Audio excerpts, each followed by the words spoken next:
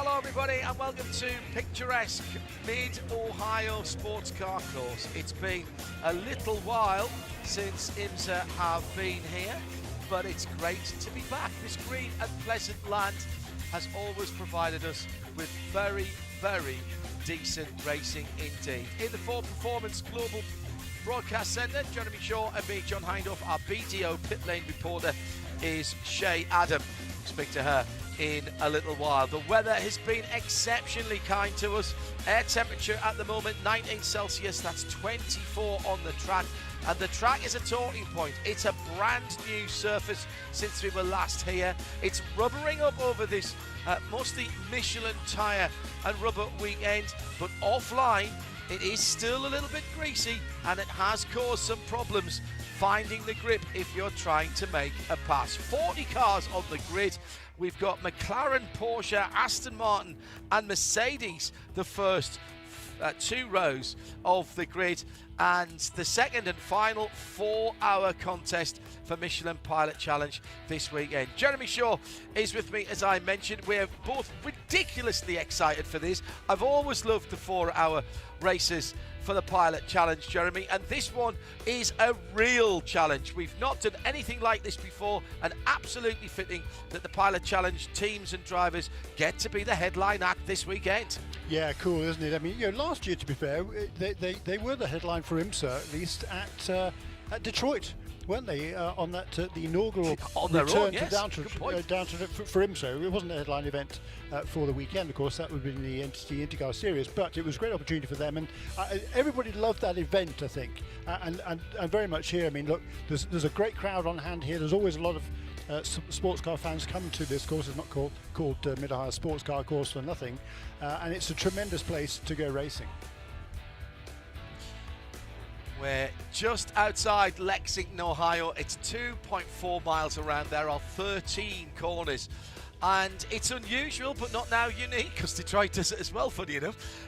We start at the kink at turn 3. We finish on the front straight, next to the pits. Although when we go past that stripe is when the 4 hours will start.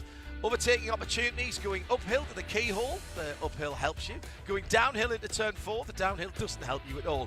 And you can quite easily get your braking point wrong there. And if you're very brave and you sweep through turn 11 to the right-hand side of the track, you can maybe find a space up the inside into the carousel.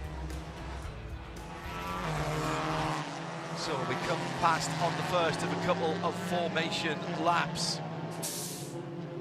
And I'm loving the fact that we've got such a big grid here. It's been a long time since we've seen numbers like this. We go back to the LMS and the prototype, the big prototype days. Can you imagine Audi R8s, etc. running around here? We don't have to imagine it. We saw it. It was absolutely outstanding, and I totally concur with Jeremy about the excitement of multi-class racing here.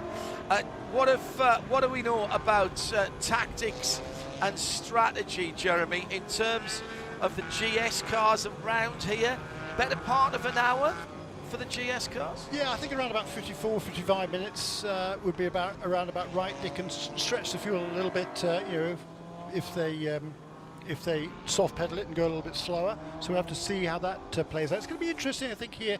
Tyre wear is minimal, I'm hearing. It's also taking time to build heat into the tyres here. It's super smooth here. They've done a fabulous job with the repave. And unlike some racetracks, John, where there's a repave and it completely changes the character of the track because it's got so much more grip, not the case here from what I'm hearing. It's pretty much the same. It's smoother, but you know, there's enough grip, but not too much grip. But you get offline, and it's really slippery out there. So I think it's going to be a really interesting race. It took, you know, leading on from that tyre wear, our team's going to be changing tyres.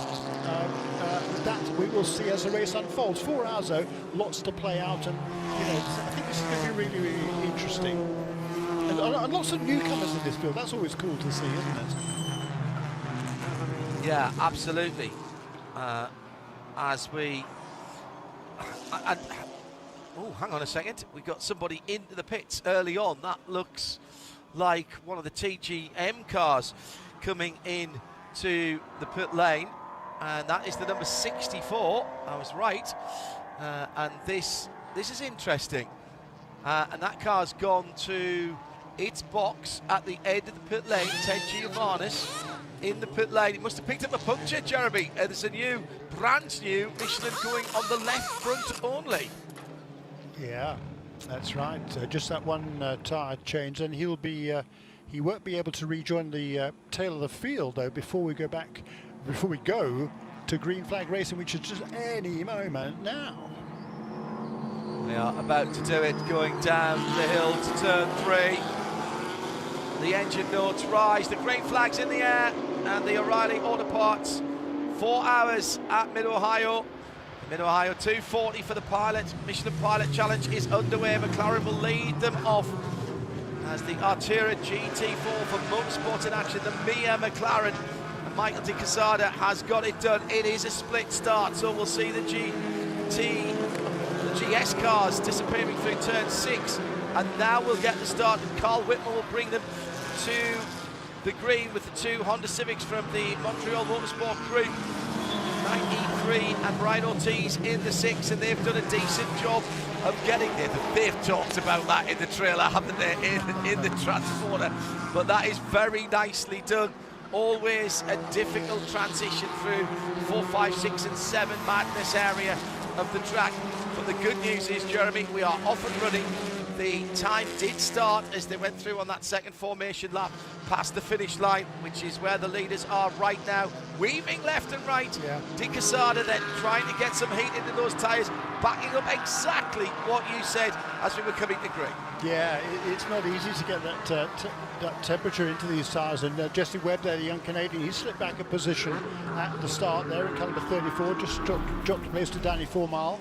But oops, there's one of the that's Dr. Will Talley in the lone alpha in the field, taking the off-course excursion there at turn 8. I think he got away with it. One or two of the teams did test here, including Rebel Rock a couple of weeks ago, week before last. All 3 drivers are in that car. This is a circuit that might just suit them as well.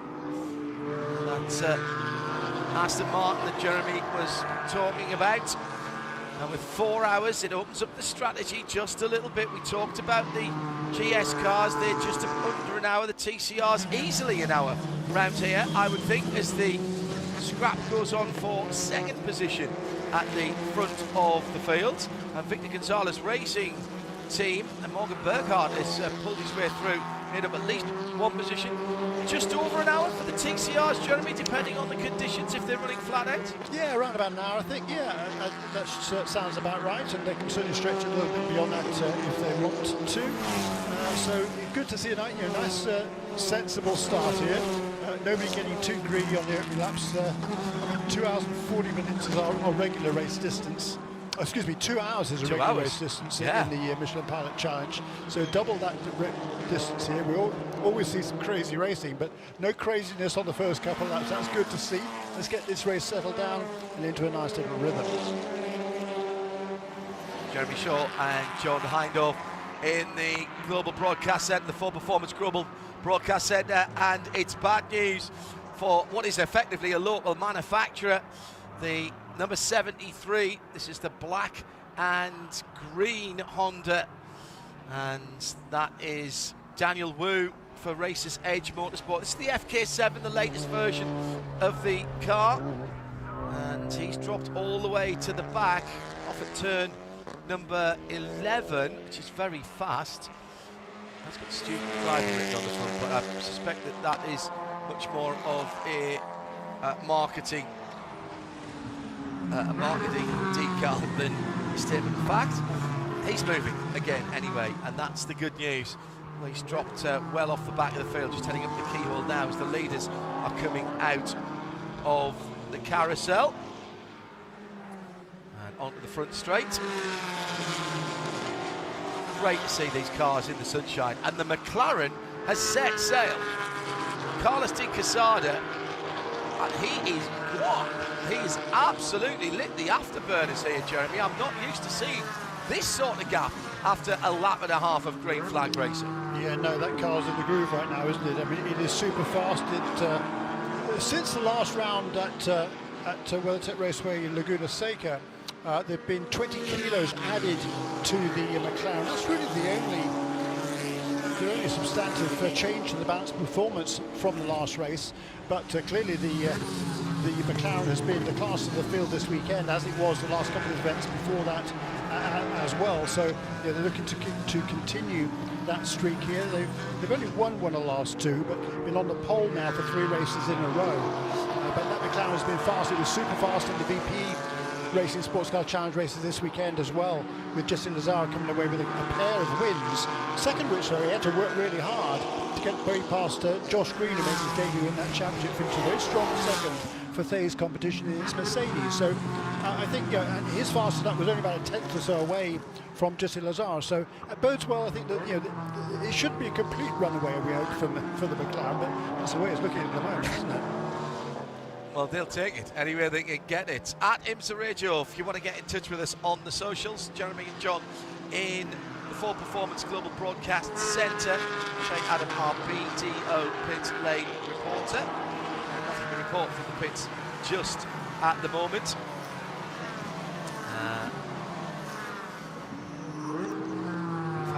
Except we did have that one caller, remember, as we were on the final run to the green. And that was the Ted Giovannis, number 64, Aston Martin. Pretty decent start, Jeremy, and Michael De Quesada timed it just perfectly. Jared Thomas in that new JTR Motorsports Engineering 718 GT4 RS Club Sport. Got round the outside. He made sure he held on to his second place with Danny Formal and the Aston Martin Racing, Aston Martin Vantage, looking pretty racy as well. And at the moment, Jared Thomas is having to fight a bit of a rear guard action against that blue and white Aston. Yeah, and I wonder how difficult it is for Jared, because he was racing, of course, in the MX-5 Cup race a little bit earlier on. He had an incident in that race, didn't he, I think? But he was certainly running up front, but quite a bit of a difference, I would imagine, between an MX-5 and a Porsche 718. Yeah, a lot of weight difference, I would think, but quite a bit more power as well in the Cayman. Spoiler alert, if you haven't watched the MX-5 race, if you didn't watch it live, just put your fingers in your ears now and count to 20. Yeah, Jared will be absolutely fuming. He was in the top 4 breakaway with about 5 minutes to go, just tracking the leader, and he ended up in the gravel at the keyhole, not of his own making, is what I'm going to say. And there was a penalty issued, and not to him, is all I'll say, and that's cost him some valuable points. That's great. Fingers out your ears. Yeah. Okay, so we can carry on then. 3 hours, 51 minutes and 25, 24, 23, 22 seconds to go. Carlos De Quesada then leading by a margin. The battle at the front of TCR is interesting. A couple of Hondas. It's the 93 and the 6. They are teammates, the Montreal Motorsport Group. 93 is Carl Whitmer, who leads in the red, white and black car. That is a team car behind, but with a different livery on it. And at the moment, they are working together nicely. 2 cars will always go better than 1, 3 cars go better than 2, and so on. At the moment, they've broken away just a wee bit from Mark Wilkins in the Brian Herder Autosport, first of the Hyundais. That is the number 98 car.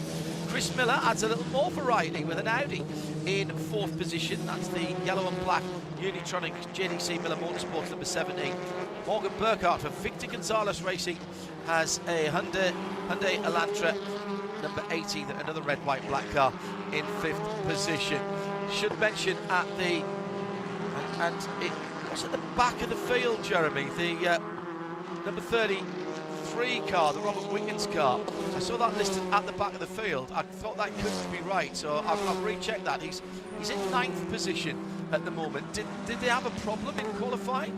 The problem, John, was that the World TCR race was directly after qualifying for this race, and they're running the same car in that race.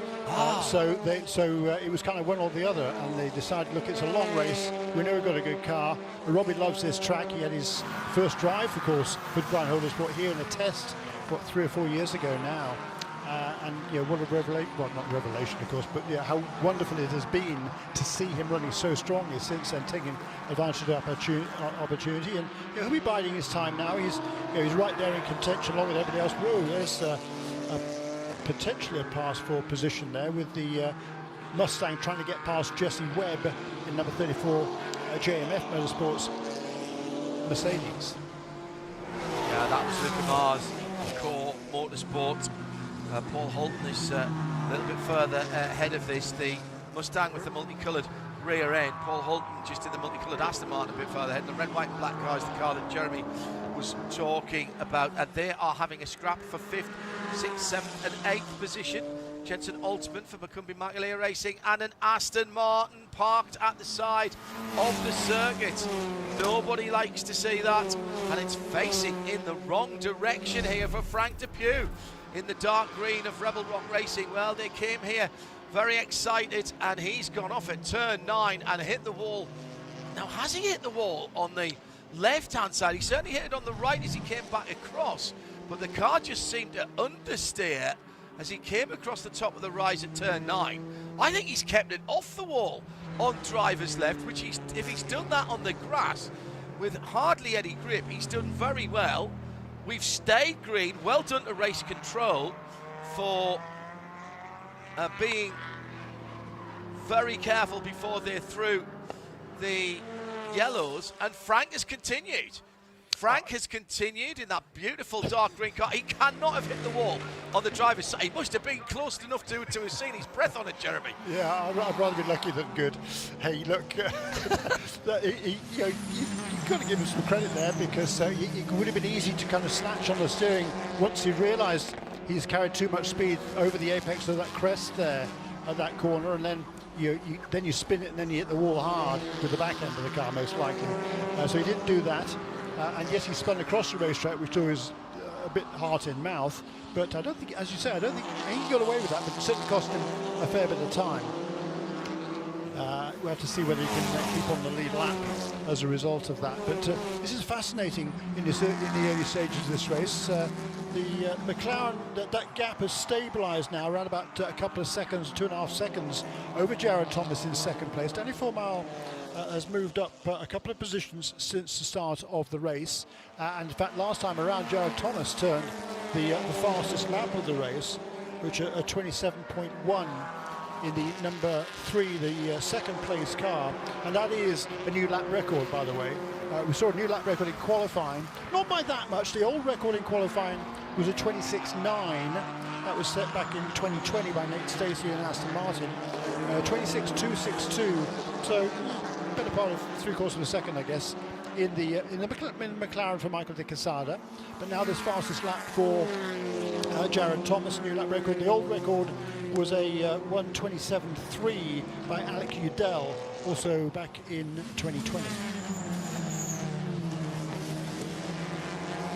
So a couple of minor incidents, perhaps we could call them at the moment.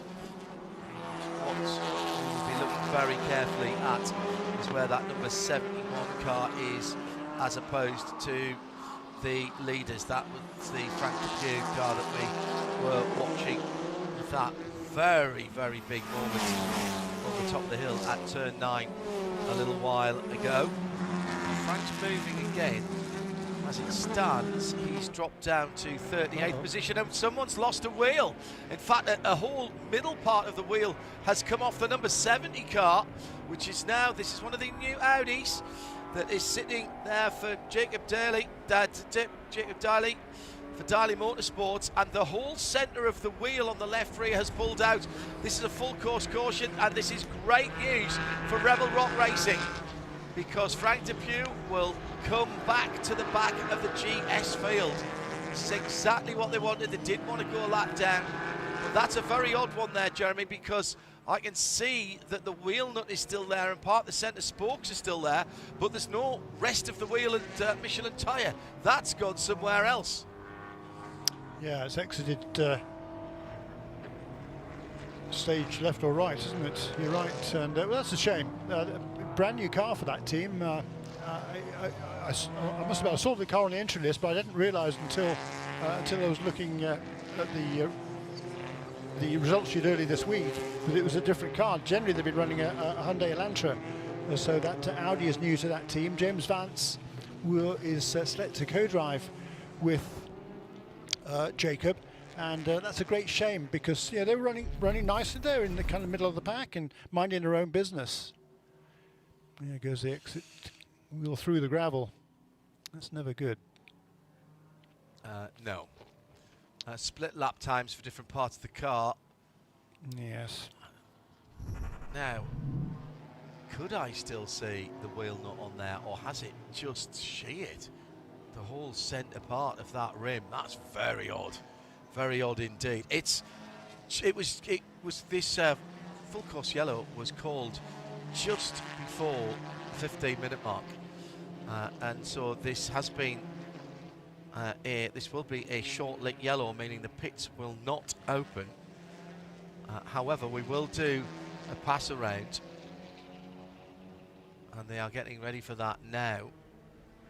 Yeah, for those of you unfamiliar with the IMSA rules, what John's talking about there with the pass around means that for the restart, all the GS cars will be ahead of all the TCRs, which is generally not a problem, except for the fact that here the TCRs are really quick, and the TCR leaders will be trying to move their way through the GS pack. It was a split start, of course, at the beginning of the race. The TCR started some way behind the GS cars, but that won't be the case for the restart here. So it'll make things really tricky for the TCR leaders, John, won't it, as they try and negotiate some of the slower GS cars at the restart. Jacob is not happy. Something's happened that he's not pleased about. Tell you that now. Let's have a quick look at the standings then. Michael De Quesada converted the pole position to a handy lead, which of course has disappeared now. Such is life when you have safety car interventions. Jared Thomas held on to second. Looked like he was struggling a little bit more to find the pace in a longer run than he did in qualifying, when he put in an excellent lap to take second position with the new JTR Motorsports Engineering 718 GT4 Cayman. So 69 from 3 from 19 Danny Formal, Van der Steur Racing's Aston, from Paul Holton, Team TGM Aston, from Jesse Webb, GMF Motorsports Mercedes. Then a couple of Mustangs, Luca Mars for Core in the 59 car, the mostly white car. Then Jensen Altzman in the number 13. One of our hard-working AMR safety crew has recovered the wheel. Just turn it around the camera and see if we can see if it's still got the... Oh, it still has got the fixings on that. And that's a 5-stud.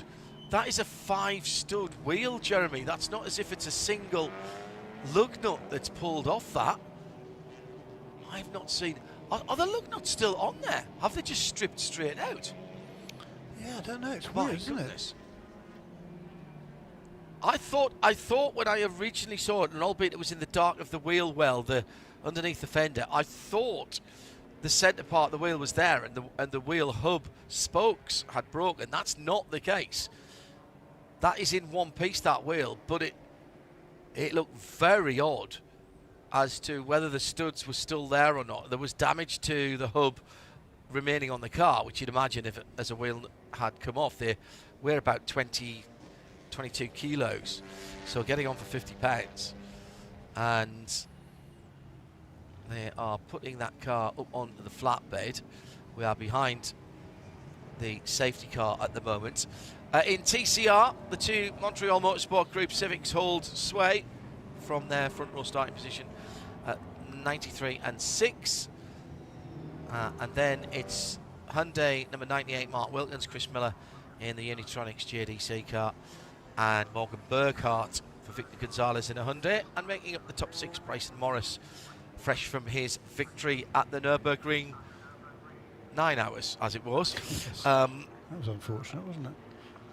Oh, 7 hours and 23 minutes of the most electric racing right across the track, and then the fog came in, and then we had an hour and 15 minutes, hour and 20 minutes behind the safety car before they decided to call it off. And of course what happened was, the very moment that they decided to throw out the checkered flag about an hour and a bit early, what would have been the next lap around, it was sunshine and clear, and we could have had an hour and a half's racing. But no, I'm not, Jeremy. Honestly, it was absolutely glorious. Literally one lap. It was, they were running 19, 20-minute laps behind the safety car, and half a lap after that, 10 minutes, a normal race speed lap for the front of the field. The fog had cleared, the sun finally burnt it off at 3 o'clock in the afternoon, and we could have gone racing. But, ifs and ands, etc. Aunts and uncles. I won't complete that one, obviously.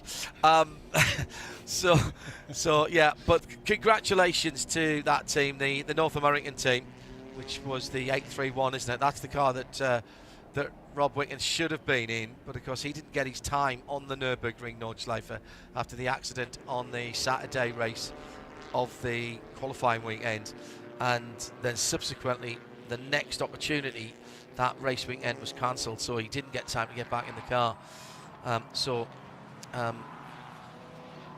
We had to have a bit of a super sub step in, and that was Bryson Morris. My goodness, he pulled his weight there.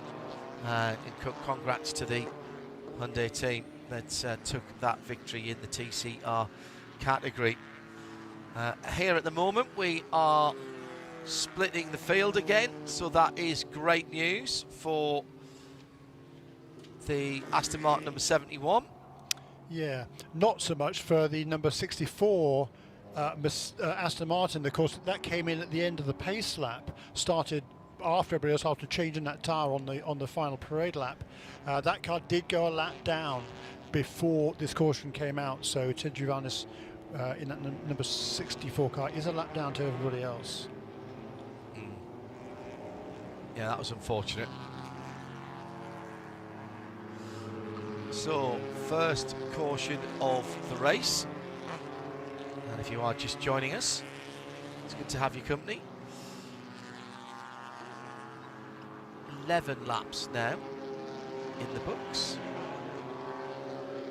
as we are just about towards the end of what's going on, with the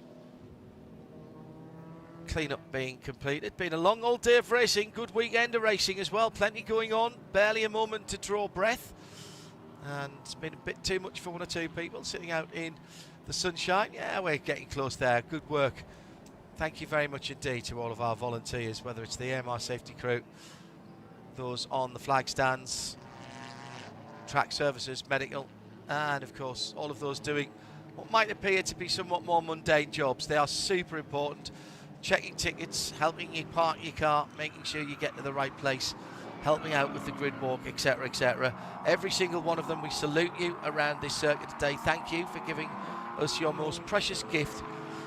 That is the gift of your time, so that we can enjoy our motor racing. And great to be back at Mid-Ohio Sports Car Course.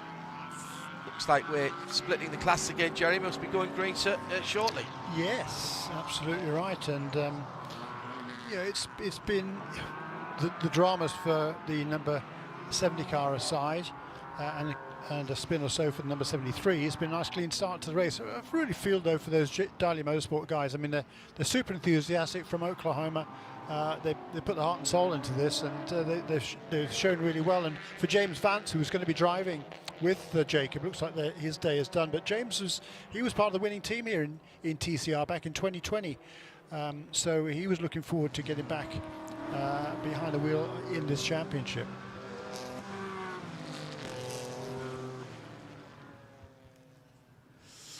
Safety car lights are out on the new Hyundai. That's the electric N. And that is an incredible piece of kit. Saw that doing some drifting in the drift show at the Nürburgring. Absolutely instant torque. Light up the rear tyres for fun. So it will be Carlos de Quesada heading to the restart, and off we go again. The McLaren looked like it had been shot from a steam catapult at the first restart, and there's been a turnaround in the middle of the field. The 97 Turner BMW's gone around, and that is a disaster for Joe Dalton. Extra car for Daytona this weekend, and in the blue and yellow rather than the yellow and blue, but just got it pointing in the right direction. That was coming out of the carousel there, but once again De Quesada has timed his getaway perfectly, already put a couple of cars lengths into the rest of the field. Second place, Jared Thomas taking a middle of the road dive into turn number 4, the right-hander. Didn't seem to slow him down too much. Now, what happened to the BMW? Oh, he got absolutely mullered. And that looks like the 71 again. Was that Frank Depew coming up the inside? Yes, it was. There wasn't room there. No, there wasn't room there. There was some room, but not an Aston Martin's width room, and Frank had to go up on the curb and onto the grass, which tells you there wasn't quite enough room. I don't think you can say that Joe had to give him any more room than that, Jeremy. Absolutely right. It's a late apex you take in that corner to get a run onto the front straight away. So there is a kind of an inviting gap there, but you don't, unless it's the last lap of the race, and you don't take it, particularly not that late in the corner. If you're going to make a move there, you've got to be decisive and on the brakes early into that final corner to make a legitimate pass for position. Can be interesting to see here, John, isn't it, whether that, well, it's already escaping, isn't it, the McLaren a little bit, but then we saw, once it had pulled out a couple of seconds of the first 3 or 4 laps at the initial start of the race, then that gap stabilised, and in fact it was Jared Thomas, who's running in second position now, who has set the fastest lap of the race. So, and he wasn't pulling away from anybody behind him, so it was a really interesting kind of opening stanza there. Yeah, very much, and he's doing it again. So they are absolutely putting their cards on the table. There's nothing being hidden here in terms of performance, Jeremy. It's another 1.5 second lap or thereabouts as they are heading away with still 3.5 hours to go here. It's still the 2 Hondas in TCR, Whitmer and Ortiz. From now, 4 Hyundais, with Chris Miller having dropped back to 7th on the restart in his Audi. There's a couple of places lost there, I reckon. Drive-through penalty for Frank Depew. That was always going to happen. Now, that is going to be costly, because that, having just got onto the back of the field, that is going to put him in danger of going a lap down again, and he absolutely doesn't want to do that in this opening stint of the race. No, that's right. I mean, what's the deficit as he comes across line? He might.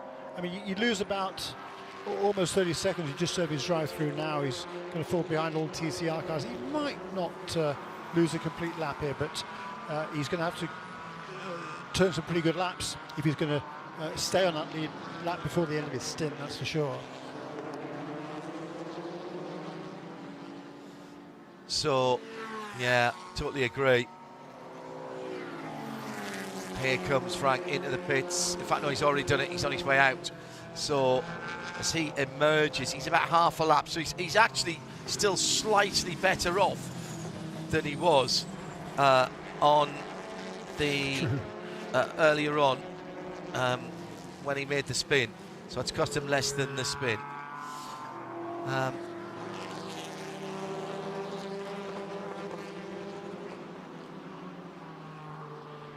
So, De Quesada, I am very, very impressed with this. This is a quality field he's driving away from. Jared Thomas doing a great job in the debut outing for his team. And that car, JT, I've had a little dabble before in GT racing. I seem to remember running an AMG in a 4-hour race at Daytona in the past, Jeremy. Yeah, did they run an Aston as well? No, maybe I'm thinking. Maybe I'm. Was it an Aston or was it? No, you might be right. Was it an Aston? I can't remember now. Was it an AMG? I think it was an AMG. Maybe. Okay, fine. Yeah. I can look that up. I've got Shea in my ear now telling me it was Mercedes. So let's see if we can bring Shea to the. Let's see if we can bring Shea to the listeners and viewers as well. Our BDO pit lane reporter. Good afternoon, Shea, in the sunshine. A bit of a hectic start in some ways, but we've got a race going. Good afternoon, John and Jeremy. It is a beautiful day down here in Mid-Ohio, and it's almost as if I knew what direction you guys were going to go in. I'm afraid. So let's get back to the action.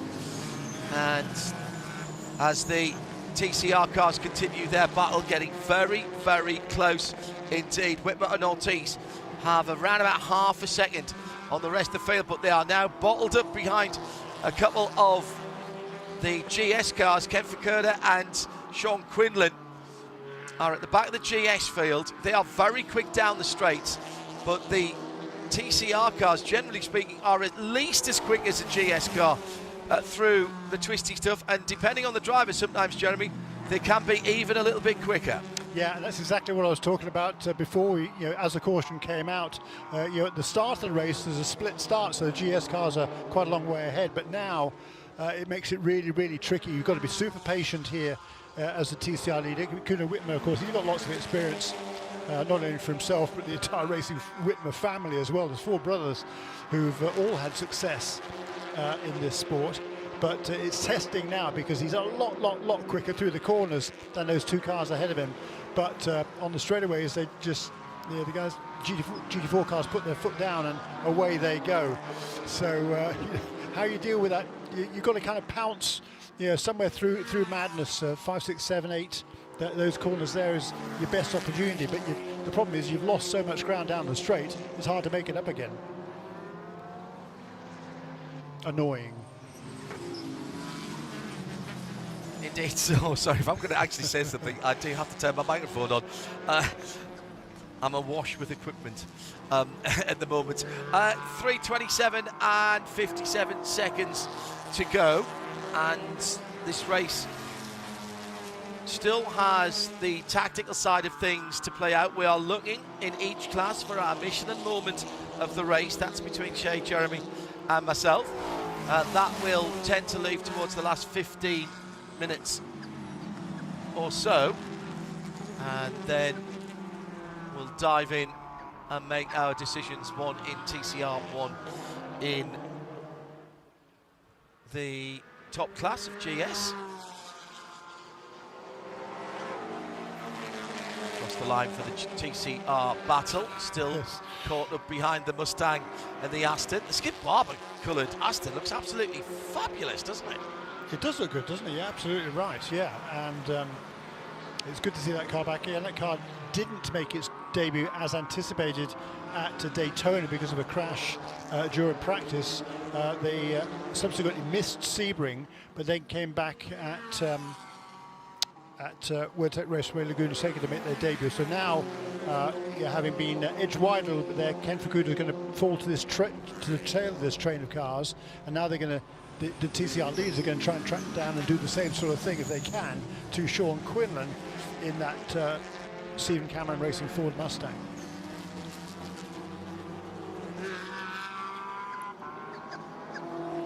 So it is Jeremy Shaw and John Hindhaugh in the booth. Good to have your company. Ford Performance Global Broadcast Centre. We've been spreading ourselves throughout the world this weekend, calling sports car and endurance races. And a special hello to those of you joining us now on 91.2 FM around the Circuit de la Sarthe, with the test day having finished, thanks to Trussers and JP, giving us the opportunity to bring you some race action from Mid-Ohio Sports Car Course with Jeremy Shaw and John Hindhaugh here. Shea Adam, our BDO pit lane reporter. This is the whole reason that we ended up going to the Nürburgring in the first place, so that a particular team could listen to what their team were doing as they were getting set up for test day. And still the only broadcasters that cover test day. Well, we're bringing a little bit of American racing to this central part of France. 91.2 FM around the circuit and its environs. Nice to have your company if you tuned in this Sunday evening in France at 7:15 Central European summertime. And a bonus coverage. You've missed about 35 minutes and a safety car of this race, and at the moment the headline story is the McLaren Artura GT4 of Motorsport in Action is able to drive away from a pretty quality field. Jared Thomas in the JTR Motorsports Engineering Porsche, first time out for that car, the number 3. Qualifier on the front row, holding its own and is proving very difficult to pass with Danny Formel for Van der Stur's Aston, the JMF Motorsport of Jesse Webb, the number 34 car, then Aston from Team TGM and Paul Holton, a couple of Ford Mustangs from Cora, Macumbi, Macaleer Racing, all in the queue behind that car. Add Austin Krantz, by the way, in the RS1 Porsche, and the BMW of Sean McAllister and Carbon and Winward Racing's Bryce Ward. That top 10 separated by about 8 seconds, and 2.5 seconds of that 8 seconds is the gap between first and the chasing pack, Jeremy.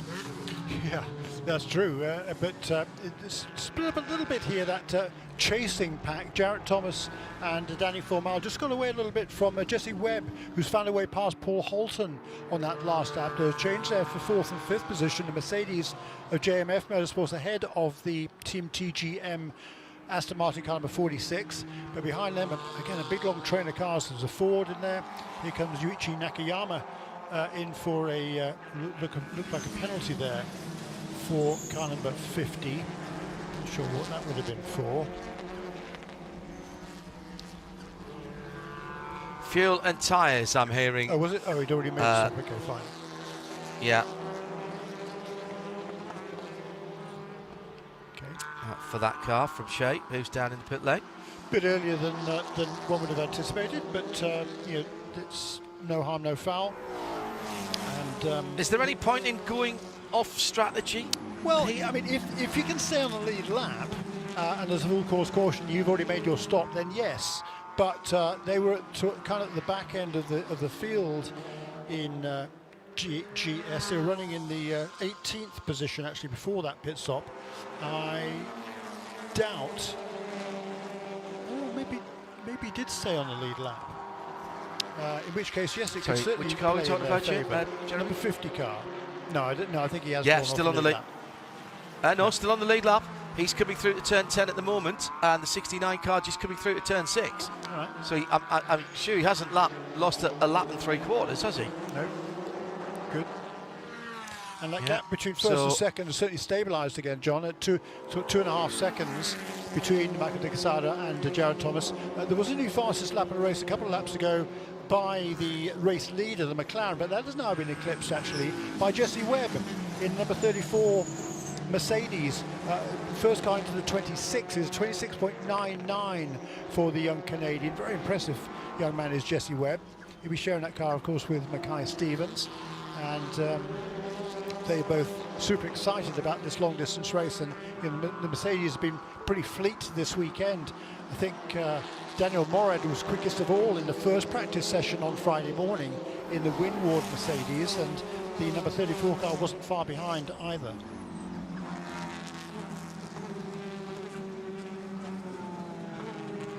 So 3 hours, 21 minutes, 21.5 minutes to go.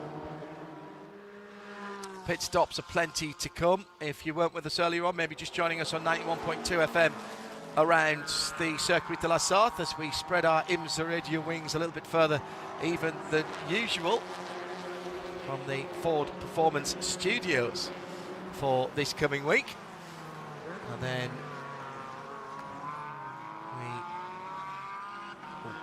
let's get back to that thought in a moment, because it's getting a bit exciting at the front of the TCR field, still caught up behind the Ford Mustang GT4 of Sean Quinlan, and those two Honda Civics are holding their own, more than holding their own in clear air, but now they have got a little bit of defensive work to do, Jeremy, with the 4 Hyundais that are lining up behind them.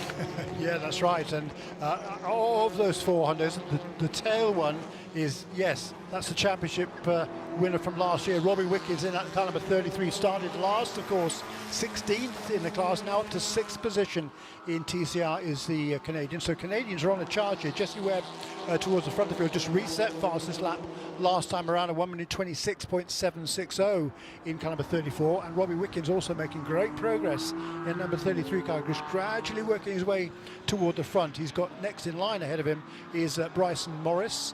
And then Morgan Burkhardt, who's done a really, really nice job for the Victor Gonzalez racing team in that number 80 car. He's the next car ahead of Bryson Morris, and all in the train. And at the back end of that train is the other VGR-T car, Elliot Brzezinski. His first ever drive in anything other than an open wheel car.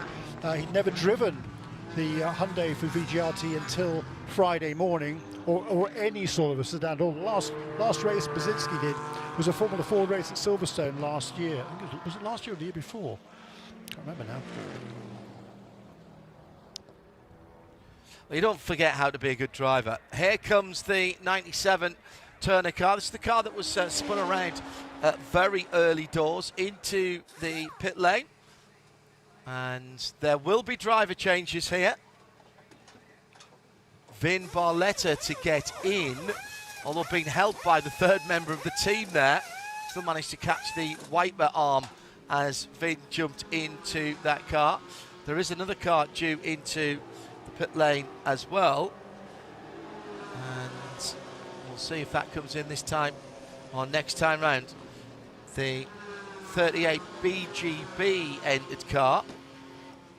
And that will be Jerome Blakemolen, who'll take over from Thomas Collingwood in the Porsche. Just waiting for that car to come down pit lane. That was a pretty good stop for the number 97 Turner. The issue about coming in early, Jeremy, good news, bad news. Good news is you don't need that much fuel, so you're not stationary very long. Bad news is, if you're not stationary very long, you've got hardly any time to do anything else like change tyres and change driver. They've done a very good stop there. They have indeed, and I think it's an excellent strategic decision by that team to do that. Of course, both of those cars, number 38 and number 97, they've got 3 drivers to take part in this 4-hour race. There is a minimum drive time, as there is in all these events. That hasn't changed. It's still just 40 minutes. So Vin Barletta he's completed his 40 minutes at the wheel at number 97 car. So he's done in terms of. Excuse me, it's Joe Dalton, wasn't it, in the number 97 car got out. He's completed his 40 minutes. So the car is good to go from that perspective to the end of the race.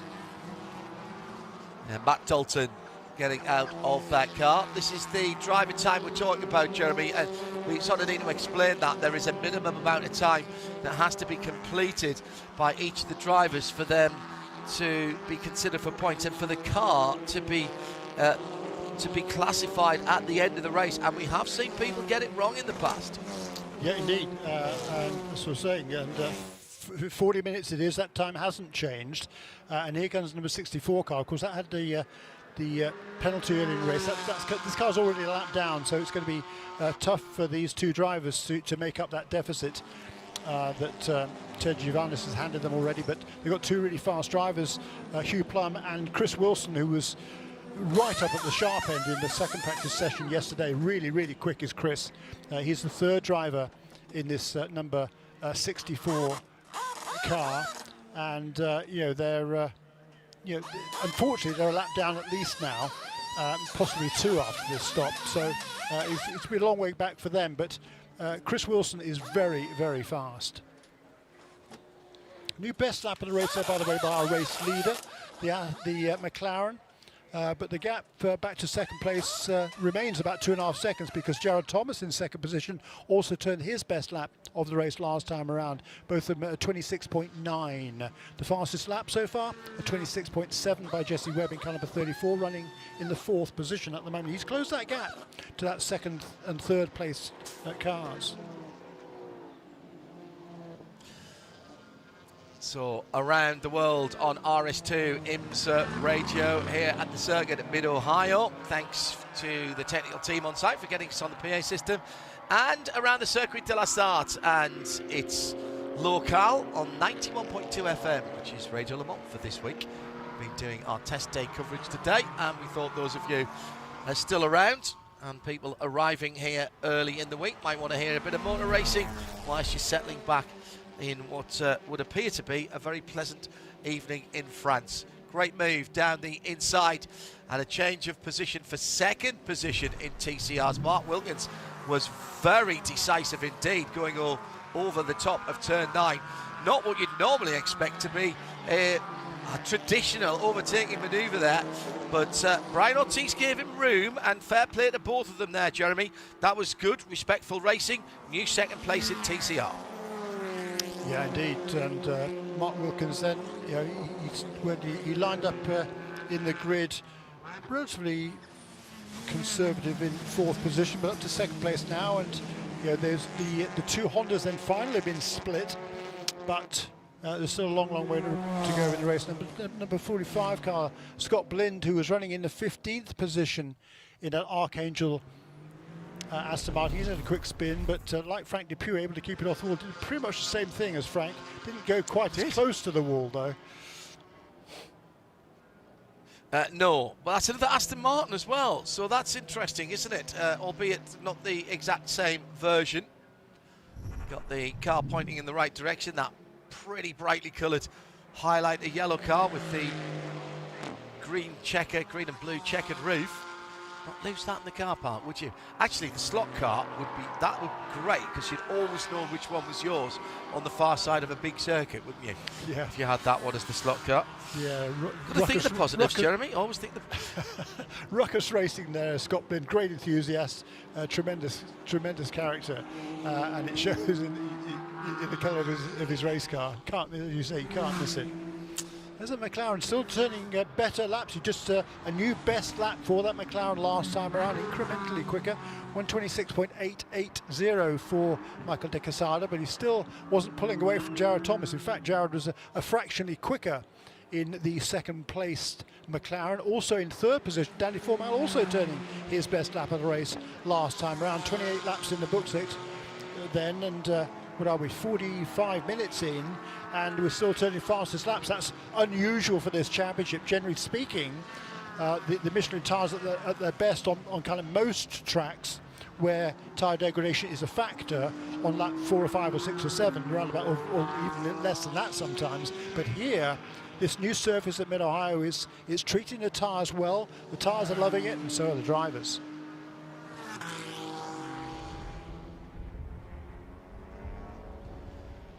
New fastest lap of the race there by our race leader, Michael De Quesada. That leads me to suggest that the pit stop will be coming up pretty quickly now for that number 69 Motorsport in Action McLaren. 2.6 seconds its lead over Jared Thomas in 2nd position. Yeah, just put in, as you said, Jeremy, a 126.7, new fastest lap of the race. Jared Thomas, super consistent. 26.8 his best lap, 26.9 last time around. Despite all that close company, and you know, maybe I was a bit unkind saying he was slightly holding those guys up. We've not seen a really determined overtaking manoeuvre from Formal or from Jesse Webb or from Paul Holden or any of those guys. So they're obviously quite content. Possibly content is too strong a word. And are coming together. Ooh. BMW number 39. This is the carbon car, and there's another car in the back. It's the RS1 Porsche, the number 28. Now those guys were battling over 8th and 9th position. Austin Krantz and Sean McAllister at the wheel of those cars, and they have come together, and it's turn 11 again. And again, eschewing the opportunity to come into the pit lane. The carbon BMW continues on, and well, it was a side-by-side accident again, and it looks like it may have broken a steering arm on the right-hand side of the RS1 car for Austin Krantz. Has he? Oh no, he's got that away as well. My goodness me, have they both got away without damage? That was very lucky. Well, I'll tell you what, that was a move he didn't need to make. I mean, look, yeah, he's the 3rd driver as Austin Krantz, alongside the regular pairing for this number 28 car, Stephen McAleer and Trent Hinman, and you know, they are in very much in championship contention, or hope to be. They've actually had a fairly difficult start to the season. Second race at least at Sebring was disappointing. On the podium last time out, so they're in the top 10 in points, and that's what they want to do. And they were just looking for Austin. All his job was to keep it clean through this first stint. In the top 10 would be even better. He was comfortably inside the top 10, but now he's lost a lot of ground in the number 28 car, and yeah, he didn't need to do that.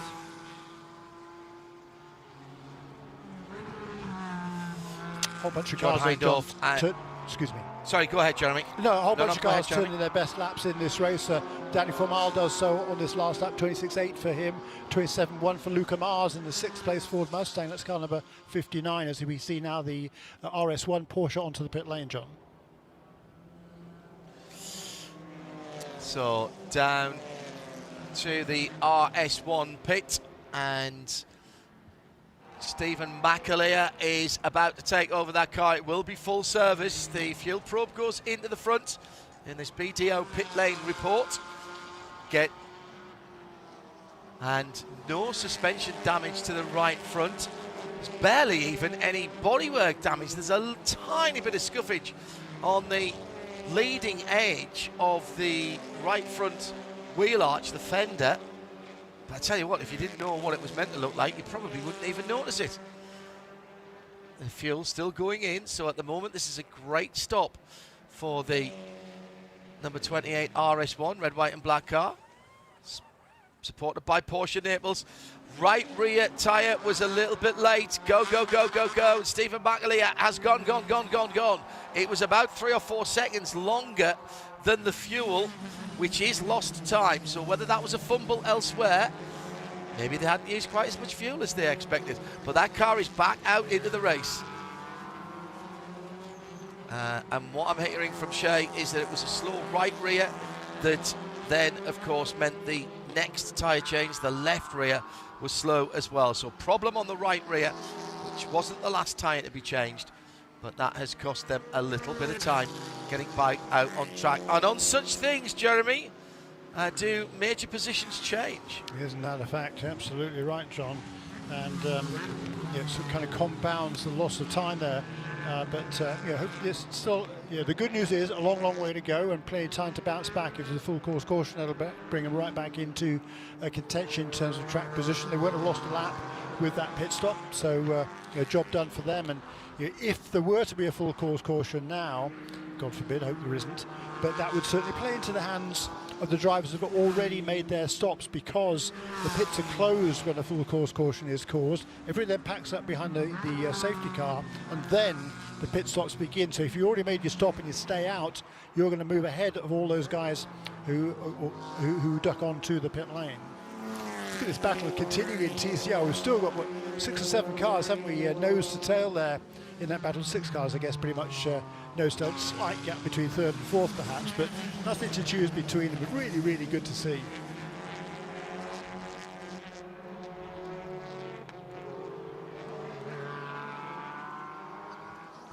So we are coming down to just around about 43 minutes completed. Few people have jumped, check that, 53 minutes completed. Few people have jumped, possibly a little bit early, but there's a bit of wiggle room yet. May just be that they are working the numbers, particularly the TCR cars. I think they're well in the window, the TCR cars, right now, but they'll stay out as long as possible.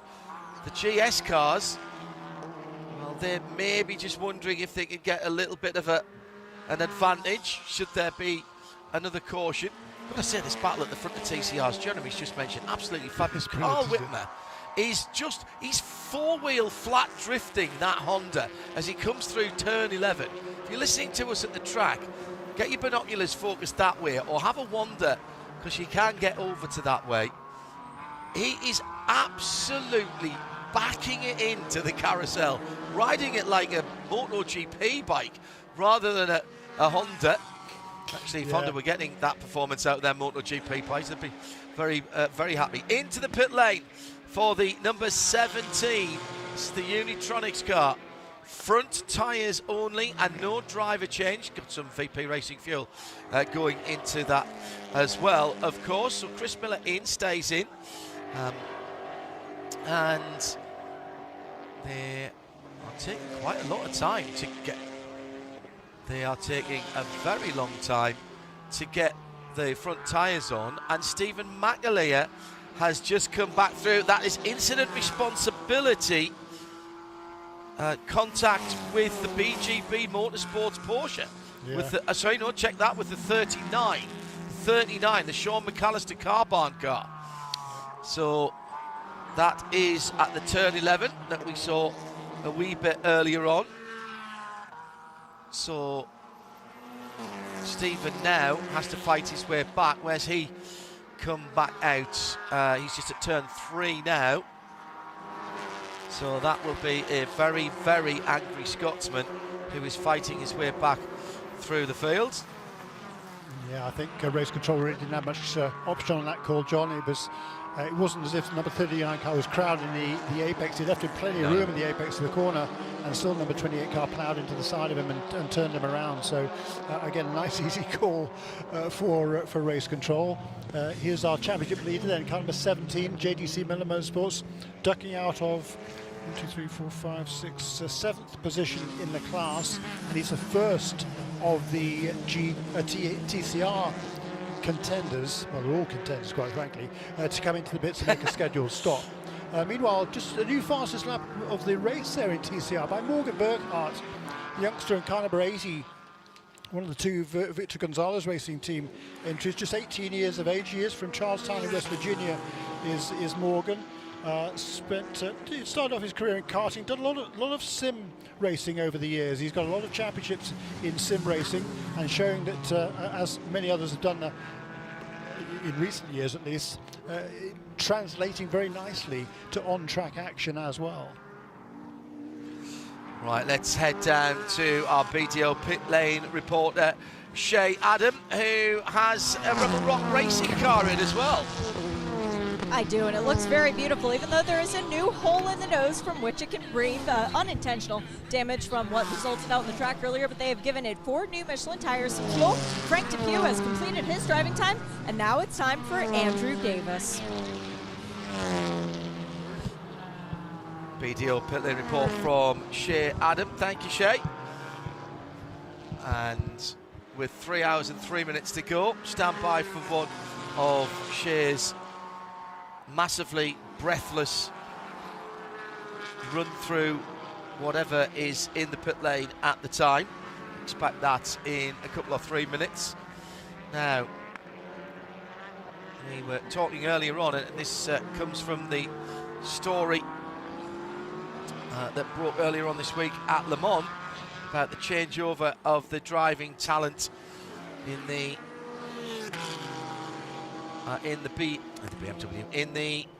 Toyota Supra, and that Supra running quite nicely at the moment as well in GS. And that was Parker Thompson who got the call up to drive that car. And we're hearing from race control, first official retirement. Nobody likes to hear that, and it is the Daily Motorsports Audi. A very odd failure on the left rear wheel of that car. Very odd indeed. Yuichi Nakayama, by the way, is behind the wheel of the Toyota GR Supra, the black and silver car. That car sitting in 19th in GS.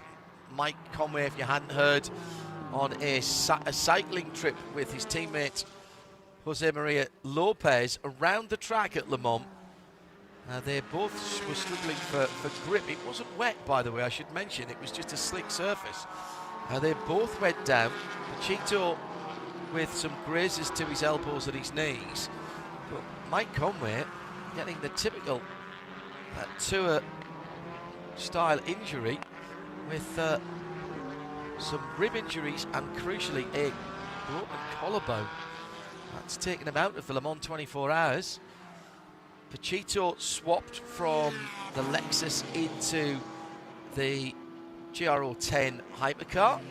That means Jack Hawksworth has been called up to drive the Lexus. Extremely experienced in that car. That left a gap in the Toyota. Are you following along? Good, excellent. And Parker Thompson, who is the endurance driver for Lexus and has more than proven his worth in that. So it's nice that he's got the call. Excuse me, he's a full season, isn't he, with Frankie Montecalvo, and has more than proven his worth there. So he has been swapped across to the Toyota. So amazingly, we're now linked up this race with Le Mans. So we've done it in reverse. So the Mid-Ohio is now linked back up with Le Mans on 91.2 FM around the circuit. Coming up to the 3 hours, Jeremy, your thoughts on the first hour, and we still to see the front of the GS field make their first pit stops, and De Quesada's just put in another fastest lap. Brilliant, isn't it? Tremendous races. So really, really interesting. At the front, I mean, it's really cat and mouse stuff. I mean, the gap, there was a slow lap by Michael De Quesada a couple of laps ago. Yeah, he's clearly got things well in hand, hasn't he? It was a slow lap, but he must have caught up in some traffic, did one lap in the 28s, having been lapping consistently in the mid 27s or mid to low 27s. But last time around, just to the best lap of the race, 26.3 for the number 69 car. We see two potential contenders here, including one of the Turner Motorsports cars onto pit, or actually two of the Turner Motorsports cars, 95 and 6, onto the pit lane out of 8th position for 96 and 11th for 95. It's got to share, Adam. BDO pit lane report. We'll get the Turner BMW stop in a moment, but here is the man we've just been talking about, Parker Thompson. Yeah, Parker, it's a pleasant surprise when someone asks you to drive their race car. It's also good when you're driving a race car that you've won with before at CTMP. How much notice did you have when you were back with this program? Not a lot. I got a call. I was actually at a Toyota headquarters in North Carolina, so it was a pleasant surprise. I was doing some work for them, and they said, how fast can you get to Mid-Ohio? So it was funny because the exchange between Jack and I had texted Jack. I saw the news the morning of, and I was thinking, I knew Jack was tied up at Mid-Ohio, so when I saw that Toyota phone call pop up, there was a small hope that he was going to say when he said, are you free this weekend? I thought it was going to be for Le Mans, but I'm happy that Jack got it. Obviously, I'm happy to come here in a car that I know pretty well, and it worked out for both of us. How enjoyable is it to be back in this GT4 machinery, especially at Mid-Ohio? Really enjoyable. I mean, Mid-Ohio is one of my all-time favorite tracks. It's awesome to check the box off now that it's repaved. I can say I finally drove it. It's been a long time since I've driven here, so great to see IMSA's back. Hopefully in the WeatherTech class we can convince some people to come back here. But no, it's been good, and good to get reacquainted with the Tory Motorsports. Unfortunately, we've just had some stuff beyond everyone's control this weekend. So the pace definitely does not show what this Toyota Supra can do.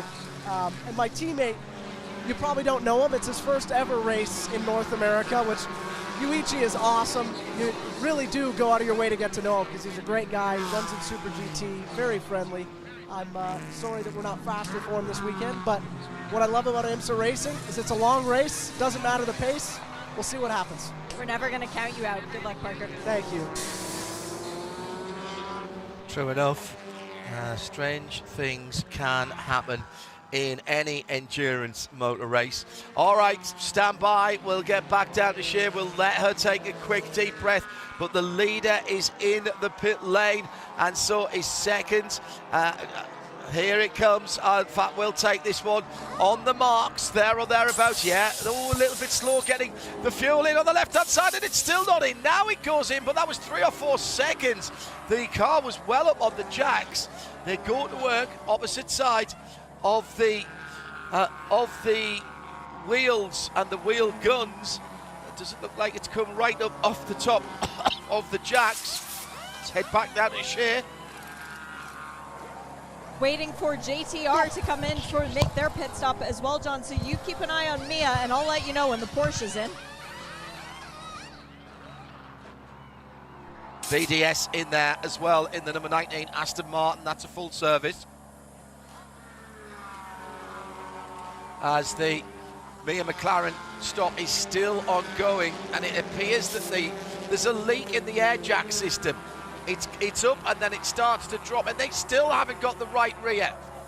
And they're trying to get the car up off the ground again.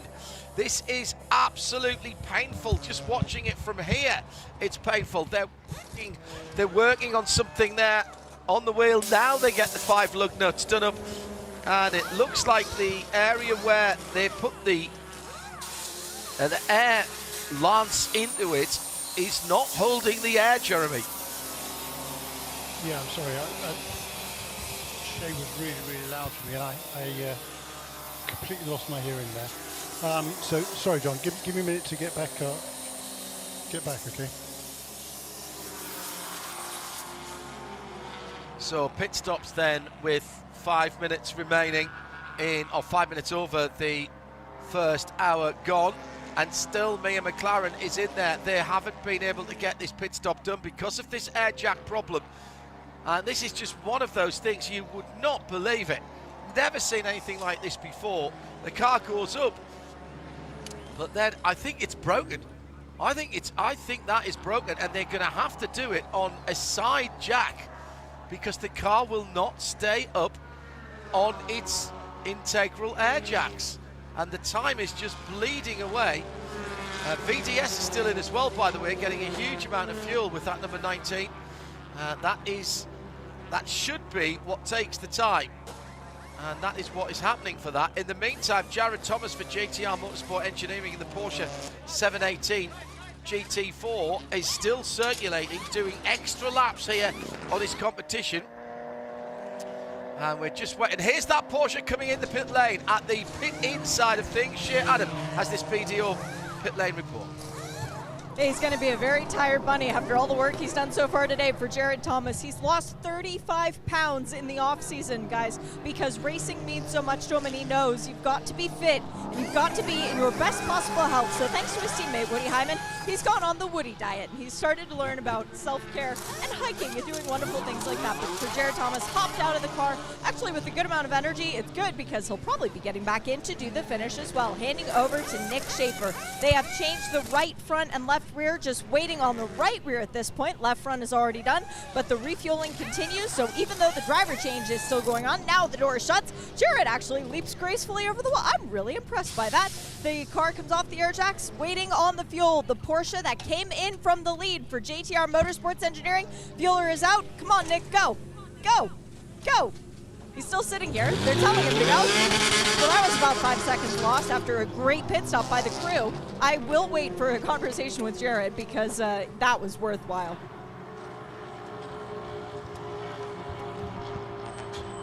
Still waiting for the Mia McLaren to get out, and we'll get Shea down to that in a moment. Absolute nightmare for them. Number 93 into the pit lane as well. That's the Carl Whitner, the leading Montreal Motorsport Honda Civic. Comes out of 7th position by the time it makes its pit stop. Some hour and 7 minutes into the race. So we're going to have to remember all of this as this plays out later on. Still waiting for Jensen Altman to come in. He's in and back out again. Chad McCumbee, in fact, is taking over that car. We've got TCR cars now at the sharp end of the field, and Shea Adam has Jared Thomas, who's raced, well, pretty much everything this weekend, Shea. Yeah, Jared, you're not tired of racing by this point, are you? You've been in a car for so long this weekend. No, it's just, this is a little more refreshing due to the cool suit and the air conditioning, so it's kind of like a Sunday drive. Your dad has a new thing for strategy this weekend. JTR Motorsports Engineering bringing out all the high tech. A magic 8-ball seems to be the key because it did get you to the lead of the race. Yeah, it's, you know, everybody's all about artificial intelligence and analytics this day and age, so we decided to go get some. Great job out there. Looking forward to seeing what you do at the end. Thank you. Right, we're going to send Shea down to Mia McLaren now to get the gruesome story of what has happened in that pit stop. That car has still yet to appear. So at the front of the field, we've now got the 3 Brian Hurtis Autosports Hyundai Elantras separated by 2 seconds. They are yet to make their first pit stops, of course. The number 98 Mark Wilkins leads from Bryson Morrison, second from Rob Wiggins, up from the back of the field in third. And there's nothing between them. That's been a really good drive by Robert Wiggins. In comes Morgan Burkhardt for Victor Gonzalez Racing for their first stop in the red, white and black Hyundai Elantra number 80. As this cycles through, I think Paul Holton is in with a chance here of leading this motor race. I'm going to check when he comes past next time around to see if when those cars actually stop, he is properly in the lead. The 46 car has stopped. He stopped after 40 laps. The Hattori Motorsport GT4 GR Supra has made the best of its early stop and cycled through into what will be 4th position. Here come the Hyundais in team formation. Robert Wiggins has stayed out and will do one more lap than Mark Wilkins and Bryson Morris. Shea Adam is on hand with the Hyundai Horde. Fuel, tires, and driver change for the 77. That means that Taylor Hagler's taking over. But for the 98, it's fuel and tires only. And it looks like front tires only for both of these two TCR cars.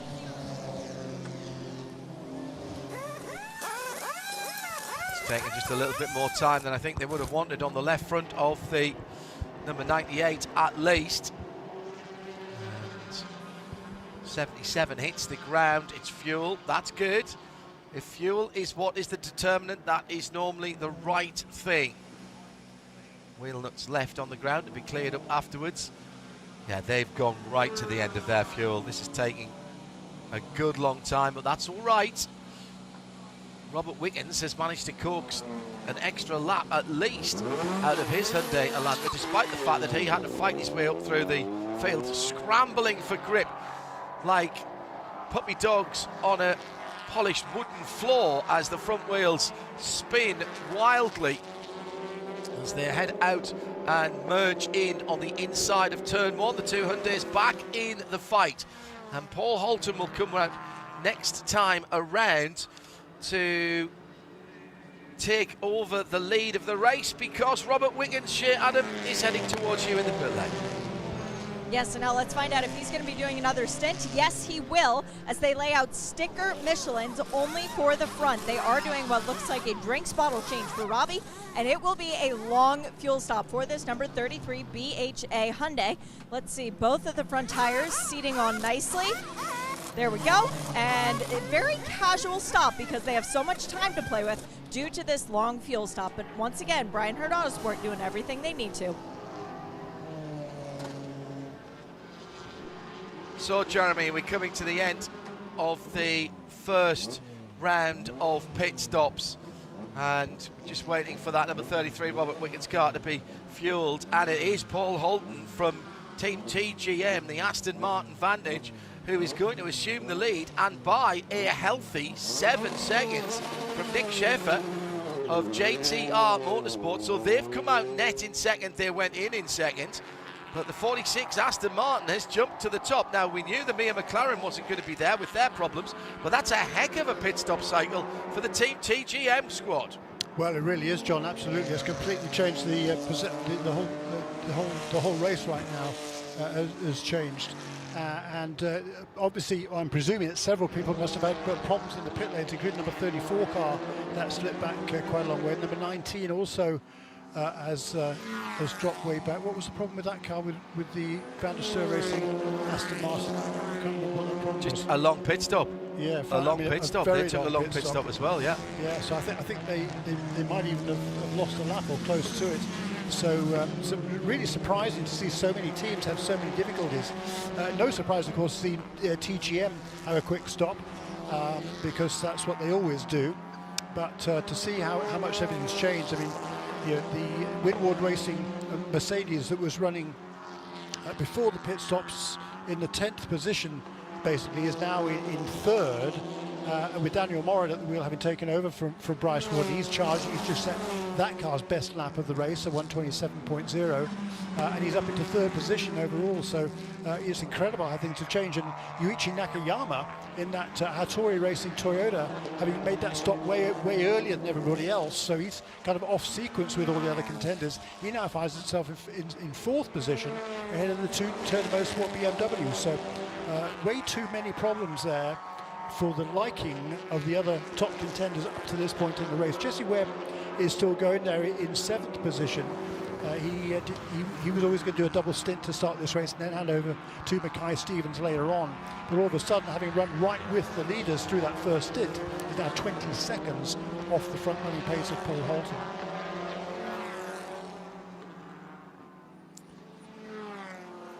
Two hours, 45 minutes to go, so still 45 minutes longer than the usual race for the Michelin Pilot Challenge. Just 2 4-hour races across the season. another huge sideways slide by the silver and black and reds Montreal Motorsport machine. That is clearly the way you have to drive that car. Absolutely outstanding. And we saw earlier on that Carl Whitmer was enjoying himself. He stayed in the car because he's having far too much fun, Jeremy, clearly. Now 4th position, though, for that car. Yeah, that's right. And, you know, for his... 5th? 5th, is he right now? Okay, yeah. Yeah. But, you know, it's still a long way to go. Look, we're only an hour and 15 minutes into this race. There's still 2 hours and 45 minutes to go. Long time. And, you know, whatever excitement there is right now will probably be forgotten in a couple of hours' time when we get down to the final sits of this race. But it's fascinating to see how things are unfolding, and you know, and the same there in TCR with that big change around after the pit stops as well. Carl is just absolutely knocking it out the park for the show reel this weekend.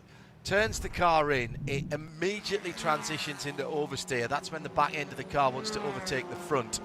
And he's just balancing it with a tiny little bit of opposite lock, and then as he catches it, he nails the throttle again, gets the front wheels to bite and points it back at the corner. It's a thing of beauty to watch, and you know, not everybody can drive a car like that. It's clearly loose, but it's working for him. Speaking offline to some of the teams up and down the pit lane, they are saying tyre wear is negligible here at the moment, and that might play a big part in strategy, Jeremy, towards the end of this race, as to whether you take tyres or not. People are getting fast laps as the fuel load comes down because they're just not getting any tyre wear. It's another turn of BMW speed, this time the number 95 car, and former series very often champion. you see one turner. No, yes, that's right. Former series champion. They were side by side going into the keyhole, weren't they? And only one came out of the corner. That was, Dylan McAvoy trying to get past his teammate Francis Seldorf, Fancy, on the outside line. And we talked about both of those factors, John, at the beginning of the show, didn't we? The fact that tyre wear here is minimal. Yep. Also, the fact if you get offline, it's really slippery. Both of those two points there perfectly exemplified within the space of a couple of seconds. But you know, as I say, but there is long, you know, plenty of time to go here. There's the number 39 car, Sean McAllister. He had that spin earlier on. What are we watching here? One of the TCR cars. That's Eduardo Go. It happened a couple of minutes ago at the top of turn 5. He's recovered it down the grass on driver's left. No damage to that car. Lost a bit of real estate. Not hit anything. That's good news. No, good. Yes, absolutely. Lives to fight, etc., etc. Refill that. So this, I think this is very interesting for the end of the race, Jeremy. Your intel early on was spot on about tyre deg. That, of course, is at that point. All of that is speculation because nobody's actually been out there in race conditions. Now they've done well over an hour on a set of tyres, most of these teams, and so they've been able to get them off and analyse them. Now, they can't make any changes, of course, to the ones that went on. They had to go on. But the next set of tyres that go on, or maybe don't go on, that's where they will make any adjustments that they have been through with the Michelin guys who are looking after them. Because, obviously, first set of tyres influence the third set of tyres, second set is the fourth, and third is the fourth. Third can't be the fourth either, can it? Because they've just come off. So it's kind of how it works. You're always one set of tyres behind in an endurance race in terms of what you've learned. But it seems as though this is even lighter wear than was being expected from the teams from what they saw in practice and qualifying. That could really open up the strategy at the end of this race. Yeah, very much so. And no, it's not unexpected at all. Because they've been seeing this. That's what some people were a bit sceptical, whether that would change for the worse with more rubber laid down. But that doesn't seem to be the case, does it? At least not to this point in the race, because as you say, drivers are going faster and faster. In the first stint, we saw the number 69 McLaren turned its best lap and the fastest lap of the race on its 34th lap. I mean, we never see that in this championship. No. And I think it's brilliant and absolutely superb. It really makes for an exciting race. I mean, yes, okay, tyre wear is always an interesting, fascinating component. Who can look after their tyres for the later stages of a stint, but that doesn't seem to be a factor here right now. So this is brilliant, absolutely great, tremendous race, really enjoying it. And it's not just a tedious tactical trace that we're looking on the screen here. There is good racing going on all over the place. Or it might not necessarily be door mirror at the moment, but people, look at the times that are coming in. Chad McCumbee recovering through the field in that Ford Mustang GT4, the number 13 car, a 1:27.2 last time around. That's half a second faster than Paul Holton went last time around, a 27.8. There is performance out there, and people are finding that performance, and they are using it. I think now that they've realised, now that that first set of tyres has been looked at, the other side of the tyre performance strategy play, if you will, is it's not a long-term strategy, it's a now strategy.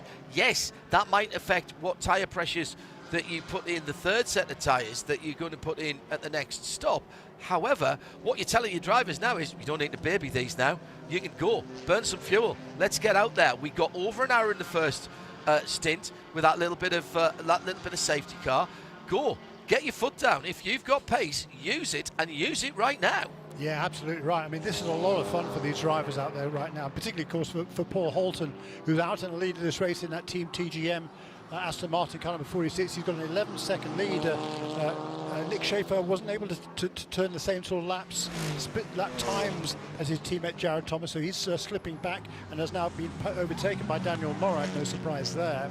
But he's still quite a long way ahead of Yuichi Nakayama, who's holding on to 4th position, who's done a really nice job. His first race, as we heard earlier on, outside of Japan. Not sure it's the first race out of Japan, but certainly first race in North America. Lots of experience in all sorts of different types of cars, and holding on there in 4th position ahead of Francis Seldorf, with Jesse Webb having closed up onto there after that JMF team's presumably slow pit stop. And as you said a moment or two ago, John, Chad McCumbee closing right in there, as is Gregory Learfouge, as is Sean McAllister, as is Stephen McAleer, who's not too far behind as well, despite all the problems that number 28 car has had with the off and the penalty as well. So Stephen McAleer still in the 10th position for that RS1 number 28 Porsche. Jeremy Shaw, who is alongside me, John Hindhaugh, in the Ford Performance Studios this Le Mans 24-hour week, and we're kicking it off with a really busy weekend of IMSA action from Mid-Ohio Sports Car Course. Thank you for joining us on RS2, the home of IMSA Radio, of course, around the circuit, and on 91.2 FM at the Circuit de la Sarthe. Those of you who've been listening to our test day coverage, good crowd here for the weekend. Absolutely outstanding piece of motor racing that we are watching at the moment. Shea Adam has been on the beat in the pit lane and can bring us a BDO pit lane update after that absolutely horrid looking pit stop for Mia McLaren. That was very, very frustrating for everybody concerned. I was getting frustrated, and I'm sitting in the Ford Performance Global Broadcast Centre. Yeah, and the most frustrating part of it all, they don't know what caused it. I went over to Carl on the box, the big brain behind me, and I said, air jack or air bottle malfunction? And he goes, that's just it. We don't know. So they were changing out not just the primary air bottle, but the secondary as well, because both seem to have failed. The next time they come in for a pit stop, they'll try putting the car up on the air jacks. But as we talked about, the tire degradation being so much less, maybe they don't need to change tires again for a little while. Maybe they can try and figure out a solution. But there's a lot of glum faces down here. And the problem is it's not going to fix itself, Jeremy. That is the thing, and that means every time that they come back into the pit lane, they are likely to have the same issue, unless they... and Shea, I know you're listening, Shea. I'd like you to ask one of our IMSA pit lane officials, please, Johnny Notto, one of our hard-working team. are they allowed to do a pit stop with a side jack? Because it might be just worth them just getting a side jack and quick lifting one side and then whipping round and quick lifting the other. The problem is, of course, they're still only allowed the same amount of people over the wall to do that as they would be using the internal jacks. It's just that the internal jacks are not holding their air pressure, Shay. They do have a side jack next to the wall in case of an emergency. I will double check with Johnny whether or not it's permitted, but they've already found a big one to go under the car for the next stop. Okay, well, we'll keep an eye on that. Let's check in with TCR. Brian Ortiz from Montreal Motorsport lead. That's the car that was in second before the pit stops. In between him and his teammate, who were first and second to start with, is Robert Wiggins, who went long from the back of the field, and that has paid off. And the number 33 car from the very back of the TCR field is now in second place, just 3/4 of a second behind the leader. Carl Whitmer is the second of the Montreal Motorsport group cars. He was leading coming into the pit stops. He's now some 3 and a bit seconds away from his teammate and 2.7 seconds away from Robert in second. Mark Wilkins has just put his fastest lap of the race in, and that car's fastest lap, that car being the 98 Brian Herder Autosport Hyundai.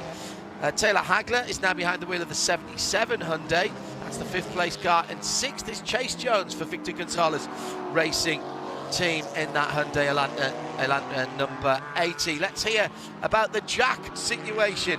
I'm all right, Jack, but is it hit the road, Jack, for Mia? They're allowed to do it so long as they are not refueling while the car is up in the air via that jack. So there's our answer. We got to keep an eye out for if they are able to use the air jack, no harm, no foul, they can refuel. If not, it's going to be a lot longer in the pit box every time because they're going to have to wait on the refueling. Right, okay. Good answer. Thank you, Shay. Yeah. There's something I didn't know. That's something I'm learning right there. So that's one stored away for the future. Big dive down the inside, up at the keyhole, and a little bit of a touch and a bump and run for Rob Wiggins, for Carl Whitner, and that was on the right rear of the Victor Gonzalez Racing car, and that looked like a bit of a tyre rub there as well. So that may well be being looked at, as the 99 has now got a flat tyre, and that was the contact with that 93 Montreal Motorsport car. It's back in its box and it is under review. And there's another spin down at the bottom of the hill, and this time it was the number 15 Audi that got turned around, and it was one of the red and white cars that was involved there. It's Alex Rockwell, Alex behind the wheel of that car, and who was close to him then as they went down? Was that one of the... That was the Hart Racing car missing the braking point. Now that is very unusual. Tyler Chambers behind the wheel of that car. Yeah, long-time SCCA racer, and yeah, that was a complete misjudgment there from Tyler. That's surprising. Just his second start in this championship, maybe his debut in the other 4-hour race, of course, at Daytona. And yeah, a lot of support for that team. I mean, those 3 drivers, they all work for Honda. All the people working on that car, it's effectively a factory car because it's run out of the factory, but it's a nighttime project. It's something they do on their spare time because they love their racing. The car is based at Marysville, so not very far here from the racetrack, and a lot of support there for that. So there's number 50 car, by the way, back on the pit lane. That's the Shigeru Hattori Motorsports. Toyota Yuichi Nakayama have been running really nicely there in 4th position. Full course yellow. Now, did the Toyota get in time? I think they did, yes. The Toyota got in time. The 95 Dylan McGovern car got in time. This is for the Rockwell Automotive machine. This is great timing. And the full course yellow came out about 5 or 6 seconds after the BMW came into the pit lane. So that's great strategy and great timing. You've got to sometimes be a bit lucky, Jeremy, with where you are on the track, but both of those cars getting in just before the full course yellow was called.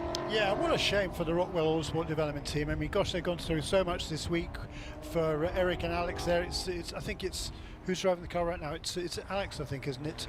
Who's in the car at the moment. So Dad, Alex, yeah. His mum passed away earlier this week, and it's been really difficult for them. But hats off to him for coming back here and making sure that he wants to race with the team again this weekend. Difficult times for him, but good to see that he's running well, and he'll be upholding the honour of his mum Lil, and she'll be certainly missed. So with the pits now closed, everyone else packs up behind the safety car, and this shouldn't be too long actually. We've been green for quite a while, so it will be a full cycle through the pit stops. What are we? We're not really in about halfway, not even halfway. Yeah, about halfway for most of the GS cars. And you've got to come at that point, Jeremy. You can't risk that. If you're one of the GS cars, you are coming into the pit lane here. It's going to be full send for everybody, isn't it? Yeah, no, I think so. Particularly, it's a long race. You don't want to be. You want to come into the pits. As you say, they're only going to need a half a tank of fuel, but better to do that now, and it'll be a relatively short stop for most of them. Of course, the big gainers out of this will be the 50 car number 95. To see who. They did put Parker Thompson behind the wheel, number 50 car. So he's. Well, we know how quick Parker is. He's a heck of a driver, and he's won everything he's done over the years, and he's going to be, I would imagine, leading this race at the start. Most likely with Dylan McAvern behind him, number 95 car. Those are the cars just into the pits before this caution period. It's perfect timing for that. Correct. Number 50 car, because they first came into the pits on lap 21, so way earlier than everybody else, just to kind of put themselves off strategy, if you like, and it's worked out really nicely for them. Also good news for Andrew Davis, who had taken over the Rebel Rock Racing Aston Martin Vantage, the number 71. He wasn't in imminent danger, but he wasn't that far ahead of the race leader when that full course yellow came out. So great news, as Jeremy rightly says, for the Toyota Supra and for the Turner Motorsports BMW. They timed their pit stops perfectly to get the advantage. At the other end of the field, literally, Andrew Davis is now going to be able to pack up and come out on the end of the train with everyone else. So they are back, not necessarily in business, but they are back right on the sharp end of the lead lap, and that worry for Andrew has been taken away. Now, what they'll do in the pits, what I'm interested to see now, Jeremy, is how many people actually take tyres, and whether they go, do you know what, we can do a stint and a half on these tyres, so let's just fuel and send it. There will be people who say, well, if we're going to put that much fuel, half a tank of fuel, we can certainly put some tyres on. But then again, if you don't need to, do you? I'm not sure about this. I'm really interested to see how the thinking goes and whether there's a split in the strategic thinking on the pit lane. And that's why these slightly longer races are absolutely fantastic, and why I'm looking forward to this. Shay, take a deep breath, because when the pits open for GS, which they have done, Alex Rockwell, by the way, is under tow, and the pass around is completed. So next time by, and our safety car is at turn 6, by the way, at the moment. So the pits are now open for GS. Half the field comes in, or at least the GS field will come in first, and then the next lap around, the TCR cars are allowed to come in. Might be a slightly different calculation for the TCR cars, because they've been out a little bit less time than their GS counterparts. They all came in. Ortiz was the first one 17 laps ago. Robert Wickens has only got 13 laps of fuel down. So I think 43, 44, 45 laps they were doing. So they're a third or a quarter into their laps. I think some of those will want to come as well, Jeremy. Ooh. Yeah, you know, I mean, particularly the guys at the tail end of the pack in TCR. I mean, yeah, track position is pretty important around here, but now pits are open. We are seeing wholesale pit stops here. Did number 3 car not come in? Quite a few didn't Okay, come the in, two Jeremy, cars as that a didn't matter come of in fact. are JTR in the Porsche, the JTR Motorsport car, which has been running second for most of the race, and Jesse Webb in the JMF. Shea Adam has the BDO pit lane report. Fuel only for the following cars: 28 RS1 Porsche, 57 Windward Racing Mercedes, 71 Aston Martin for Robin. No, it is still Andrew Davis staying aboard. Danny Morad is already moving, but he is going to be slow out behind Paul Holton, who's already rejoined the track. Fuel only for them. Tires going on the 91 Kelly Moss Porsche. Tires on the left side for the 96 Turner Motorsport BMW. Tires for the number 92 Random Vandals BMW with Kenton Cook. We've got the 38 BGB Motorsport Porsche. That is Jerome Blakemullen. The 59 Core Motorsport Ford Mustang, and the 13, that one for MMR. They're riding a lucky streak right now. They did take tires as well. So there was a mixed bag in this book. So for those keeping track at home, 46, 28, 57, 71, no tires. Right, thank you very much indeed. Yeah. As they come out of the pit lane, they will form up behind. So number 3 JTR stayed out. Let's just go through this again and document what we've got at the front of the field. And we have the 3 JTR Porsche that stayed out. Nick Schaefer behind the wheel. That car last pitted 17 laps ago. That's 2 fewer than the JMF Mercedes AMG GT4 with Jesse Webb on board. And we think also I think the number 19 Aston stayed out as well. Scroll down. I'm trying to work with 2 computers here, and Paul Trustwell, I am not. So it is. What's your question? Here we go Just for working out who else TCR came leaders. in and went out. Yeah, TCR at the pit lane. Let's get down to Shea, the BDO pit lane report. I was not expecting to see Robbie Wickens into the pit lane, especially considering that he was last in most recently, if you see what I mean. But this is going to be a driver change. Harry Gottsacker is taking over for Robbie. They're doing fuel and front tires on that car. It's fuel only for the 98 BHA Hyundai, the 77 BHA Hyundai, fuel and front tires for the 76 BHA Hyundai, and fuel and front tires for the 17 Unitronic JDC Audi, and a driver change. Chris Miller has gotten out of the car that's won every race so far. He's handing over to Mikey Taylor. The first car back out and rolling was the 98. That's Mark Wilkins. Next car to go is the 78, actually beating its sister car and stablemate as far as pit boxes are concerned, back out on the fast lane. So it is a 1-2-3 for the Brian Herta Autosports Hyundais, the ones that all look alike, because there are more that wear different liveries. But the last car making its stop on the lane is this number 80 for VGRT and their Hyundai. The car had to go back up on the air jack after the left rear wheel was not properly secure. Now it gets going once again. And will they beat out Unitronic? Yes, they will. The pit stop, it looks like it's going quite slowly for the Audi, actually. I'd better run up there. Oh, now he's moving. Never fails.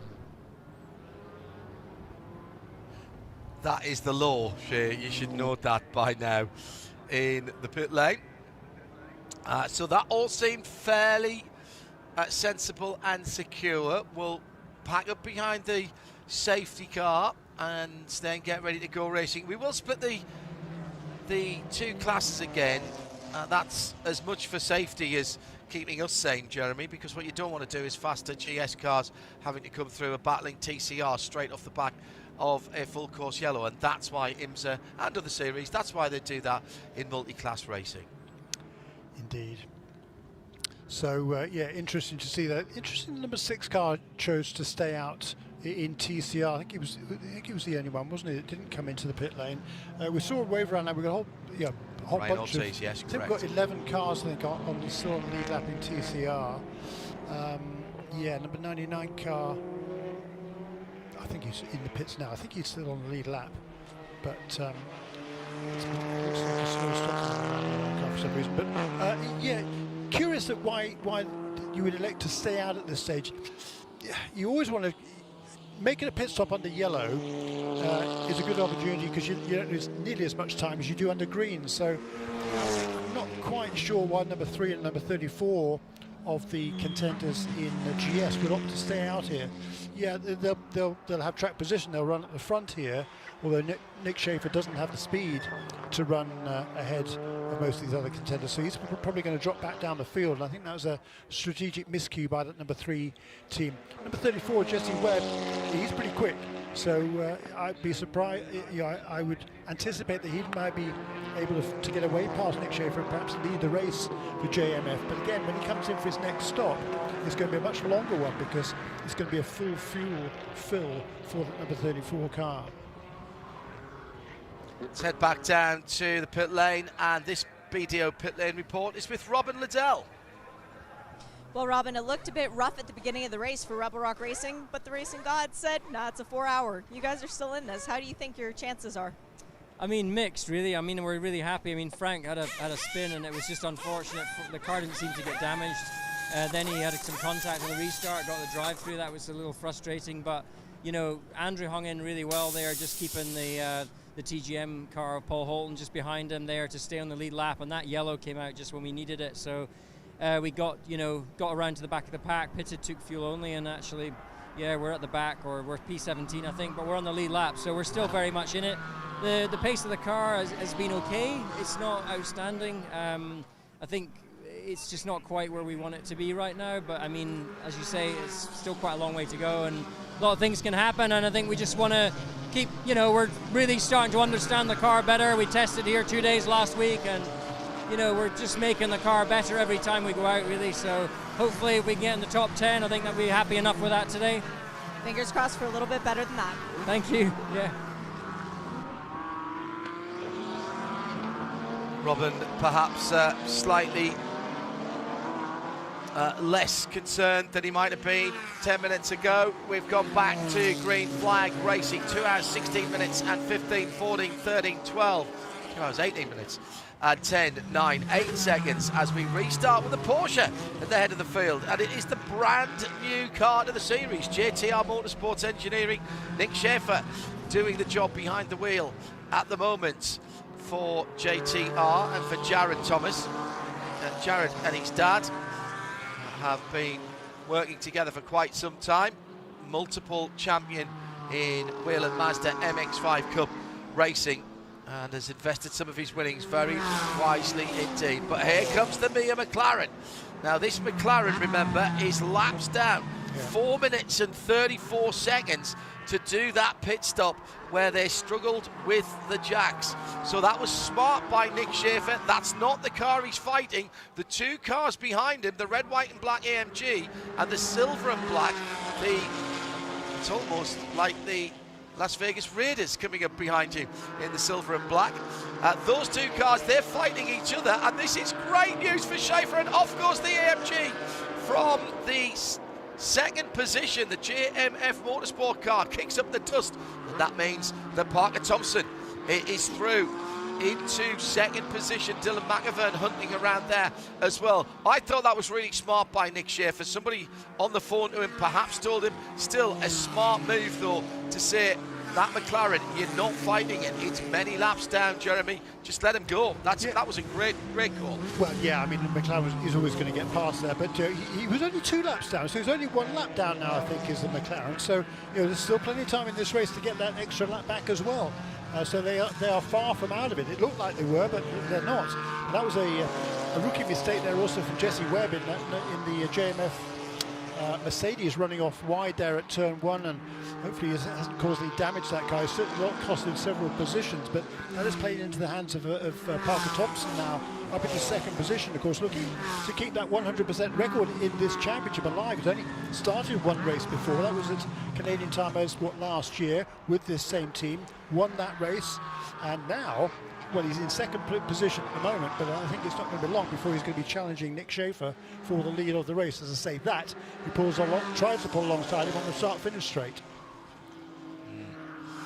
Not quite close enough. Well, we've seen that red, white and black JTR car looking pretty sprightly through the corners. Might not be the quickest thing in a straight line, but it is nimble and brakes very late indeed, and that's a real advantage, because where are you most likely to get overtaken? As you're slowing down into a corner. Brakes late, turns well. Yeah, that's a nice thing to have. Toyota in second, Porsche, Toyota, BMW, AMG, Mercedes, Aston, Porsche, Aston, BMW for the top 10, and of course after the intervention of the safety car, they're all back together, going through madness now. And I'm impressed with what we're seeing from JTR. This is a big step up for them in running the cars. They can be very, very proud of what they've achieved so far, and we're coming up to half distance and also working their way through the field, as is their one, Dylan McAvern for Turner Motorsport. The other two cars have both had little imperfections that they're going to have to smooth out before the end of the race. A couple of spins. Winward Racing in there as well. We know what they can do with Daniel Morad behind the wheel. Team TGM, Paul Holton, RS1, Stephen McAleer, Archangel Motorsports, and then Robbie Foley's only down in 9th with Carbon Motorsports in 10th. These are all teams and driver combinations, Jeremy, that we are used to seeing battling at the front of the field, and that's how packed full of talent and experience the top 10 is. Yeah, absolutely right. I mean, look at that train of cars there. The front of the field, Porsche leads Toyota, leads BMW, leads Mercedes, leads Aston Martin. 5 different cars there in the top 5. Then a Mercedes, then a Porsche, then another Aston, then 3 BMWs. I mean, it's pretty equal right now. There goes Parker Thompson. He's going to make this move stick as he heads down towards turn 4 here. Yeah. And the Toyota will, I think, be ahead by the time they come out of this little section of corners. 1 minute 29.2 last time around for the race leader. That's not going to cut it, quite frankly. He's going to have to get more pace out of that car to stay in contention. I tell you what, one of the cars to watch here is the first of the green cars. That would be Aaron Tielitz in number 88 Archangel car. He's taken over from Todd Coleman, who did a really nice job in the first stint. He was running around about the top 15 or so. But Aaron is really quick in this car. He's been coaching Todd now for a year or so, and loving the opportunity to have this car now in a pretty good position. That car was one of the fastest in the practice sessions yesterday, John. Yeah, that pass for the lead started at the keyhole on that lap, where having built up Nick Schaefer, he just went a tiny little bit wide and couldn't grab the car back into the second apex and couldn't get on the throttle quite early enough. Parker Thompson saw the issue further around the corner and put himself in the perfect position to square off the second exit of the keyhole. Still people weaving around left and right trying to get some heat into the tyres after the restart.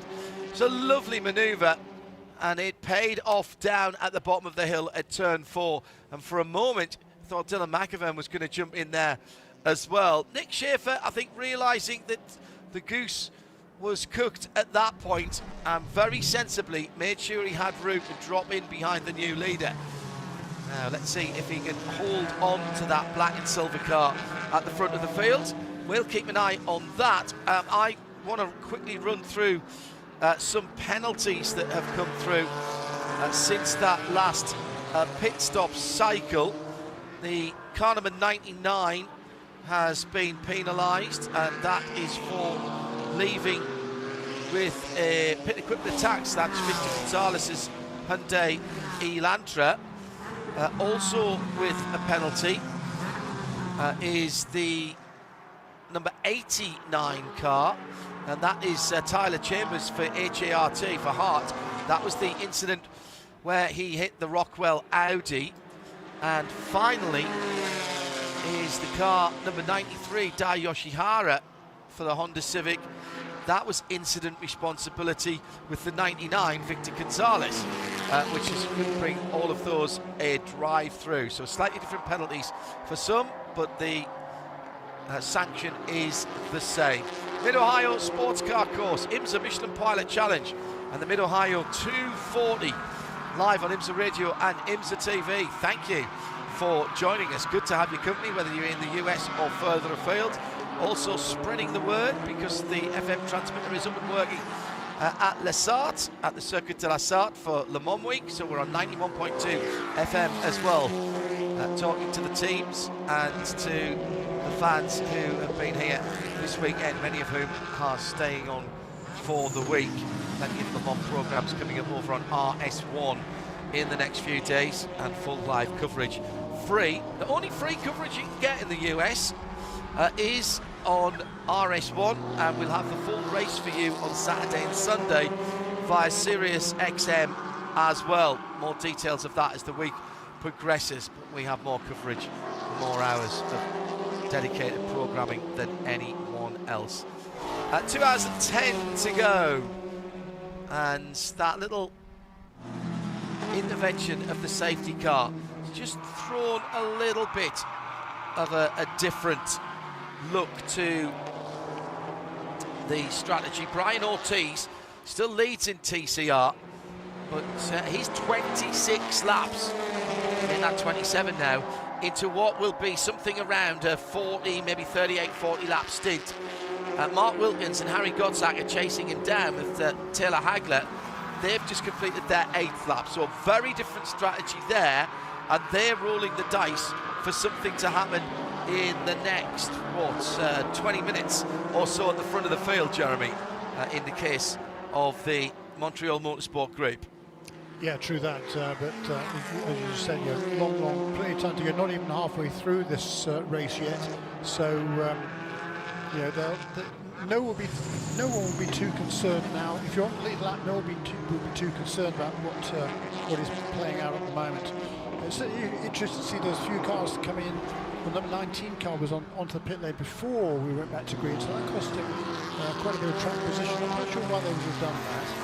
So that's interesting to find out. But the front, Parker Thompson, just that car's best lap of the race last time around, 127.8 for the number 50 car, the Canadian, and he's got around about a second now over Nick Schaefer, who's doing a nice job here to stay ahead of Dylan McAvoy, Daniel Morrick, Paul Holton, et al., because the entire rest, basically the next 16 cars, are all in a train behind Nick Schaefer.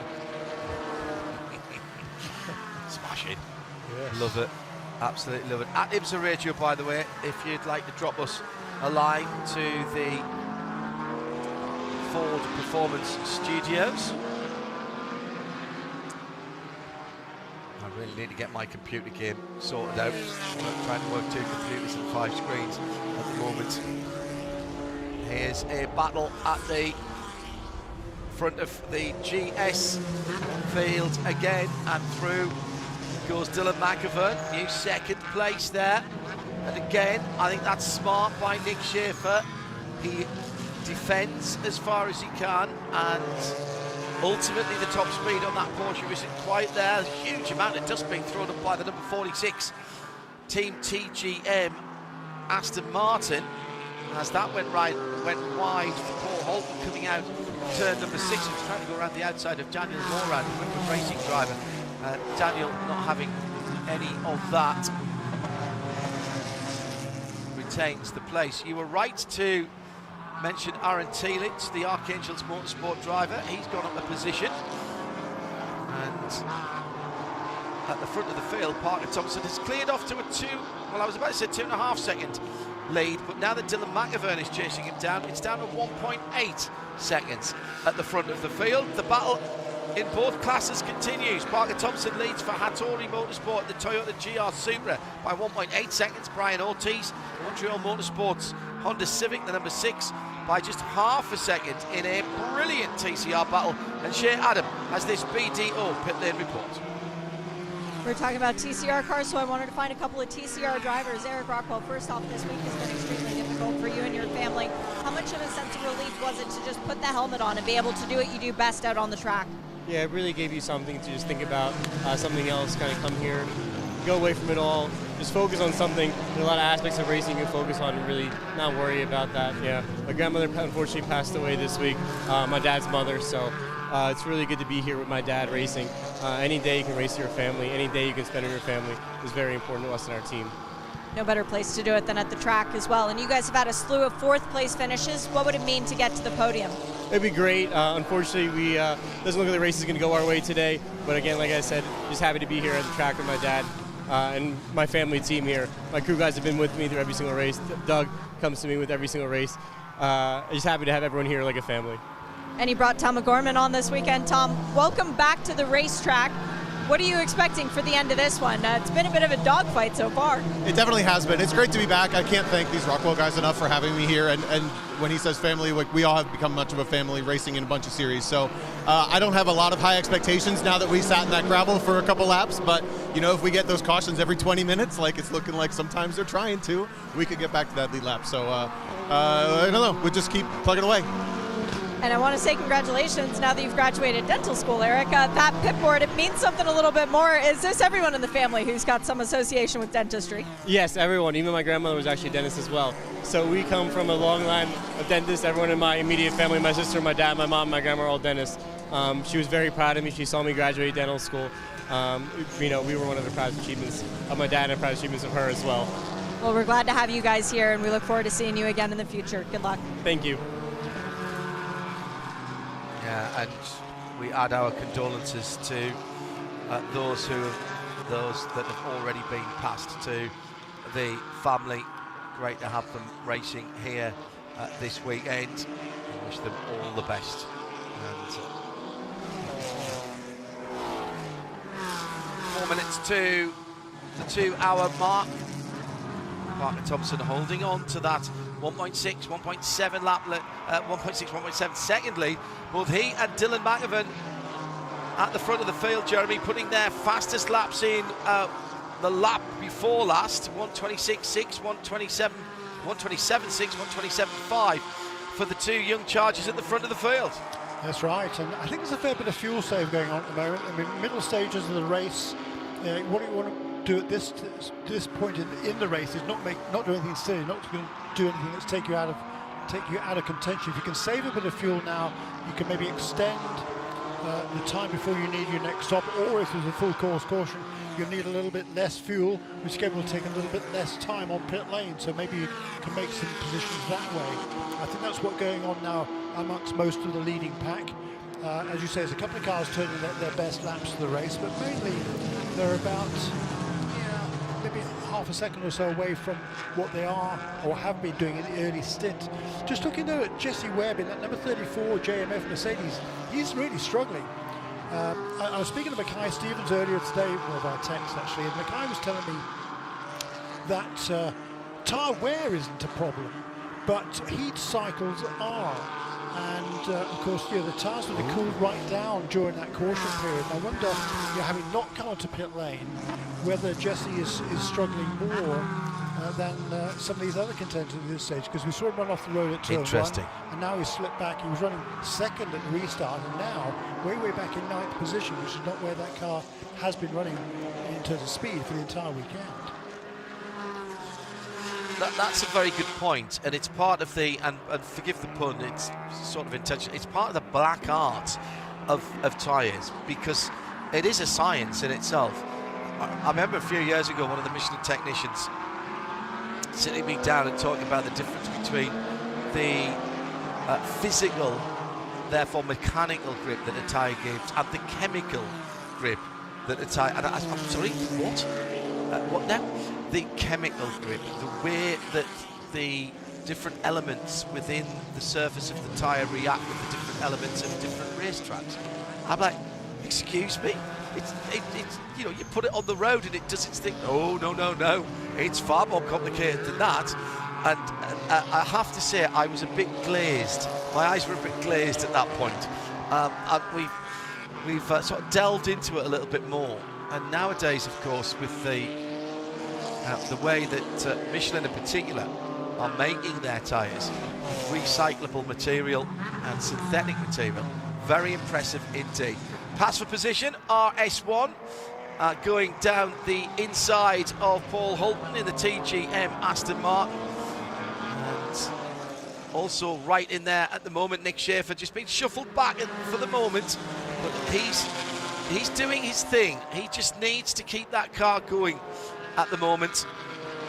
Nick Schaefer, who has been out there for a far longer time than anybody else, so he hasn't got those new tyres, he hasn't got that new heat cycle. 32 laps for the JTR Motorsport Engineering Porsche, which has now dropped to 8th position, having been right at the sharp end. And now that performance will be even harder to find for Nick. A 1:30.3 last time around, 27.7 and 27.5 at the front as the lead comes down under a second. Dylan McAvern, he's got that little beeping in his ear that means target acquired as he is hunting down Parker Thompson. I hope these two get close together, because honestly, that's worth the price of admission on its own. A Turner BMW versus a Hattori Motorsports Toyota GR Supra, Parker Thompson and Dylan McAvern. Oh, yes, please. Yeah, I mean, look, we always talk about how much we enjoy these Michelin Pilot Challenge Series races, and this to me is one of the best we've had for a while. I mean, it's a really interesting race. We've got all sorts of different cars up the front, and again, it's shuffled around a bit since I last talked about it. It's now Toyota, and a BMW, Mercedes, Porsche, Aston Martin. So again, still 5 different marks in the top 5. Then another Aston, a BMW, a Porsche. I mean, it's all jumbled up here, and absolutely fascinating motor racing. We're just coming up now. We just reached the halfway point. I've just gone over the halfway point in this race. So 75 laps down, and it's been absolutely superb. We had a couple of full course cautions, but there was more than an hour between the first and the second. And yes, please, let's carry on like we're doing right now. This is brilliant stuff to watch.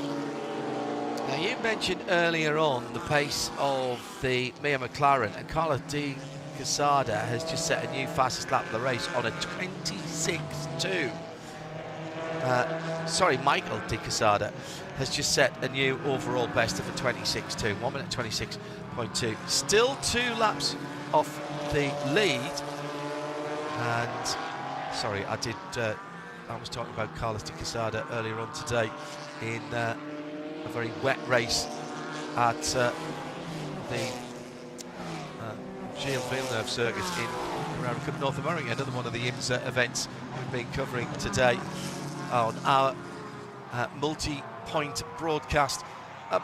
That car is still quick. My worry is, if you are just joining us, my worry is that had a very long stop when they couldn't keep the car off the ground long enough to get the wheels off it. They literally had to keep pumping it up one corner at a time, to do one corner at a time. And that was a 4.5 minute stop. And they don't know what that problem is. So if they don't know what it is, they can't fix it. If they have to use the side jack, then they can't fuel while they're doing that. So that's going to add time to their fuel stop. It'll still be quicker than 4.5 minutes. So they might decide to do that. That might be a team that decides not to change tyres for that very reason, Jeremy. We've seen that in the past, but I don't think they can go all the way there. Maybe they do two sides when they're in next time around. Yeah, certainly. Yeah, they've certainly got a lot to think about there, and they're not totally out of the realm of this yet. I mean, there's still more than that down, but as you say, you're turning faster and faster. Last time around was a 1:26.4 for Michael Di Casada. The race leader, Parker Thompson, 1:27.9, so that's a whole second and a half. I mean, he overtook the leader at the restart to gain one of his laps back, and he just rocked away from it. The car is fast, and I say there's still plenty of time for things to change, and for more strategies to be played out, cautions perhaps to be made, and maybe they can make up that extra lap as well. So it's a fascinating race, isn't it? Absolutely tremendous. And by the way, Daniel Moret just moved his way past Dylan McAvern. So the Mercedes of Winward Racing now up into 2nd position, and he'll be trying to chase down Parker Thompson, who just set his best lap of the race, 1:27.5. course, not only no testing for Parker Thompson, he didn't even get to the track until, well, Saturday morning. He flew in from his new base these days in Mooresville, North Carolina, because he's part of the Lexus racing family now, TRD. But originally from Red Deer, Alberta, Canada, made his home in Indianapolis for the last several years, but now based in Concord. Didn't get here, say, to the track until yesterday, so a steep learning curve for him, and getting faster and faster now. Has he actually ever? Has he actually ever driven the Supra before? Well, yeah, he won the race at Canadian Tire Motorsport Park last year. Of course, it's the same car. Of course, the he same did. Team, yeah. But sorry. Yeah, well, but he hasn't driven it. Well, he's been driving one actually in, I think, in SRO competition perhaps, but certainly on different tyres. Yeah.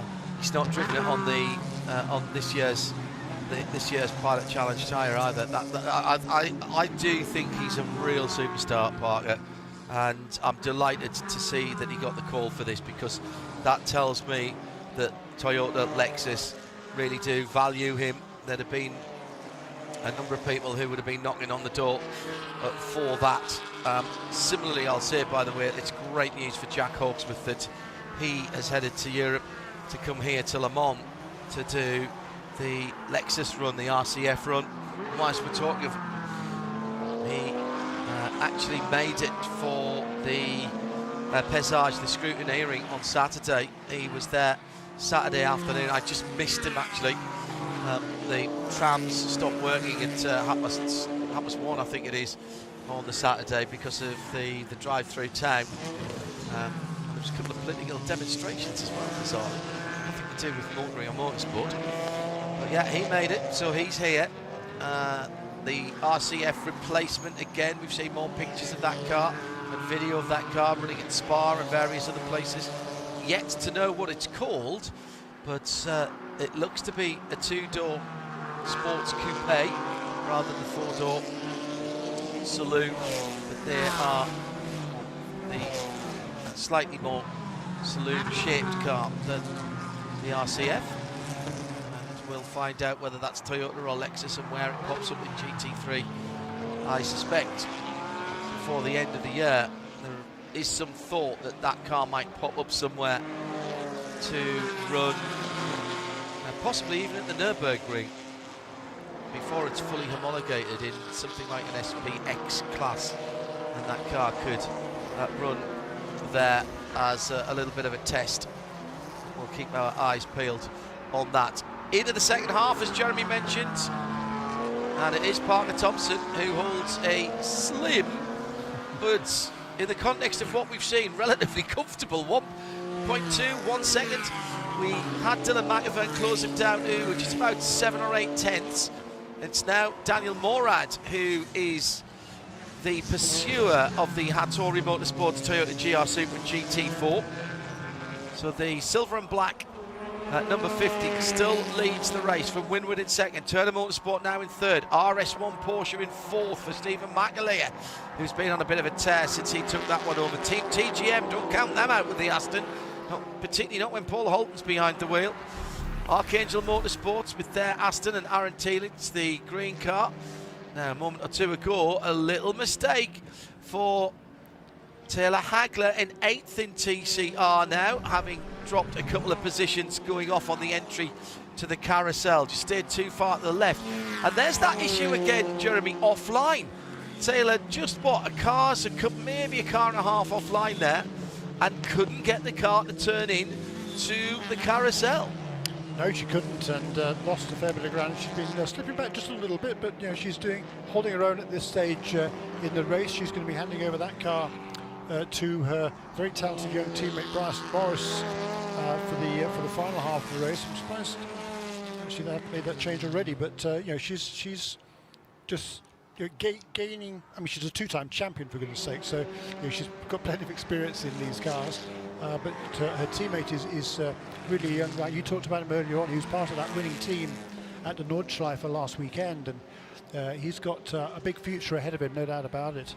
But that cost him a little bit of time. But she's still running in 8th position in the TCR class. That's car number 77.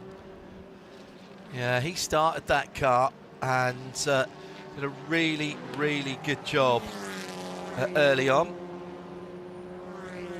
And likelihood is he will get back in the car for the end. That would be the plan. Taylor getting her time in the middle of the race. It's still Brian Ortiz who leads in the TCR category, and he's I mean, just incredibly consistent even at the end of this stint. Yeah, he's running 5, 6, 7, 8, 10 slower than the car has gone in the past, but he's staying out of trouble and he's holding on to that lead with Mark Wilkins behind him. And here come the RS, here comes the GS pit stops. Stephen McAleer into the pit lane. That is after, I reckon, 20. That's a bit early. Shea Adam is down there with this BTO pit lane report. They're back time into the end of this race and giving 4 new tires to Trent Hinman, who is taking over for Stephen McAleer. Definitely worth the conversation with Stephen, so I'm going to hang out at their box. But they're doing the right sides first. They have sticker Michelins waiting to go on the left, and the refueling will be the last part of this stop. Hopefully, no, it was a slow right rear stop again. So that's interesting. Twice now they've had a delay on changing the right rear tire. In behind them, the TCR leader, Brian Ortiz, finally extracting himself from the number 6. New tires going on for LP Montour, so he'll be a happy boy to get some new Michelin rubber, at least on the front of the car, and the driver change still going on for that as well. That's the sound of Trent Hinman, 2019 race winner for the GS category, heading back out onto the track, and Taylor Hagler is now coming to the pit lane as well. No driver change as of yet, but they are going to do fuel and new tires for her. That's a stunning run for Brian Ortiz. Taylor Hagler is, well, I think is she staying in the car, Shay? You're still down there watching that? Yes. Looks like it's all she's staying 4 in. tyres for the number 77. Thank you, Shay, staying in the car.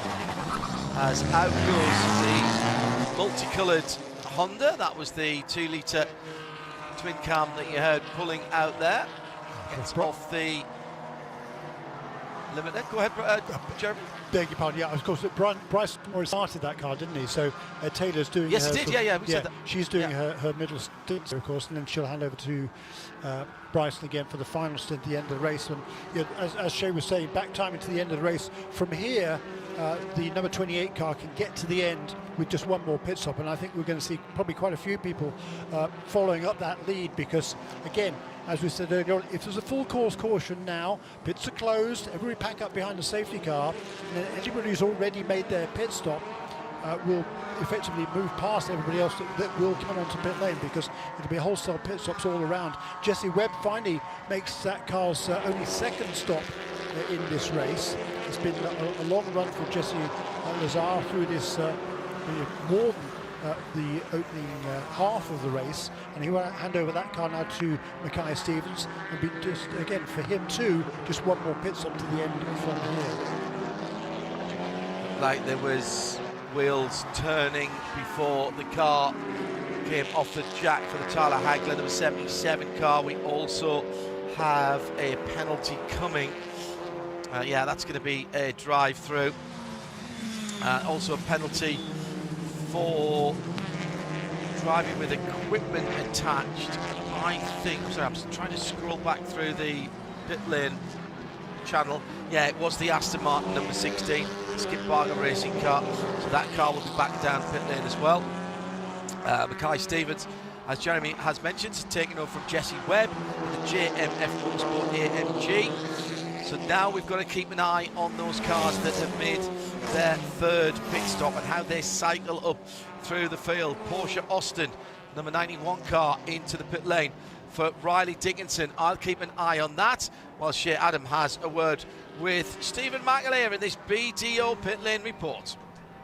Well, we knew he was going to be a fired-up Scotsman when he got in the car and then had to serve a drive-through penalty, basically from a lap down to P4 in your stint. How hard were you pushing out there? Yeah, that was flat out. You know, I'll be honest, I never get tired in a race car, but we were getting close there. That was a lot of fun. You know, RS1, as always, he gave us a great car. I'm so proud of Austin. I know he's a little bummed that, you know, of the drive-through, but I mean, he's barely raced. You know, he's doing a great job. We don't need any introduction to Trent Hinman either, so, you know, he's in the car right now, and, you know, he's going to do what he can do. It was good, you know. I think we still need a little bit of help. We just lose a little bit of speed coming off the corners. And on a track like this, we're just not able to get it back. So it was maximum attack on the brakes, and the moment I got near anyone, I was taking the shot, and it seemed to pay off. The mirrors get folded in a few times, but it was good fun. Do you have a car capable of winning? I'm going to say, yeah, I was running behind Daniel there in the 57 car. Obviously, the McLaren, should be in GT3 class at this point.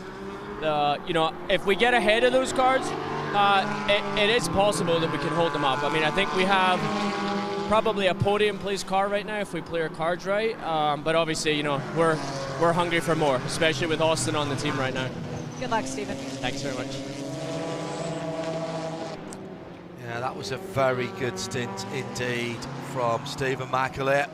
Let's check back in with the action. And the action was getting a little bit too hectic there. Looking at the Archangel Motorsport car, and one or two others coming through there. Turner Motorsport, Random Vandals with Ken Cook, Team TGM. These guys all know each other. I mean, one thing I will say, these drivers all know each other. There's not very many unknown quantities. There's one or two of them are peeling off, but this is they're starting to play for real now with, an hour and 44 minutes to go. So just underneath the 2 hour. More pit stops coming in. Turner number 95 BMW in the pit lane for Dylan McAvern. I'll watch that while Shea speaks to another one of the star drivers from that opening stint. A very long stint indeed. Iron Man, Brian Ortiz. Yeah, for sure, and he's downing a Pedialyte. You earned that. How difficult was it out there in the Honda for 2+ hours? Yeah, it was a little hot. I think with the front wheel drive, it's a little tougher on the steering wheel, but the car is good. I think it's coming to us. With the last couple of stints, I think it's gonna get a little better on corners. So I'm really happy. The team is doing a good job so far. Great stop. So I don't know. I'm feeling positive. Hopefully we can close it out like we want. Good luck the rest of the way. Thank you very much. That's good stuff. Now let's get back to the action. Coming over the top of the rise and heading down through turns 5, 6, 7 and 8, and once again nice and tight through there. Aaron Tielitz has just lost out a little bit. He's going to have to give, he just nudges the back of one of the BMWs. That was the 95 car, and as soon as he gets offline, he's on the dirty stuff and gets mugged by the second Turner BMW, and that then led to a third BMW going through, the Carbon car. And poor Aaron Tielitz must feel like he's upset the racing gods. And a big slide for Taylor Hagler in the 77. That car has to come back in anyway to do a drive-through for rotation of the wheels on the jack stand. And a problem for Turner BMW number 96. Took an awful long time, Shea Adam, to get the right front wheel and tyre on. It did. It really was sticking, and the mechanic trying desperately to get it to remove, and it finally did. Actually, the mechanic changing the front tires has done a fantastic job because he is still ahead of the mechanic changing the rear tires. Really good job from Turner on the stop. The car drops off the air jack now. It's about 3-4 seconds after the fuel cell came out, and Robbie Foley fires the Turner Motorsport BMW back into life. All I had to do was slow down, and then it came out fine. Oh, Mia's in. Let me keep an eye on this because the McLaren back in. Let's see. Do they have the old school air jack or, the old fashioned one before you use air and you just use human power? Or are they going to try for the air jack system once again? Well, the car stops on its marks. They plug in the air jack. Nothing happens. They're trying again. There we go. The car goes up and fires straight up in the air, and it stays up. Wow, what a breath of relief for Mia as they are doing a driver change. Jesse Lazare is getting in, and no, the car has sunk once again, and it sunk on a line as the air hose came out. Okay, so this might not be as bad. They're trying to put it back in. Now the car goes back up on the air jacks. Let's see if the hose... as soon as the hose comes out, there is the sound of air escaping, and it's dropping off the jack. So it needs to stay plugged in, but it won't. Yes, this is a more complicated issue for Mia. So they're waiting on the refueling as the car is now sitting on all 4 Michelin tires. And once that is complete, now the fueling is done. Oh, wow, large fountain of fuel actually comes out of the car. Are they going to just reattach the right rear wheel?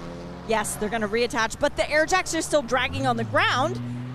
Let's see, did they make it all the way back? I'm not entirely sure that the air jacks went all the way back up, John. We can see some sparks from the McLaren. They didn't change the tires, though. That's exactly what happened in the first stint. You plug the air lance in, it would pop out. As soon as it popped out, it was clearly the valve was coming down as well. Okay, this is a big moment in the races. Parker Thompson is right in behind the number 71 Aston Martin of Robin Liddell. Liddell fighting to stay on the lead lap for Rebel Rock Racing in the dark green car. They're going through turn 1 now and climbing the hill to the keyhole. As far as the laps are concerned, Parker Thompson's on his 33rd lap out of the pits. He's got to think about Daniel Morad behind as well, because that is the race for first and second. And we've got the 71 car struggling, really struggling hard to stay on the lead lap with Robin Liddell, as we are under an hour and 40 minutes to go now. RS1, Trent Hinman, also on the attack at the moment. The Porsche up behind the the orange and blue. That is the 43 Stephen Cameron Racing Ford Mustang with Gregory Leafouche behind the wheel. That's 13th position and 14th position, having their own little private battle at the moment. There's a couple of other cars starting to close down on them as well. So still plenty of racing to do here. Parker Thompson has not made any silly moves on Robin Liddell. I think that's smart. Daniel Morad playing a watching role as well in second place. Oh, this is quality stuff. I know Robin isn't in the battle for the victory here as it stands. Jeremy's striving to stay on the lead lap, but watching these 3 drivers pedaling these GT4 cars is an absolute sight to behold. Yeah, tremendous, isn't it? And these I'm surprised not having more pit stops. There's three cars going to the pit lane right now, I think, on the score. And Kenton Cook at number 92, number 13 of Chad McCumbee, and Jeff Westphal, number 39. You know, you can easily get to the end of the race with just one more stop from here. So I'd be, particularly with tire wear not an issue, at all. I'm surprised not to see more cars coming onto pit lane just to cover off the eventuality of a full course caution. But this is a super battle for the lead here. Parker Thompson pushing really hard here, turning very good consistent laps in the high 27s here. So Robin Liddell now, he's got the temperature into his Michelin tyres, having just made a pit stop, had taken over that number 71 car from Andrew Davis. So he's beginning to pull away now just a little bit, but it took him 2 or 3 laps, didn't it, to get into the groove and be able to extend a little bit of an advantage of these 2 cars who wanted to put him a lap down, but I don't think they will. They're definitely not going to be able to do so. Fuel and 4 car tyres for Kenton Cook now behind the wheel of the Random Vandals. BMW number 92, Jensen Altman, has got into the Mustang GT4 for McCumbee Macalia Racing. The 13 car, Jeff Westphal for Carbon BMW, and the 39 car is back on the track as well. Fuel and 4 new Michelin tyres with an hour and 100 minutes. We've seen these cars do 100 minutes before on the streets of Detroit with no tyre changes. So that could be the last tyre changes for these guys going to the end as well, Jeremy. You're talking about the fuel, but the tyre strategy, now that they know what they can do, that could be really important. The RS Porsche goes by and there's a change for position as the RS1 Porsche finally gets by the Stephen Cameron Racing, Gregory Leafouche driven Ford Mustang. That was the battle for 14th and 13th. Oh, not without a bit of contact. The outside of the road, the left-hand side of the road from turn 6 is now so dusty it looks like a rally stage. It's incredible out there at the moment. I mean, it hasn't been windy, but there's just A lot of dust there on that new surface, Jeremy. Interesting, isn't it? But I think you're absolutely right, John. I don't think we'll see any more tyre changes amongst the leaders from here to the end. They'll be good to go from here. The third position car, the car that led for quite a long time during the second hour, Paul Holton is now into the pit lane for Team TGM to hand over that car to the championship leader, of course, Matt Plum. And he's a guy you want to be driving the final stints of any car out there, because he knows how to win. He's got more success in this championship than any other driver, more wins at least than any other driver has Matt Plum. That tally at 23. This is, by the way, his 151st start in the championship. It's also the 51st for Paul Holton. Both those two reached a milestone last time out at WeatherTech Raceway, Laguna Seca. So, yeah, lots of experience there, and certainly this is exactly where Matt Plum wants himself to be, having made that final, well, not the final bit, so we still want more from a year. This battle continuing at the lead of the race. Parker Thompson doing a really nice job to keep Daniel Morad at bay. Oh, excuse me, was that number 64 car in the pit lane? I beg your pardon. Yes, it was. I beg your pardon. Yeah, that's all right. Yeah, that's all right. Hello to Matt Chiara, who's listening from Turn 3 at Road America at IndyCar. And hopefully we are entertaining you with the Mid-Ohio action here, and there's plenty still to come, I'll tell you that. It's at IMSA Radio, by the way, if you'd like to give us a shout on the socials. So, still Morad second for Winward Racing. The blue and black colour scheme. A little bit of red on that now as well. Robin Liddell has not disappeared at the distance, but he's got a little bit of breathing space from these two guys. And I wonder, well, we know that Robin Liddell can be fast and frugal. The thing at the moment is that Paul Holton, as Jeremy's just mentioned, Paul Holton, the multicoloured sort of bright orange, blue and white. That is the Aston Martin of Team TGM. And Aaron Telitz, who, remember, not so very long ago, took a bit of a bumping and bashing and lost 3 or 4 places in 2 or 3 corners. Well, he's back in this as well now in the Archangel Motorsport car. Yeah. That's the 2 Aston Martins coming in. Jerome Bleekemolen, he's had a quiet day today for BGP Motorsports. That car hasn't been up to pace. And he's had a few people having to find their way around him. The sun comes out again. Yeah, it's been a struggle, hasn't it, John, for that car, the BGB car. Jerome hasn't been on the leading pace, but Jackson Lee there is chasing him. He's only about a second behind him, doing a nice job. And this is his debut, I think, in this series, isn't it? No, he did one race before, that's right. For Jackson Lee, driving that Chadwick Simpson, a similar car, of course. New leader. Porsches there. Aha, finally makes that pass. Daniel Morad goes through.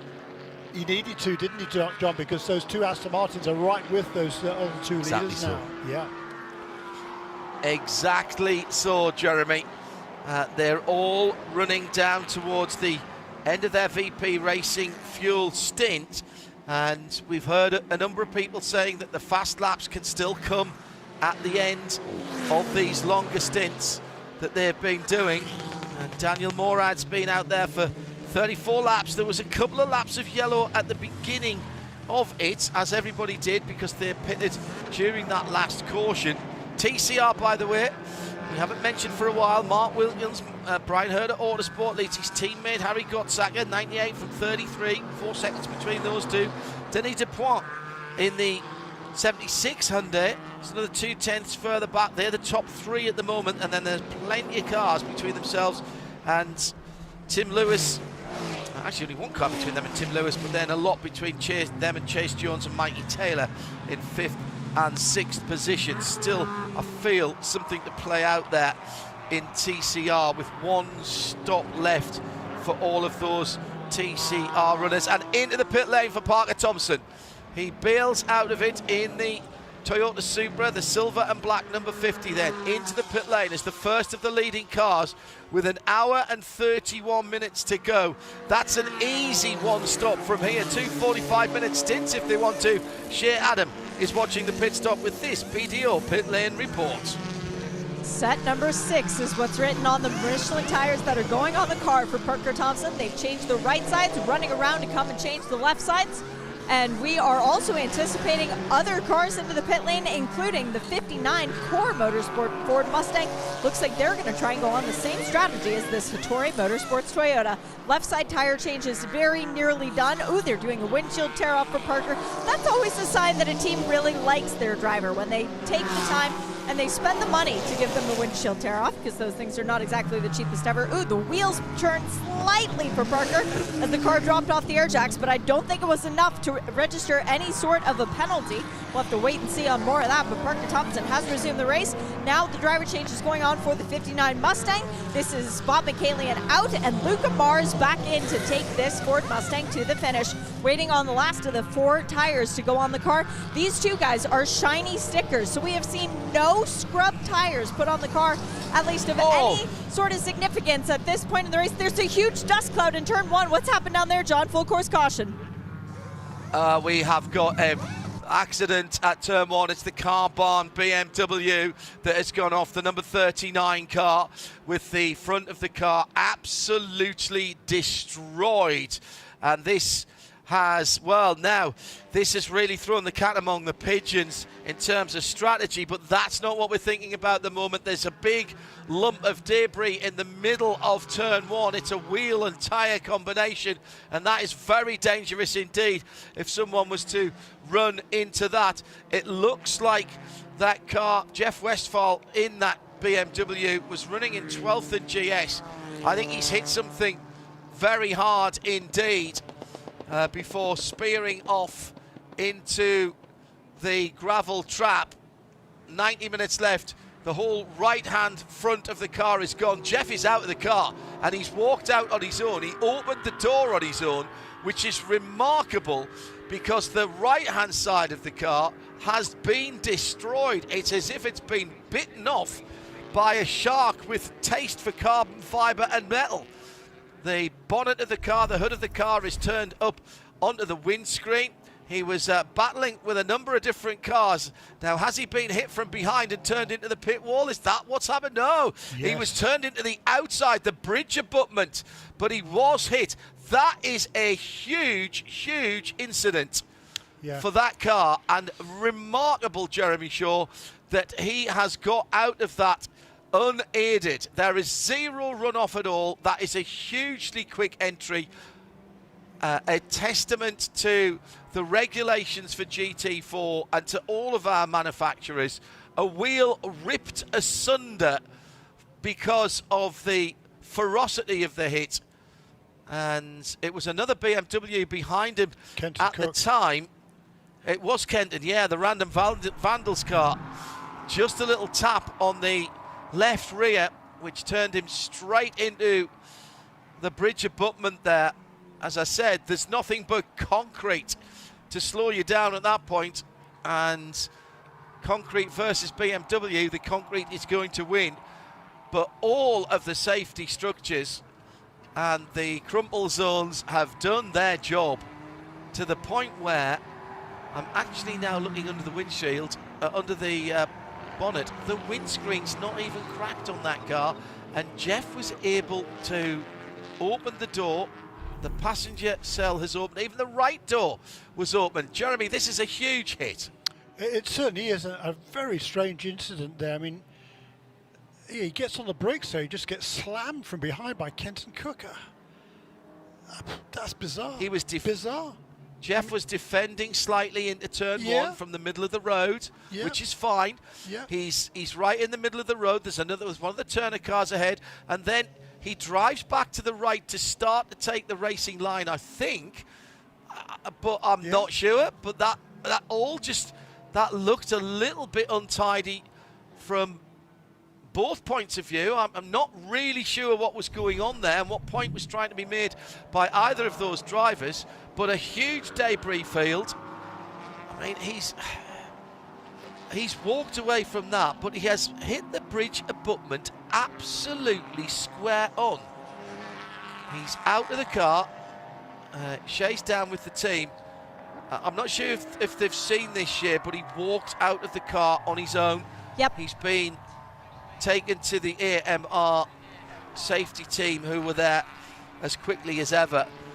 But Jeff was out of the car via the door, undid his own straps and walked out over the gravel. And that's the good news.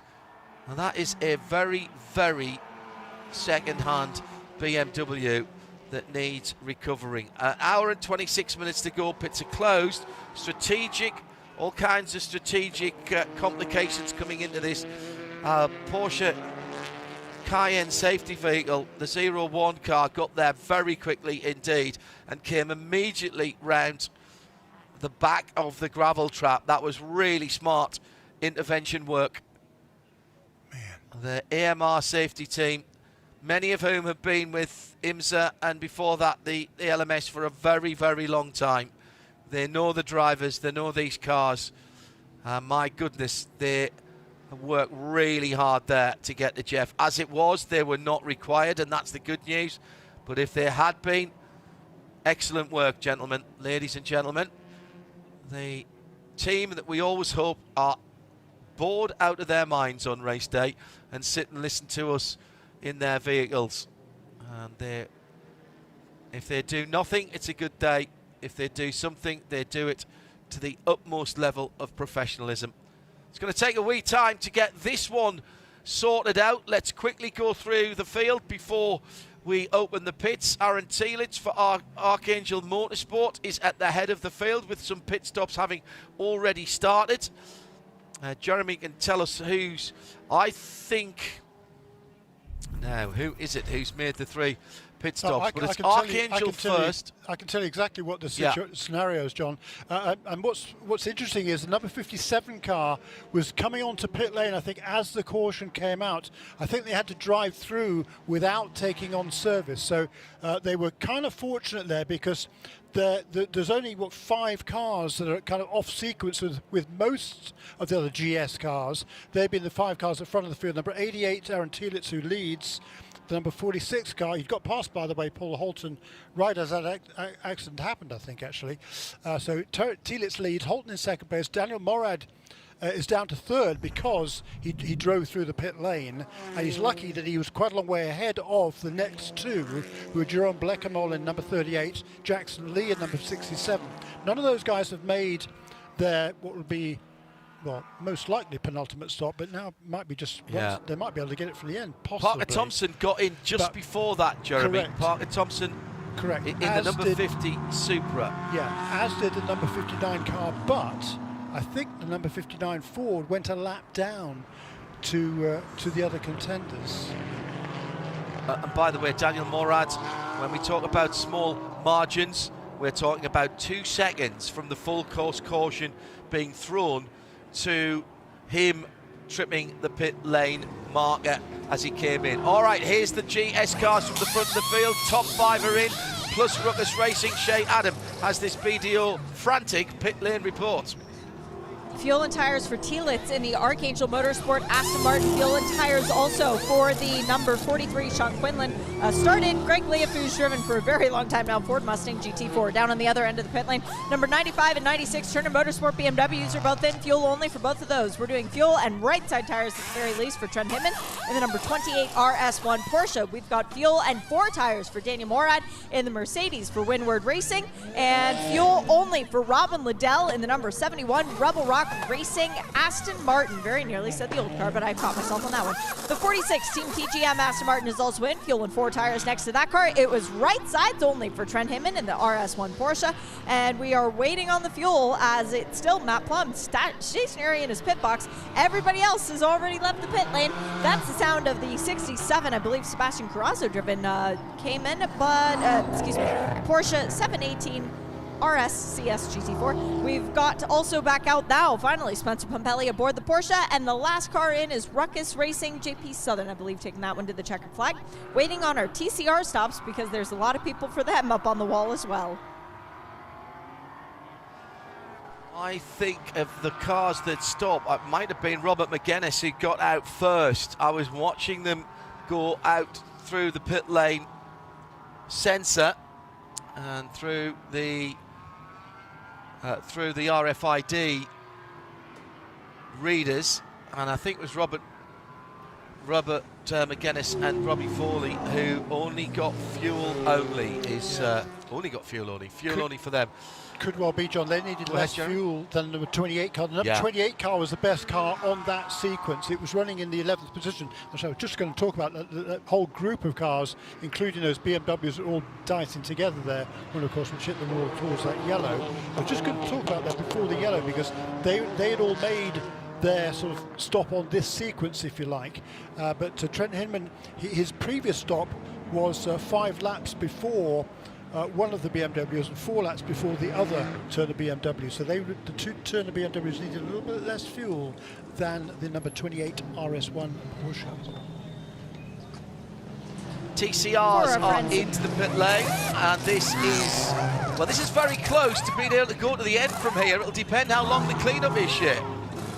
And how much caution we get subsequently. So clearly quite a few people are banking on that. We've got a 4-tire stop for the number 76 BHA Hyundai. We've got what looks like it'll be 4 tires as well for the number 98. This was Mark Wilkins and Mason Filippi sharing that car. 4 tires as well for the number 17 Unitronic JDC Miller Motorsport Audi. This car undefeated so far in 2024. 4 tires as well for Harry Gottsacker, the number 33 BHA Hyundai. We've got Montreal Motorsport Group in for the number 93. That would be Carl Wittner taking back over the checkered flag. That's the sound of the Alpha. Alpha's the first car to get rolling once again. Very good stop by the KMW crew. The number 5, still Tim Lewis Jr. aboard that car. Then the next car to get rolling is the number 76, and then the 33. So both of those cars from BHA still waiting on the 4-tire stop for the 98, as that tire stop looks like it's taking a little bit longer there. Now that car fires up back into life. It will leave the pit lane just behind the number 17. So a good stop from Unitronic means that they jumped a few of their competitors. A good stop for them, a brilliant stop for KMW with the Alpha. Came in 4th, went out first. Absolutely quality work. And this might set up a really interesting run. This will set up a really interesting 70 minutes or thereabouts. A huge amount of work to be done in the run to turn 1, mainly picking up pieces of BMW. I've never seen a racing wheel split apart before, but that was the severity of the impact to the right front wheel and suspension area. The wheel was split apart as it was ripped away from the car, hitting hard into solid concrete. There's nothing else there, and the whole front end of that car from the right side, I was actually worried what the other side was going to look like, having seen the left-hand side and the right-hand side, but the left actually was nowhere near as badly damaged. It obviously went in at the angle that it went in was slightly less aggressive than I thought at the first viewing of the car, or what was left of the car. All right, coming in now, Brian Herder Autosports, Agogo, 3 of those as they come in. No, excuse me, they've just gone out again. So the rest of the TCR field, Shea, coming in on this BDO Pit Lane report.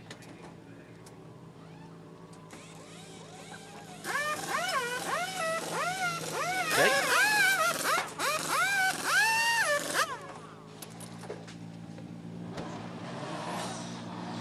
Let's go back to Shea for an interview as these final pit stops are completed from the TCR category. We've got a moment before we go back to green, and Dr. Will Talley is joining Shea down for this BDO Pit Lane report. Had to find out what it was with this Alpha pit stop, because Dr. Will, they came in, you guys were P4, you went out, you were P1. That was some pre-planned strategy, I'm being told. Some serious fuel saving going on from your teammate. Yeah, we ran long on that first stint. That gave us a good position to try to do some conserving early, try to shorten up our pit stop time. So it seems to be falling into place. We'll see how it finishes out. The Alpha's been a platform that's won multiple races every year. Hasn't gotten a race win yet. What would it mean to you guys to get a win here at Mid-Ohio today? Oh, I think it would cheer everybody up. We've had a couple of struggles, had a little bit of bad luck. We've done everything right, but then made mistakes to undermine that. So I think it would make a lot of smiles, a lot of people happy, make the Glen a lot better drive up there. Nothing but good luck the rest of this one. Thanks, Shay. Take care. And I got a little bit of intel for you, Don. They are a bit short on fuel if it goes green on this one, depending on how long the cleanup lasts. But you know what they say, yellows breed yellows.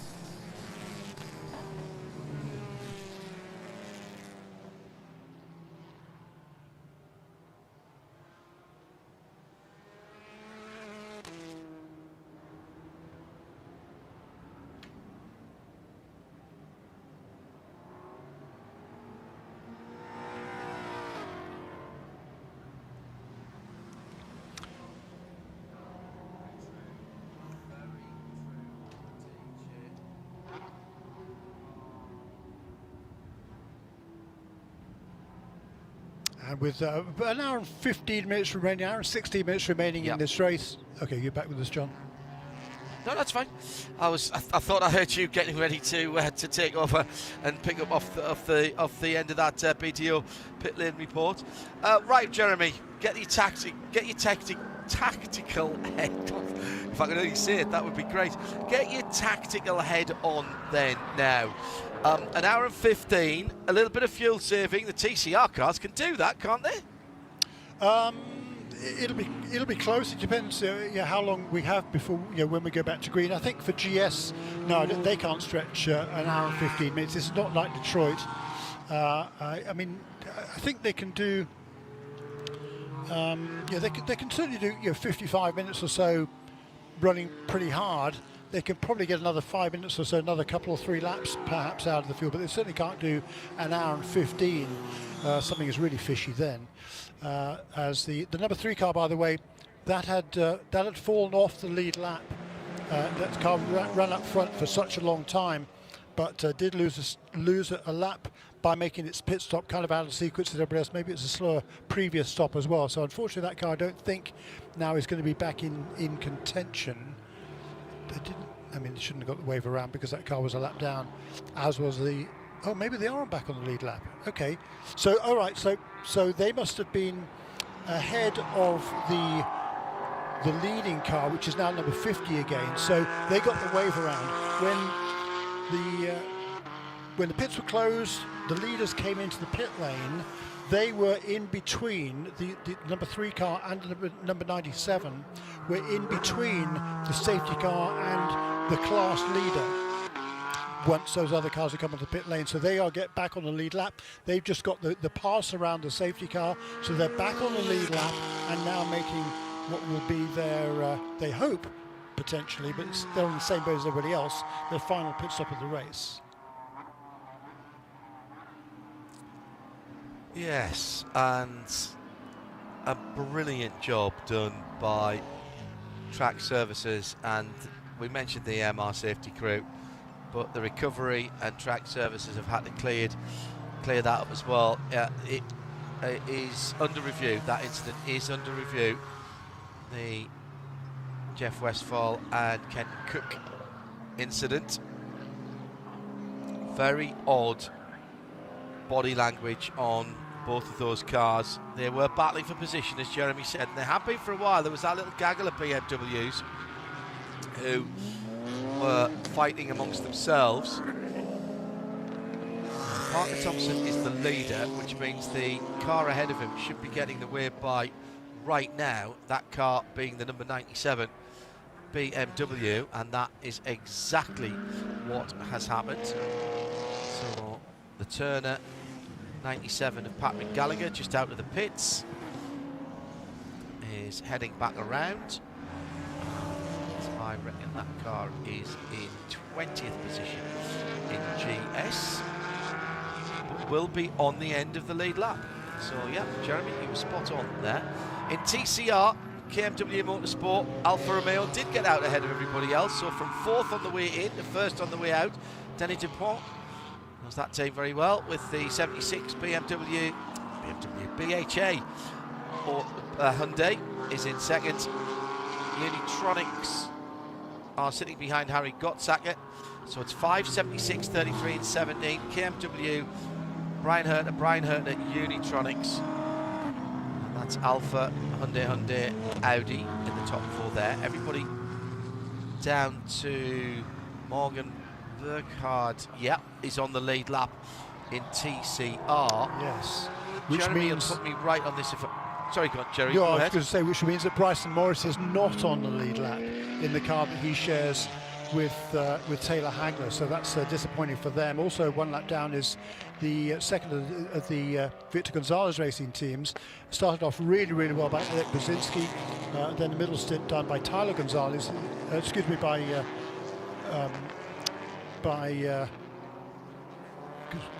block here. Victor Gonzalez, good gracious, I've known Victor for such a long time. Too many Gonzalez's. But Victor drove the middle stint, now Tyler driving the car now, but unfortunately that car also lead down, and that has been fast as well, so shame for those guys. The McLaren, by the way, it's been so fast early on and had those problems in the pit stop. It got back to 1 lap down, but unfortunately now still 2 laps off the leading pace, so I think that problem with the air jets is going to be is going to cost them any hopes now of a good result. But we've got 17 cars, actually 18 cars now with Danny Thomas on the lead lap. So this is going to be, I think, a fascinating duel from here.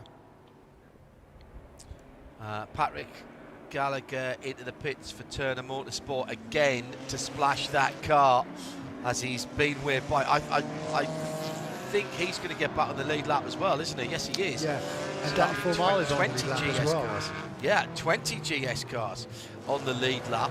Now this is interesting. Turner Motorsport are absolutely brimfulling that number 97 car before we go green. I don't think they can do an hour and 10 minutes. But what have they got to lose? Sitting at the back of the line. And stranger things have happened. Skip Barber Racing's Aston Martin comes out. Now they are a lap down. Hugh Plum is a lap down as well in the 64. Yeah, in fact Hugh is the first of the GS cars off the lead lap for Team TGM.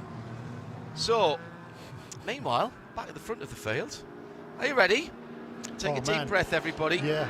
Parker Thompson brings them round. Ready to go green.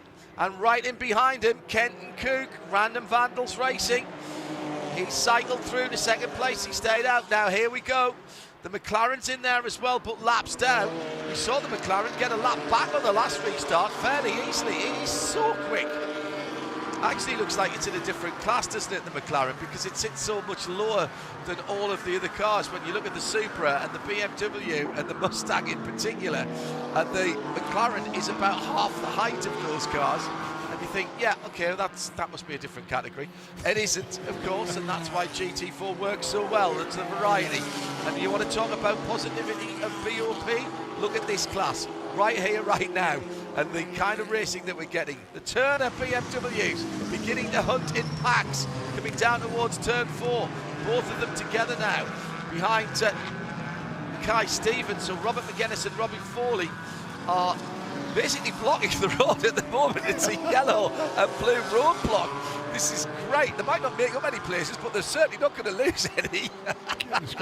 Side by side ahead with Mackay Stevens as well. That's a nice move by Mackay. Really good move there on Jensen Olsman. That'll move Mackay up to 3rd position.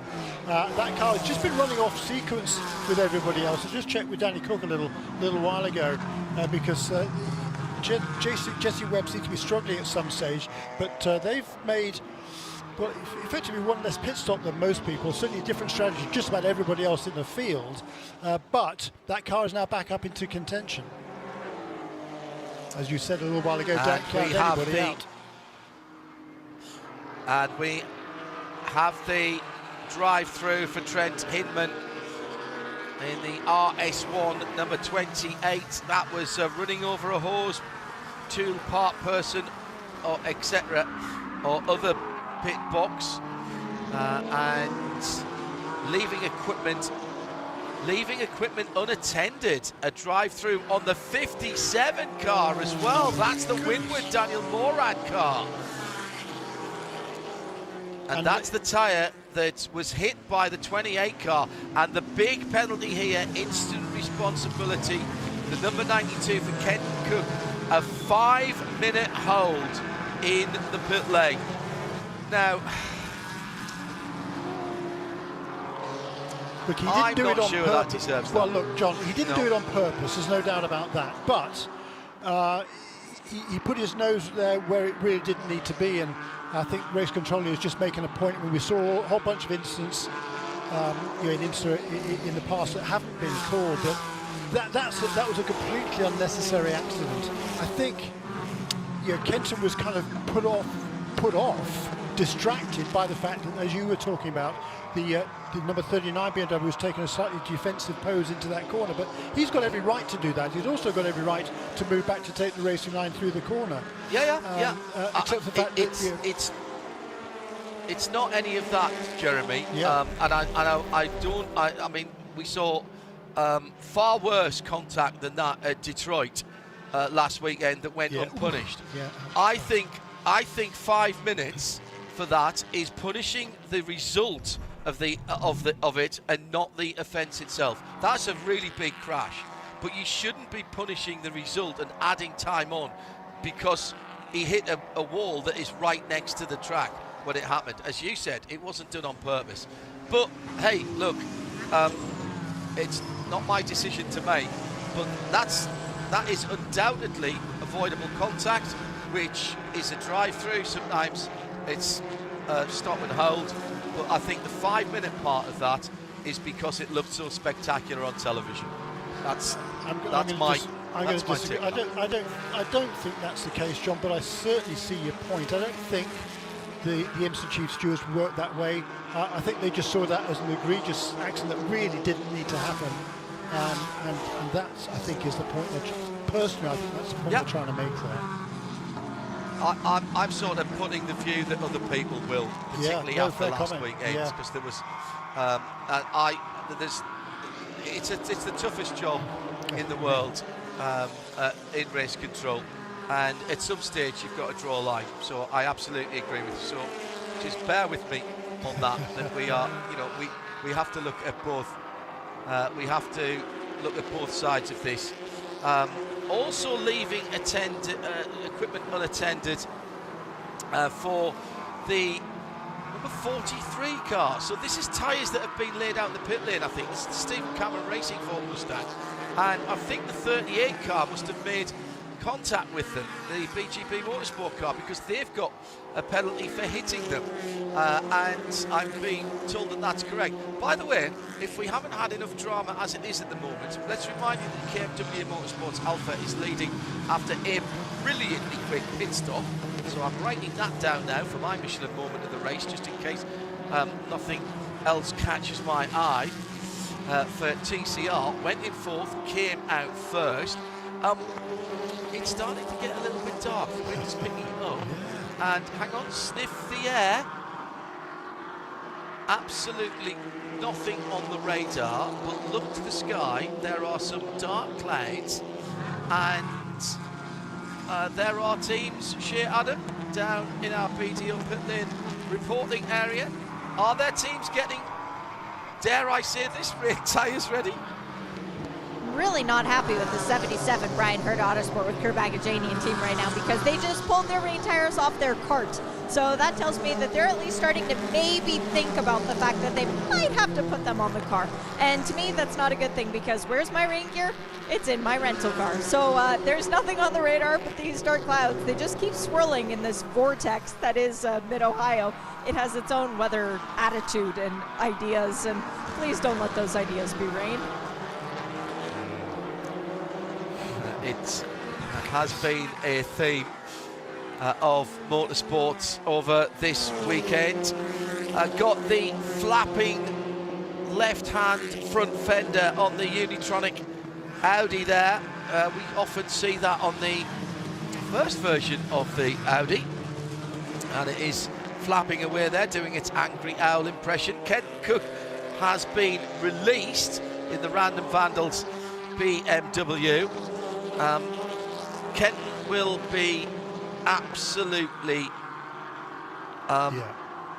fit to be tied about that, but not because of the penalty.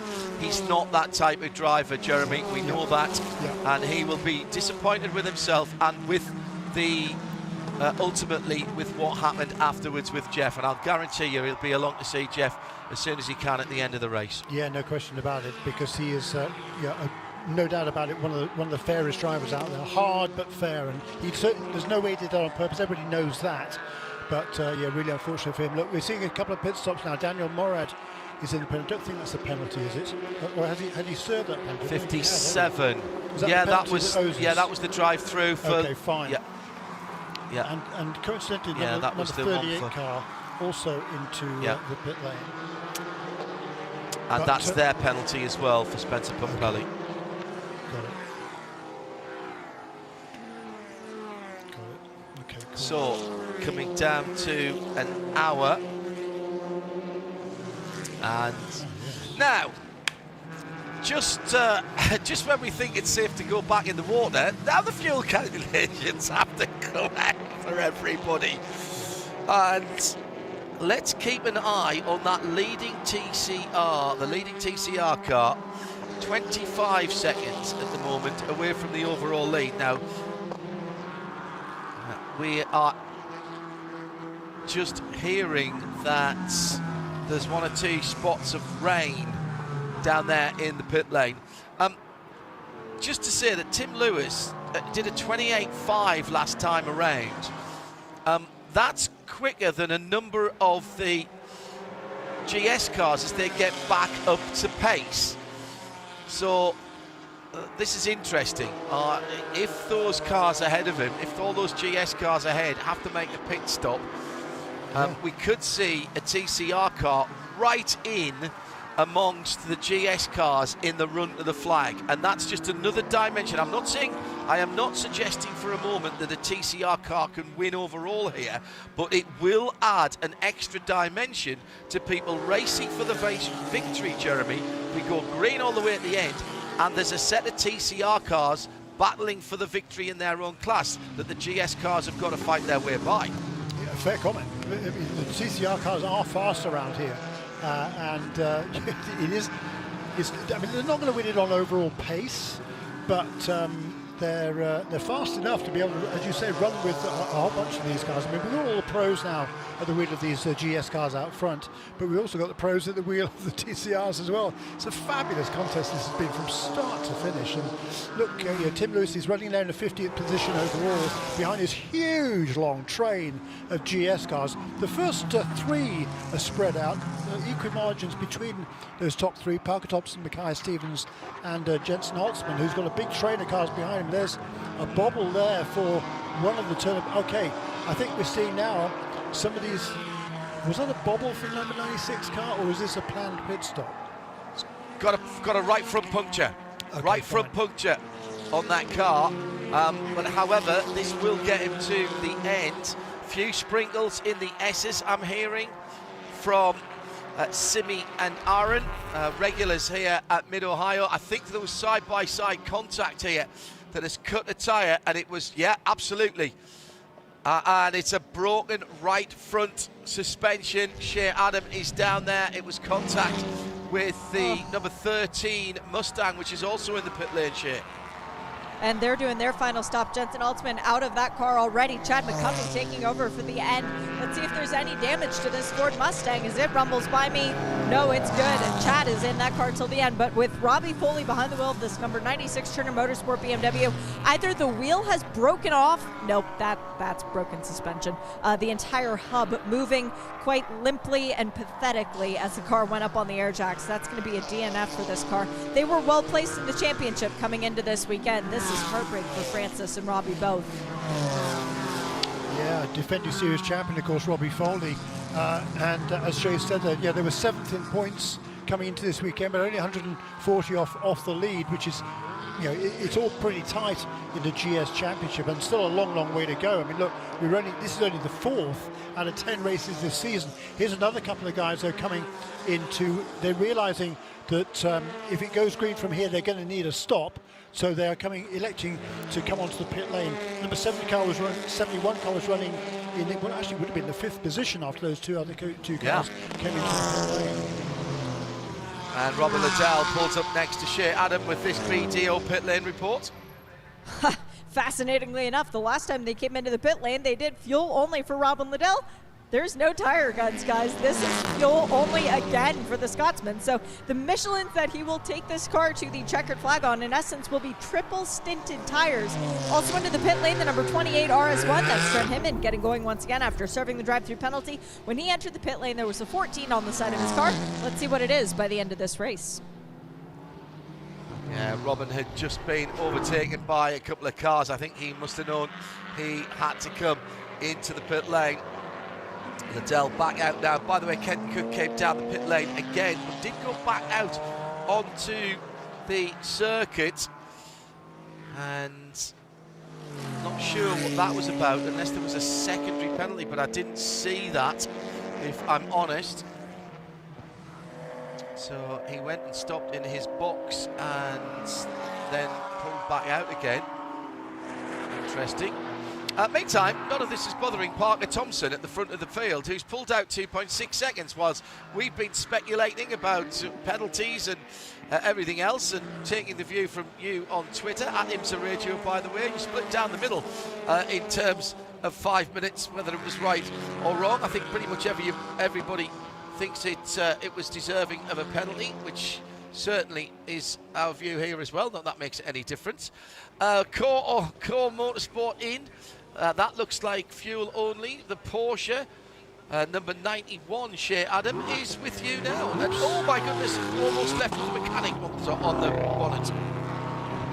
It's fuel only for both of the cars that were just on the lane, the 91 Kelly Moss Porsche and the 59 Core Motorsport Ford Mustang. Also into the pit lane was that number 43 Stephen Cameron Racing Ford. That was serving its drive-through for the uncontrolled pit equipment that was hit. 96 BMW is on the dolly jacks with that broken front suspension. That car will go back not under BMW power. 3 cars for those guys this weekend. Right, if you're in need of a bit of racing action, you drop straight back to TCR, don't you?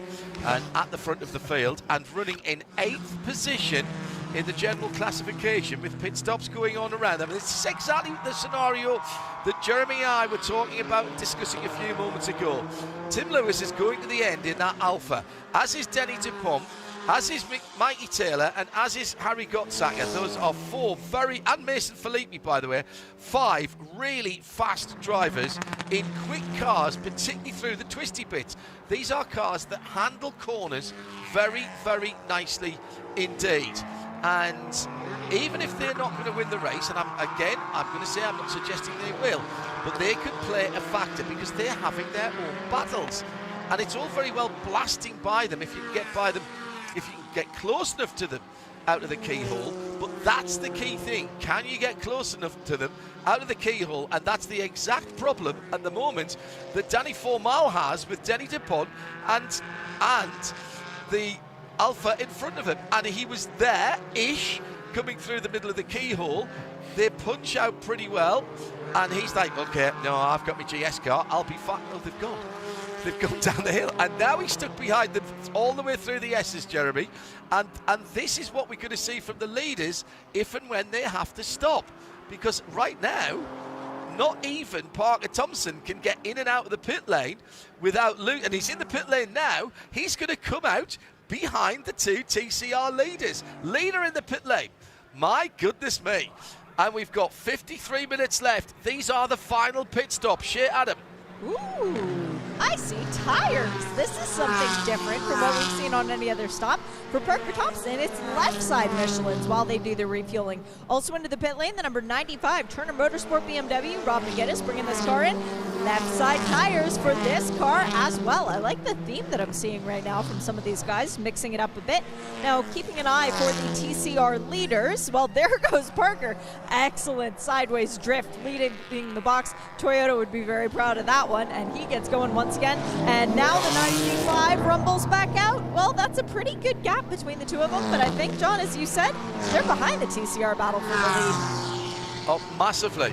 TCRs are going down to turn 4 as the leading GS cars are exiting the pit lane. And this is exactly the scenario that they would have hated. I love the idea of putting the working side tyres on, the left-hand side tyres. Parker maybe a tad close to the wall when he came in. I saw the front left tyre changer having to manhandle the tyre around because he couldn't quite get it on straight. Let's hope that's all gone okay. Right. Mackay Stevens leads the motor race, Jeremy. Yeah, he does. Yeah, I mean, look, Mackay's leading this race. What a job he is doing here. I mean, super consistent lap times there. 127.0 last time around for what is now the race leading car, that JMF Mercedes. That car's best lap was actually set by Jesse Webb in the early stint of the race with 26.7. So within 0.3 of a second of that, Mackay's just doing a fabulous job and stretching his lead now over those two Aston Martins. So for this JMF team, there's no point in gambling out here and hoping there's going to be another yellow. Everybody needs to make a pit stop. I don't think it's worth a gamble for them. I think they need to bring that car onto pit lane fairly soon before there's a full course caution that would ruin any sort of strategy and get that stop completed. But they've always been thinking outside the box. It's a new team to the series this year, but they always seem to pull off different strategies and they always seem to make it work. And it's taken 2 laps for Danny Formal to get by the TCR leaders. And he hasn't streaked. Is it 3 laps? Yes, 3 or 4 maybe, you're right, yeah. And there we go. So they are still ahead of the actual leader of the race. The actual leader of the race in terms of people who have made their pit stops, if you looked at the computer sim, it should be, I reckon, still Parker Thompson, who's down in 16th position. Oh, and we've got the Go Racing 55 car off the bright orange Audi.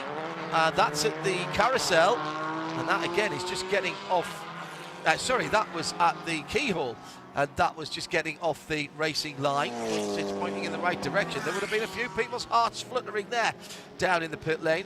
Sad sight down in the pit lane of the 96 Turner BMW being pushed away as Matt Plum comes in from GS 4th position in the 46 Team TGM Aston Martin. So Tim Lewis now up to general classification 4th position. So Danny Formal is ahead. When did Danny Formal last stop? 15 laps ago. Yeah, right at the end of the caution, because he was one of the cars that got the lap back, I think, and so I don't think he can get. I'm pretty sure he can't get to the end of the race without stopping again, John. Yeah, it's done 4 pit stops, that car. Matt Plum, that was only a 19-lap stint, but that'll get him to the end from there, and he keeps the hot Michelins on that car. He wasn't stationary for too long. Did a 38, 39 lap stint before that. Yep, so that car going nicely. Thanks very much. Right, this might as well be the first 10 laps of the race again now, because we've got everybody mixed up. The TCRs are going to gradually rise to the top. Danny Formal clearly going to try and run long with... Now, what's he got in that then? I reckon he's got probably 20 laps in that car, if he can go that long. As Formal, in fact, comes in. So, right, they've decided to pull the trigger. Mackay Stevens is coming on to finish his 37th lap, and he still leads, but of course, he's only going to make his 3rd pit stop.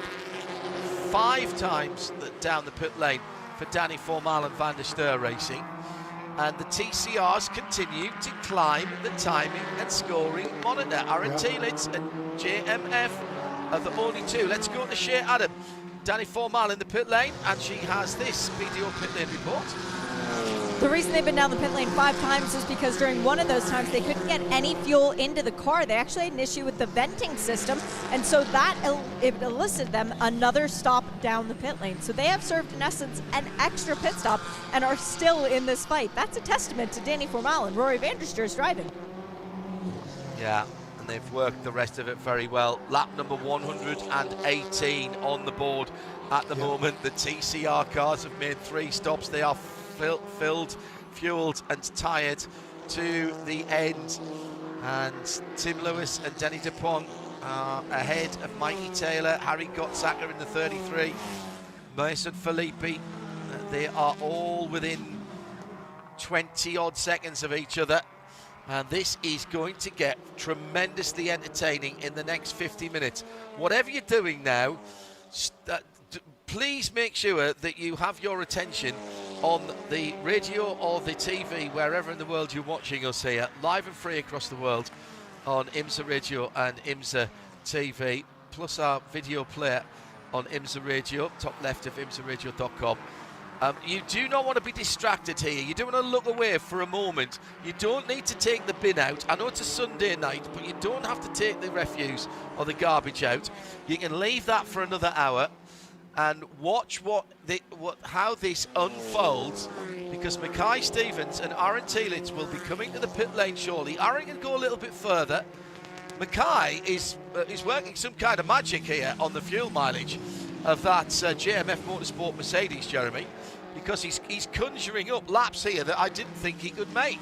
Yeah, there was that long caution period, wasn't there? There was 10 laps of caution there as a result of that crash for the BMW, so that accounts for a goodly portion of it. But he certainly needs to stop again, and he will need a full tank of fuel. So he needs to.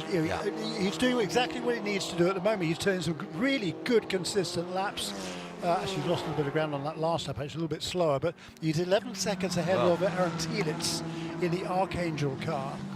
But he's still lapping quicker than most of the other contenders out there. Of the drivers that have stopped and are good to go from the end, Matt Plum, I think, is leading by about a second and a half over Parker Thompson. Riley Dickinson right there, the car that won the opening 4-hour race of the season at Daytona.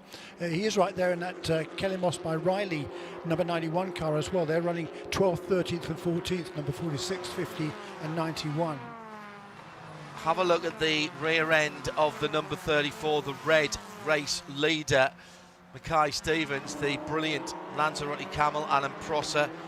Hello, Alan. Nice to know that you're on duty again, and already had some brilliant screen grabs. He spotted the underfloor at the back of that car is dragging on the ground, and that may well just be costing a little bit of performance. The GT4s, maybe, the GS cars, maybe not quite as reliant on the underfloor for their downforce and their aerodynamic grip as the GT3 versions of the car. I'm delighted to see that the drops of rain that we reported from various parts of the track earlier on have not turned into anything else, and they seem I haven't got anything wood to knock on, but yeah, there's definitely something flapping underneath the rear end of Mackay Stevens, red, white and black number 34, and that will maybe need to be looked at the pit stop. Parker Thompson. Can't afford that time. They're just going to have to. Parker Thompson. Sorry, Jeremy. Yes, you're absolutely right.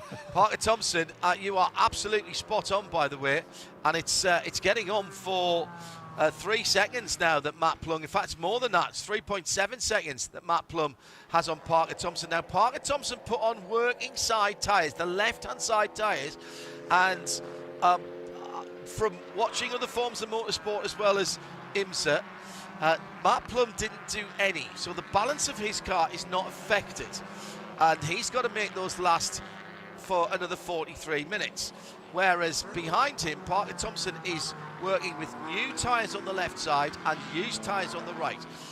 Ultimately that might give him a performance advantage in the closing laps, but right now he'll just be getting used to the slight change in balance that difference in grip is giving him. Behind him, he had a moment or two ago the Ruckus Racing car. Did he not? Yes, he did. But right now, he's got Riley Dickinson back behind him again, who's just pulled through. So those two just swapping and changing positions. And Riley in the gold and black number 91. Riley and Parker Thompson know each other very, very well on the racetrack. And in the Ruckus car, by the way, at the moment is JP Southern taking that one to the end. And Robin Liddell is hoving into view in the Rebel Rock Racing Aston Martin, the green car with the bright orangey red accoutrement. This is the battle then for second, third, fourth and fifth position. With at the moment, hang on, this is the battle for the lead. What? Ooh, there's Parker Has Thompson has off the Mackay road. pulled in? No, he Mackay hasn't. still No, he leads. He's just set his best lap of the race, in actual fact, in that race-leading car. Oops, and there goes somebody else. Parker taking Thompson the loses a scenic route. position to Riley there. Parker Thompson goes off wide, and that's what cost him the position. That's a costly mistake. And again, I wonder if he's just struggling with the difference in grip left to right. That is the one major corner, and that's airborne Toyota. Supra Air. I wonder, that is the fastest corner where you're working the right-hand side tyres and maybe just still getting used to the balance. Robin Liddell's picked his way through there as well. So Mackay Stevens and Aaron Thielens working the fuel mileage, and off goes the number 19 now, Danny Formal for Van der Steur Racing. These drivers are beginning to turn up the wick. Yeah, I don't think Mackay is playing the fuel game here. He knows he's got to stop. Perhaps Aaron Thielens is, because Mackay is pulling. He's turning his best laps of the race. Another 27.0 last time around, which is quicker than just about everybody there, apart from Matt Plum, who's in the 12th position overall. Currently 4th in GS. Oh wow, there's the Van der Steur Aston Martin off the road. It's going to cost Danny Formal some time as well. He was making up ground. Yeah, just mentioned that. Yeah, yeah, you did, it's been there's nothing to call yet in this race. Yeah, Mackay Stevens definitely needs to stop. Another off by Parker there, same corner, turn one, and I'm hearing that the Van der Steur car is having an issue with the left front tyre. And what that issue is, we'll get to the bottom of. She is down there. I think it's catching somewhere. There may be some bodywork damage from a rub, so we'll keep an eye on that as well. TCRs still. The Alpha number 5, the Hyundai number 76, Mikey Taylor 8 seconds further back in the Unitronic Audi, but the battle is behind Parker Thompson at the moment, and Core Motorsport with the multicoloured Mustang go through and take another position, getting onto the left-hand side of the track, the 95 there, the BMW coming out of turn 6. That is almost a recipe for disaster. Robert McGuinness holds on to it though as he goes through, can't make the position up. So whatever, well, we know they only changed 2 tyres on the working side, the left side of that Supra, and that has not helped. That has not helped at all the balance of the car for Parker Thompson. Expecting Mackay Stevens in this time around, and that dragging bodywork on the right rear is getting worse, and as is the problem for the Van der Steur Racing number 19, going slowly, coming through at the end of the lap. He's been off on the grass a couple of times now, and he's got the whole of the front grille with grass cuttings in it. And is that a puncture on the front of that car? He's moving very, very slowly indeed. Has he picked something up on the front? The whole of the grille is covered in grass. Here comes Stevens into the pit lane. 38 minutes to go. Shea Adam is watching the last pit stop for a car that is losing the under tray on the right rear. Yes, it is, but it's dangling, and it's just a couple of the strakes hanging down. It looks like a piece that you could buy at any Mercedes dealership, actually, and it looks like it should be hanging on by one bolt. So that is one determined bolt as an IMSA technical official comes over and tries to kick it loose, pointing out to the team, guys, you have to address this. They're shaking their head saying, no, we can't pull this off, and the IMSA technical official saying it's not safe to continue with it like that. Yeah. So while they're waiting on the refueling, the one extra mechanic has come over the wall and is now pulling with everything in his life, trying to get that piece off. It's not coming of its own accord. They're not going to be able to remove it. So they've now sent a car that an IMSA technical official has said was not safe to be on the track. I don't think that's very smart. I really don't think that's very smart. And there's some body language down there that I think makes the point. It's been pointed out by the official that it is loose and he would like you to do something with it. They've pulled on it and said, don't worry, it's not going to fall off. That's a large piece of carbon fibre underneath there. And I know it was all time. They should have been under that straight away and got that off with whatever means necessary. They might get a black and orange flag for that. Yeah, they might well do, John. But nothing to lose really for that team, quite frankly, because if it's not the work of a moment to get that piece of carbon fibre out of there, you're going to have to cut it off, and that's going to take quite a long time. you know, they were damned if they did and damned if they didn't.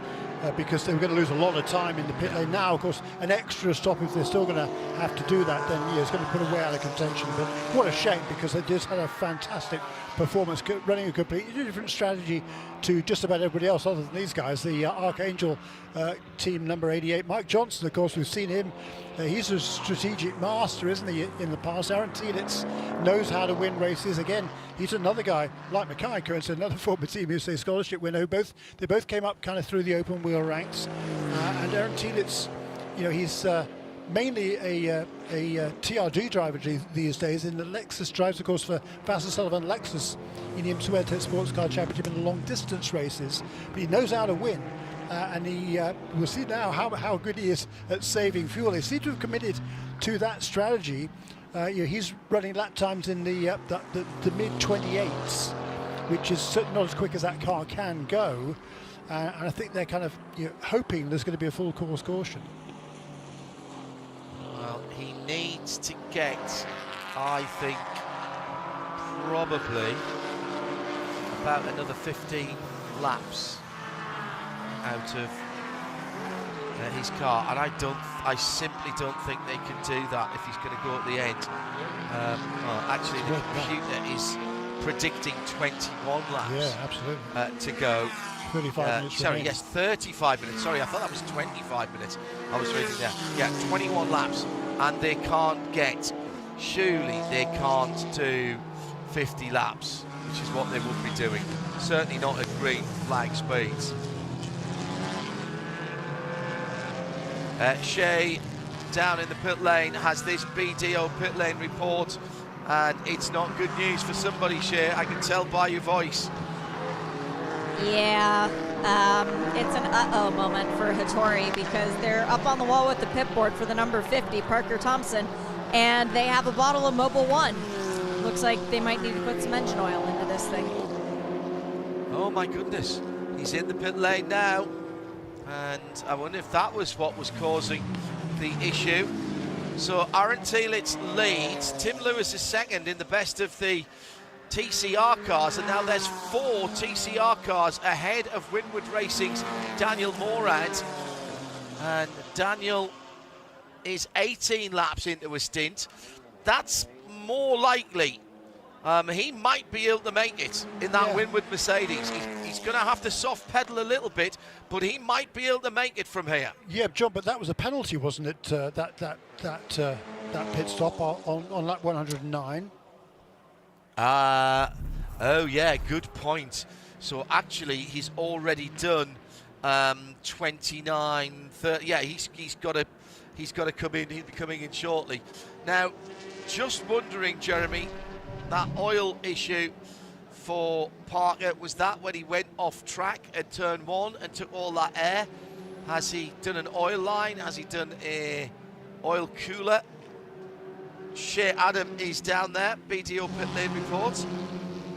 Well, I was doing a little bit of snooping when they opened the hood, and everything looked okay, and then they took the cap off where they would add engine oil, and it was smoking, white smoke coming out of that little vent, so not the best news. They closed the cap back off, they closed the hood, and now the car is sitting on the pit lane, trying to figure out if there's anything they can do at this point, but it looks like this car is just going to be pushed back behind the wall. Same thing, by the way, for the number 19 Vanderster Racing Aston Martin. That car came in, they did some service to it, it went back out, it just trundled right back down the pit lane. Danny Formel's still sitting in that car, but it looks as though he's waiting until he can be pushed back behind the wall to the garage. We're coming down to the last half an hour here. Aaron Telitz continues to circulate, and he's got a few laps in that green Aston number 88 before he absolutely needs to come in the pit lane. He's in the carousel now, and let's see if he peels off. I don't think he will. No, he does not. All right, he leads overall. He's got 8 seconds on Tim Lewis, who was the best of the TCRs. Meantime, an off-track moment for the Hart Honda as well. That car further down, I think they might have wanted to be on home ground. Chad Gilsinger was he helped off? Oh, he certainly was. A little bit of side-by-side incident there. That was Robin Liddell. Poking How his will nose Race in. Control see that one? And again, this is what we're talking about, TCR traffic that are quick through the twisties, Jeremy. Yes. Robin in 5th position, 12th overall, but in 5th position, but only half a minute away from the leader. Now, obviously, Aaron Tillett stops. He can't get in and out with fuel in half a minute. So where is Aaron going to pop out? Well, answer further back. Daniel Morad has to stop again. Matt Plum. Where's Matt Plum? Now, he's 12 laps in. And he's Jeremy good. called He's this good. car's number. You called that car's number a long time ago. So that's the car that everybody's aiming for at the moment. So Riley Dickinson, Robin Liddell, everybody who's chasing him down, that's the car they've got to be racing at the moment. 9th position at the moment, and a lot of TCR traffic ahead that won't stop, but Matt Plum should end up leading the GS race if we stay green for very much longer. Correct. Because we're assuming that Daniel Morad, that was a penalty that was served. It wasn't rescinded or anything. So yeah, Matt Plum leads by about 5 seconds over Riley Dickinson effectively in the other race. If you discount Aaron Tillett's at the moment, of course you can't, because he's running out front in this race. But of those that are on the kind of more conventional strategy, Riley Dickinson is in second place, Robert Liddell is in third, and JP Sutton, we haven't mentioned that number 45 car, but basically hardly at all. Scott Blind drove the opening part of the race. JP Sutton, who's from Westlake, Ohio, so this is a home track for JP. This is a second of the Archangel Motorsports cars, so Aaron Tillett leads the race, number 88 car. Number 45 is effectively running, well, 6th, but really 4th, which is a brilliant run for that pairing. Scott Blind I think he won this weekend in both the VP Racing SportsCar Challenge Series events. He won the Gold Cup category both Saturday and this morning. So it's been a really good weekend for Archangel Motorsports, and can it get even better here for Aaron Tillett and Todd Coleman? Shay? Well, let's find out from Todd Coleman, because he's the man who would know best. Todd, how good is Aaron at saving fuel?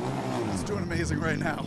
You would not believe the fuel number we gave him to hit, and he's hitting it. So this was a complete shot in the dark, but as the song goes, we're running on fuel and gasoline right at the moment. Big dreams. So we need a yellow, obviously, to carry this thing out. But how long can Aaron go before it's absolutely critical he comes in? I'm beyond thinking about a yellow. We're taking this to the finish. Wow. This is the definition of zero or hero. Good luck, Todd. Thank you. Oh my goodness me. Well, give it a go. Yeah, I mean, the only other question now is number 57 car. We should get down to Winward Racing and just make sure that that was a penalty that they served when they came in on lap. That is absolutely correct. That was a penalty, and it was served, Jeremy. So there was no fuel added 22 laps ago, and there's 11 laps to go on before that for Daniel. So he's up to 33 laps. I mean, he's still got a little way to go. That's going to close it down, but not 28 minutes worth of fuel on there. Aaron is basically on the same. He's on 33 as well. So those two put fuel in at roughly the same time, give or take a lap. And my tracker shows cars around every single part of the 2.5 miles and 12 corners at Mid-Ohio Sports Car course for the Mining Auto Parts 240, the 4-hour race. Yeah, it was the same lap they came in. They both came in under that caution period. Correct. Exactly so. Now, Tim Lewis into the pits in the Alpha. Now that I wasn't expecting. 33 laps under its wheels, same as the Hyundai as well. To be honest, 27 John, minutes to go. Yeah, I mean, look, it was an hour and 9 minutes when we went back to green. I don't think the TCRs can do an hour and 9 minutes. They can certainly do over an hour, and maybe even an hour and 5. Plus, of course, they did 6 laps under caution before we went green as well. So I think that's a smart move to come in and get that stop done for Tim Lewis, because I think most of the others are going to need to come onto pit lane as well. Here's number 6 car as well that was running actually a little bit farther down. I think they've had a problem. Yeah. Yeah, he's been off the circuit again. Get offline going into the carousel, and you're going grass cutting. There's quite a few tyre tracks, witness marks there, and they're doing tyres. It was fuel only for the Alpha. I think that might have been a front right tyre issue on the number 6. Lombardi Honda supported. Whoops. And another TCR understeering off. That was at turn 9. This is the Molly number 52 car. Just comes through. And is that car coming into the pits now? No, I don't think it is. So Aaron Thielitz still leads. Denny DuPont now for Brian Herder Autosport second, and the best of the TCRs from Mikey Taylor in the Unitronics car. Parker Thompson back into the pits, and the brave and great run by Hattori in the Supra has come to an end, I think. Parker pushing really, really hard. I wonder if they have their time again, Jeremy, whether they would put those left-hand side tyres on. I really think that affected the handling of the car. We'll try and get a word with Parker. He's very good and will make himself available. I'm sure he'll say it was my mistake, but it did look to me as though the balance and the handling of that car had gone away with the working side tyre strategy.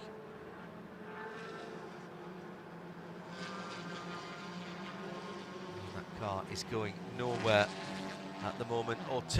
Brian Ortiz, long time at the front of the TCR category.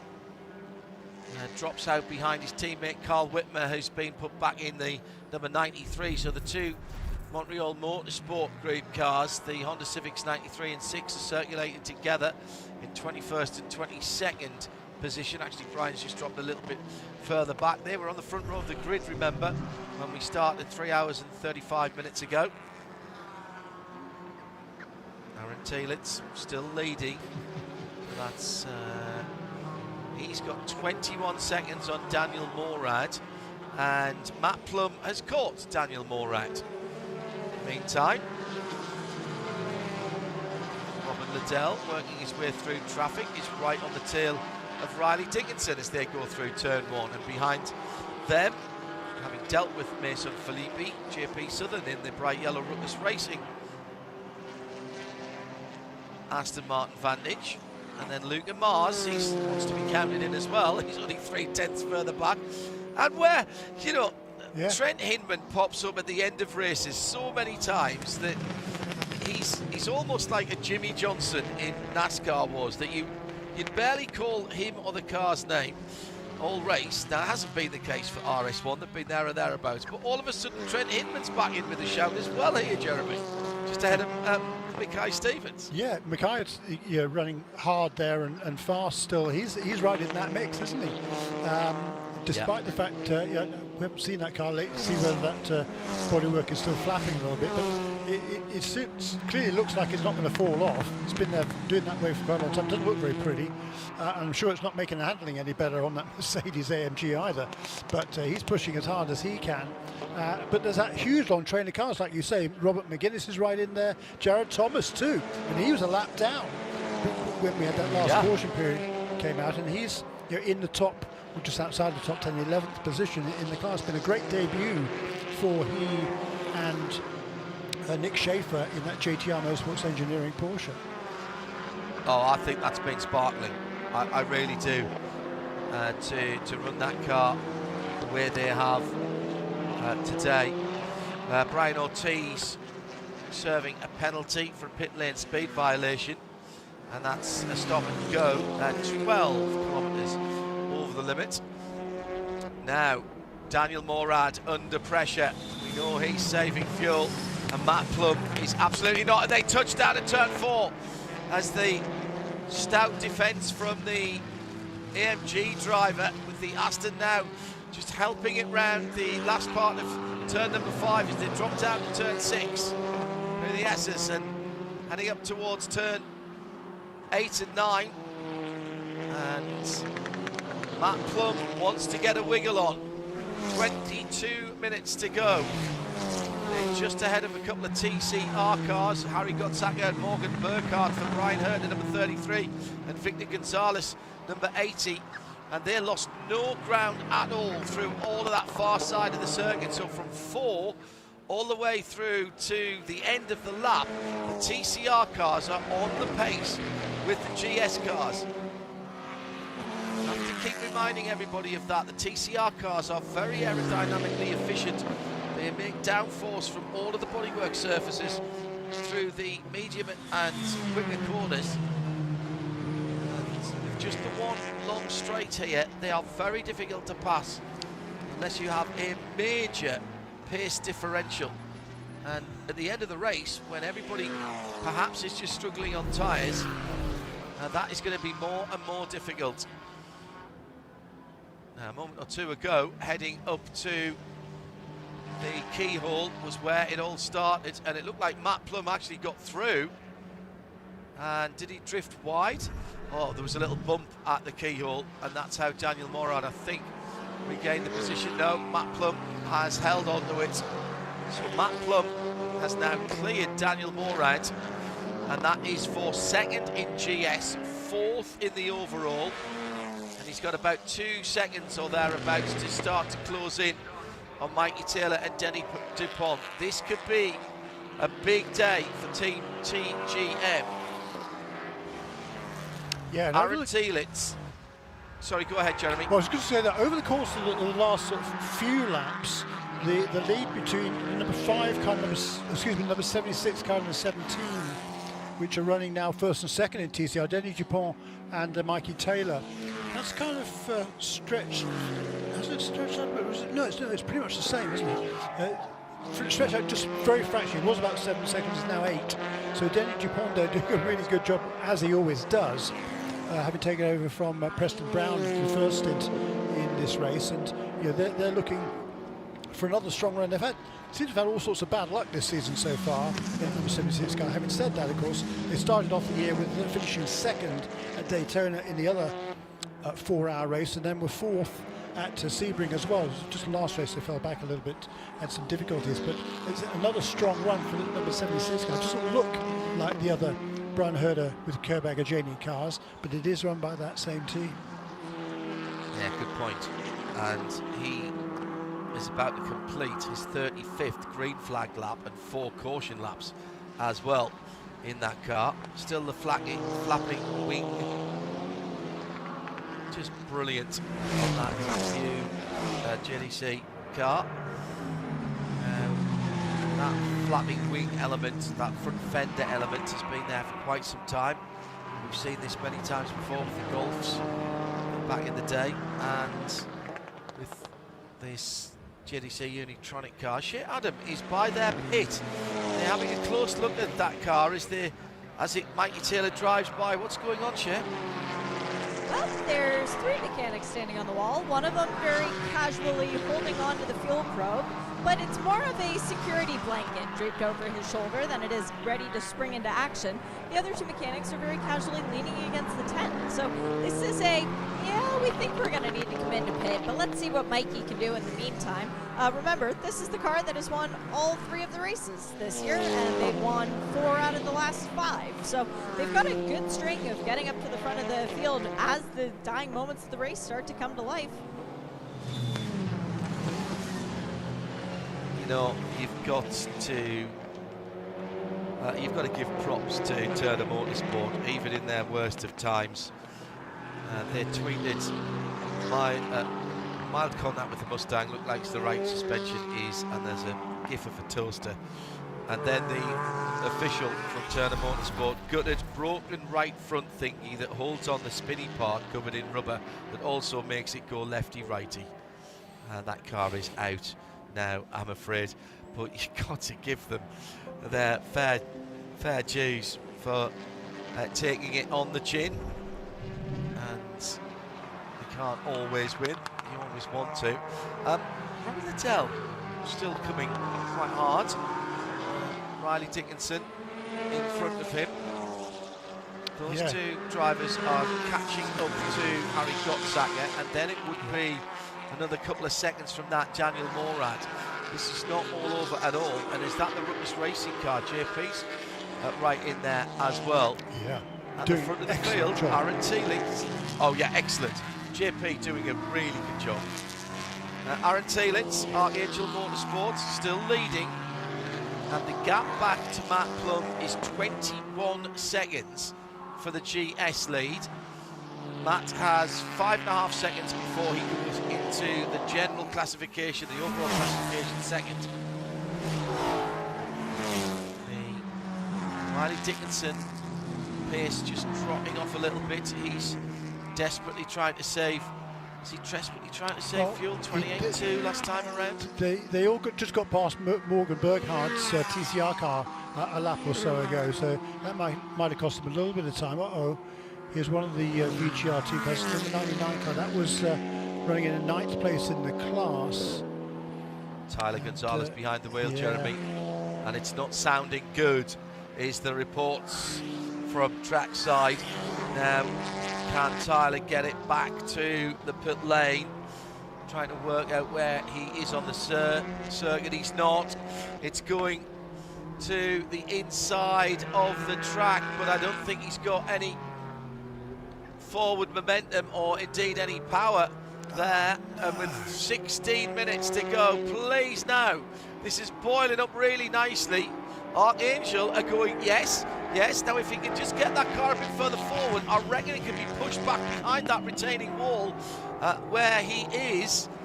He's just running down the hill there from turn 2 to 3 to 4. And yeah, he's got forward momentum. That's brilliant. Now, a bit of reverse, and that's safe. And he's got a bit of reverse. We're going to stay green. We're going to stay green. And Tyler Gonzalez, that might well be the moment of the race. Yeah. Certainly, if you're trying to chase down Aaron Teelitz, because a yellow, full course yellow there, could have been something. Teelitz might have jumped there, and he didn't. Archangel, they go across the line again. 15 minutes to go in what has been an absolutely intoxicatingly brilliant race for the Riley Auto Parts. 4 hours here. The Mid-Ohio 240 for the IMSA Michelin Pilot Challenge. Mikey Taylor into the pits, the Unitronic car. So Jeremy, you were spot on. They were pushing there. Look. So let's wait to see what happens and where the Alpha comes through. Shea Adam is watching this. I can't imagine there's any Michelin tyres there, Shea. Oh no, and let's see how long the fuel probe is attached. 1, 2, 3, 4, 5, 6, 7, 8, 9, 10. Surely they would pull it out after 10. No, still attached. 15 seconds worth of fuel, and the little owl winglet, as he called it, yeah, they didn't address that. That's still flapping. Okay, and the Alpha's gone through. So the cars, the TCR cars that have made pit stops now, whether that was, you know, a backstop, a safety net or whatever, the Alpha is well ahead of that car as the movable aerodynamic device. I'm sure what Chaparral would have made of that one on the side like that. Helps one way but not the other, I presume, depending on which corner you are going around. So now Denny DuPont for Brian Herter Autosport, Harry Gottsacker for Brian Herter Autosport. Right, so Tim Lewis has gone through to be effectively third now. 4th, I think. Is that right? Denny DuPont, Harry Gottsacker. Oh yes, there's and Morgan Burkhardt. Morgan Burkhardt, yes, you're right, Jeremy. Oh, of course, as we mentioned Morgan Burkhardt's name, he pits. So now he's in third. Tim Lewis will go up into third. Now, what is the gap then between Denny DuPont, he's back at 17, and 50? My goodness, it's only 33 seconds between those three. That would be tight if DuPont has to do a splash. And they are on the wall for Brian Herter Autosport and the number 76 car, the leader in TCR. They've decided that it has to happen now if it's going to happen. 12 minutes to go. And that car, the number 76, just coming through to turn 9 now, and a huge gaggle of cars now in behind Riley Dickinson.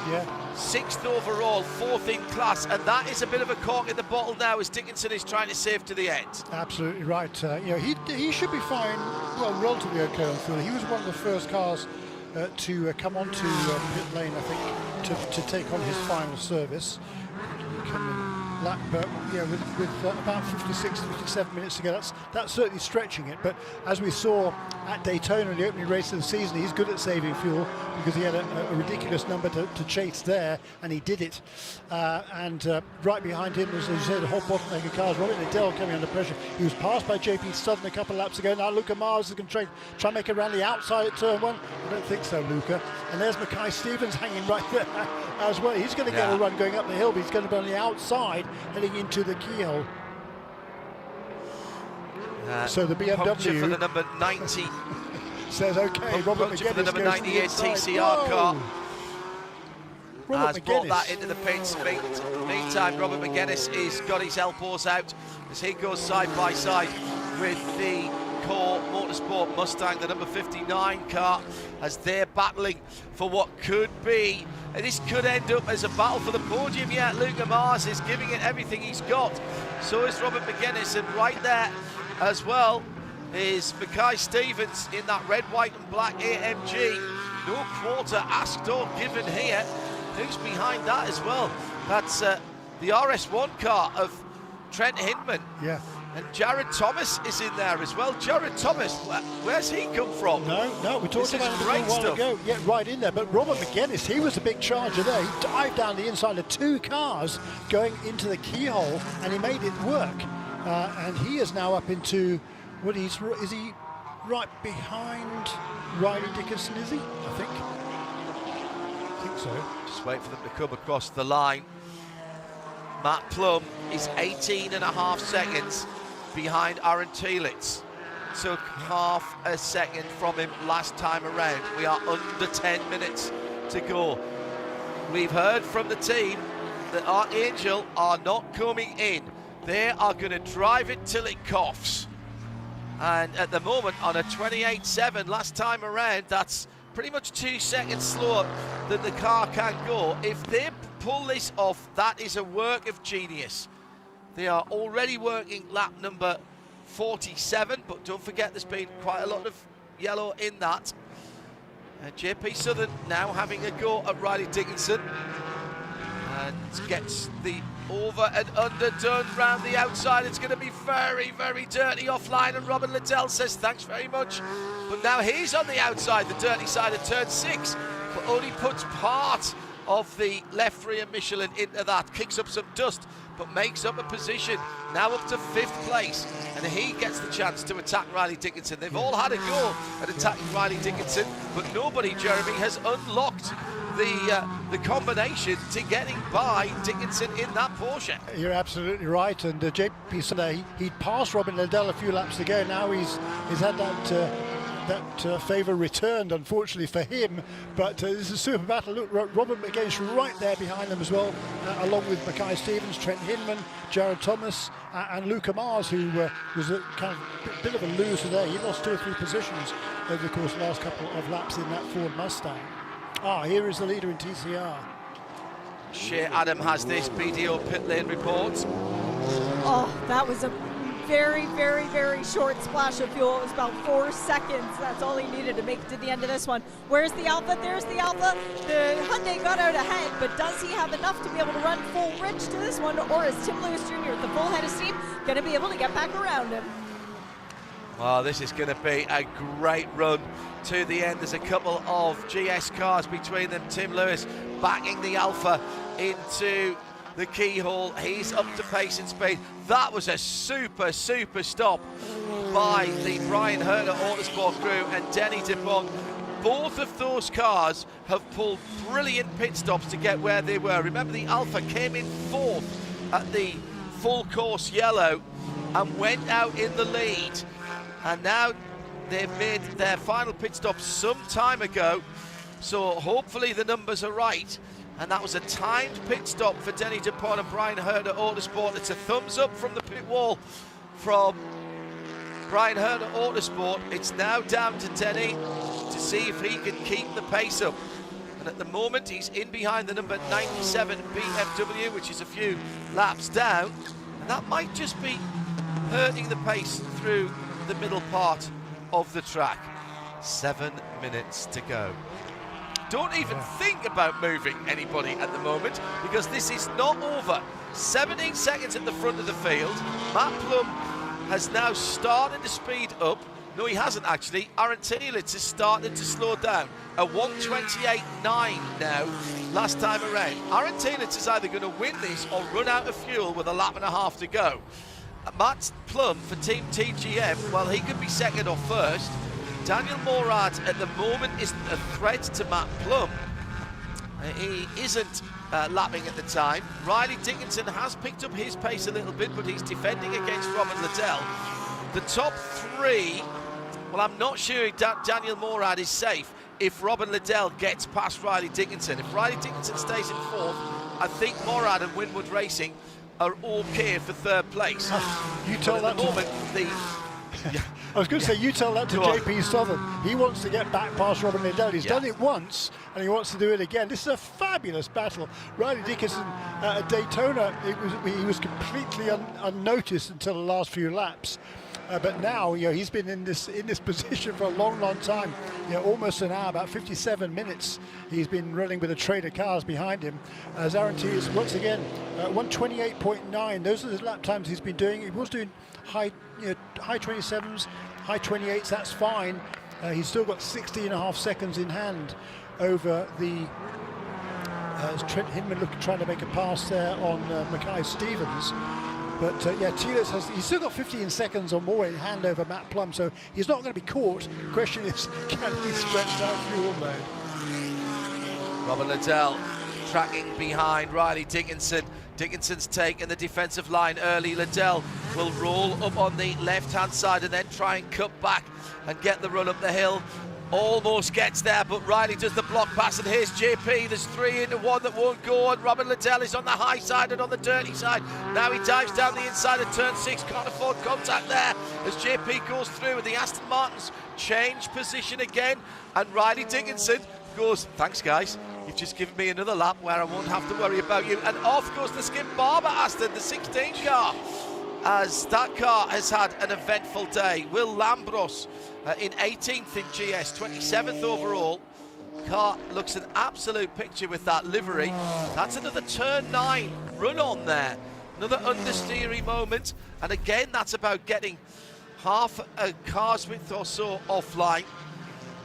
And that was right in front of the battle that we were watching between Riley Dickinson and the seemingly half of the rest of the GS field. JP Southern, Robin Liddell, Robin McGuinness, and off goes Dickinson. Dickinson's off at turn 1. He spins 360 degrees and gets the car pointing in the right direction. Lays down some Michelin rubber on the ground in frustration. The black and gold car now covered in a fine layer of dust from a turn 1 incident. Now, he did it on his own. Well, did he? He did it on his own. Yeah. Can't see any damage on the back of that car unless it happened much, much earlier in the corner. It was JP that was right behind him. And that will put Southern up to a podium position. And he stands between Robin Liddell and a podium position. And he stands between Robert McGuinness and a podium position and Mackay Stevens. So JP is going to have his work cut out over the last 3 minutes. 3 laps, I reckon, to go here. 3 minutes to go, and it's a 1:30 lap for Archangel Motorsports. They are easing this out. Yeah, it should be 2 from here, John. Oh my goodness. I think, well, yeah, I think yes. I think he's got time to ease off his pace to make sure, yes, to slow down. Good to point. make sure he only has to do 2 laps. It's tight because it was around about 3 minutes, I think, as he crossed the line there to begin this 150th lap. But he's got 15 seconds or 14 seconds now over Matt Plum in second place. What a motor race. I think he needs to do about a 134 or 35 to get it down to 125, 126, something like that, because there's cars out there that are capable of a 126, so that's what they'll be looking at. So he needs to manage this down, but you're right, Jeremy, he's got 13 seconds. Yeah. He's got to manage this lap, 2 minutes to go now, so he's got to take 30 seconds from here. And a puncture for the 38 Porsche. Left rear of the BGB car is going slowly. Oh, what a shame for that car. They've had a tough day, and Spencer Pumpelly loses out a couple of positions there. Nikita Lastukicin goes through. Now here we are, 135, 134, 32, 31, 30. Yep. 129, 28, 27, 26, 25. Yep. Doesn't get the white flag. The white flag has not come out. Ah, my goodness me. No white flag. It's 2 laps from here. Oh my goodness. He needed to go just a little bit slower. Now what's that done to his lead? 7 seconds. And there's 2 laps to go. And Matt Plum is only doing a 29. That was a 35.4, and I thought that would have been enough. He was right on the money for my money. Oh my goodness me. Daniel Morad still holding on to 3rd. That's why I don't like the white flag. There's a perfect example of why I don't like the white flag scenario in a motor race. And time, time over distance, it's awfully difficult to judge that. Yeah, he needed to give up quite a bit more time. That was really unfortunate for that team on that occasion, but he's going to have to stretch it out one more lap. You're absolutely right, John. Oh, wow. This is incredible. Well, I'll tell you what, though. I mean, look, if he crosses a line of 4 hours are up, what is the white flag rule? What is the white flag rule? Does it have to be shown? Well, no, it was changed recently, wasn't it? No, it doesn't. No. It doesn't. No. Right. So let's see what happens this time around. Michelin moments of the race for GS and TCR, guys. Let's have the GS nominations now. There is the white flag. There is the white flag. And that was just on the 4 hours, I reckon. So there's 2.5 to go. Shea Adam, your GS moment of the race. Mike Johnson and Jim Bell rolling the dice on this one and giving Aaron Telitz an impossible fuel number, and if he can make it home, him making it home. Going to argue with that, Jeremy? Nope. I don't think Matt Plum's got a 6 seconds gain in him on the way back. I'm going to have an honourable mention to Winwood for Daniel Morad and his brilliant driving to keep everybody behind him as well. Mackay Stevens, I think, has done a great job. Rebel Rock coming back from nowhere to 4th, but yeah, let's go with Archangel Motorsport at the front of the field for our Michelin moment of the race in GS. In TCR, this is a tough one. Denny Dupont is only 4 seconds ahead of Tim Lewis. They've both had great strategies, and off behind the wall goes the VGRT car right in front of the TCR leaders. That was the number 80 car going off. TCR moment of the race, Shane, he'll need to be quick. First win ever for Preston Brown and Denny Dupont if they can hold on. Jeremy? Yep. easy it's one. It's very unusual that our Michelin moments of the race both go to the winners, but look at this, he's got to the line. Archangel Motorsports win for Aston Martin. The dice was rolled what seems to be a very, very long time ago, and Matt Plum did pull back to 4.5 seconds at the end for Team TGM. Daniel Morad holds on for Winwood Racing. 3 great teams, Aston, Mercedes. JP Southern, Ruckus Racing, one of the drives of the race, and his fastest and the car's fastest lap of the race on the last lap.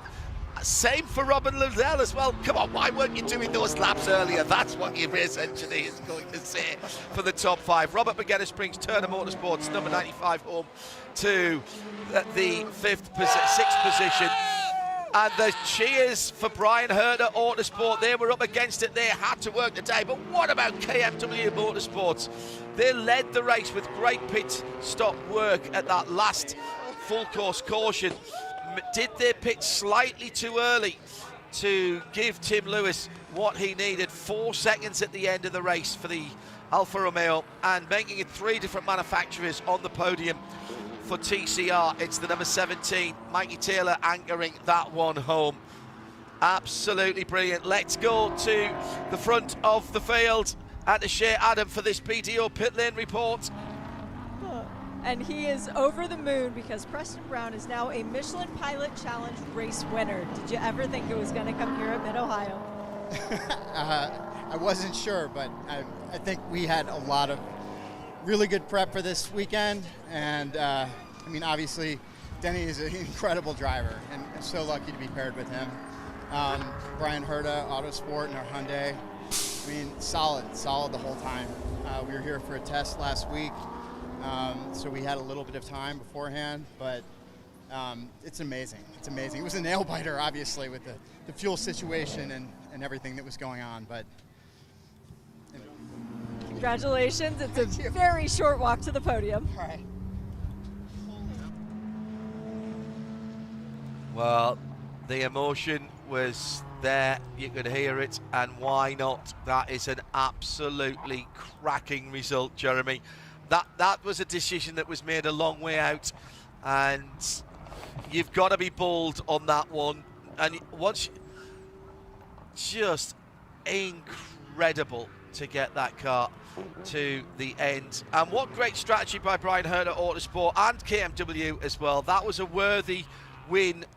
A worthy top 3, in fact, in TCR. Great stuff, and they played their part right at the sharp end of the field for long periods of the race, the TCR cars. Yeah, what a motor race that was. I mean, that was one of the best races I've seen in anything in a long time. 4 hours of nail-biting action from start to finish.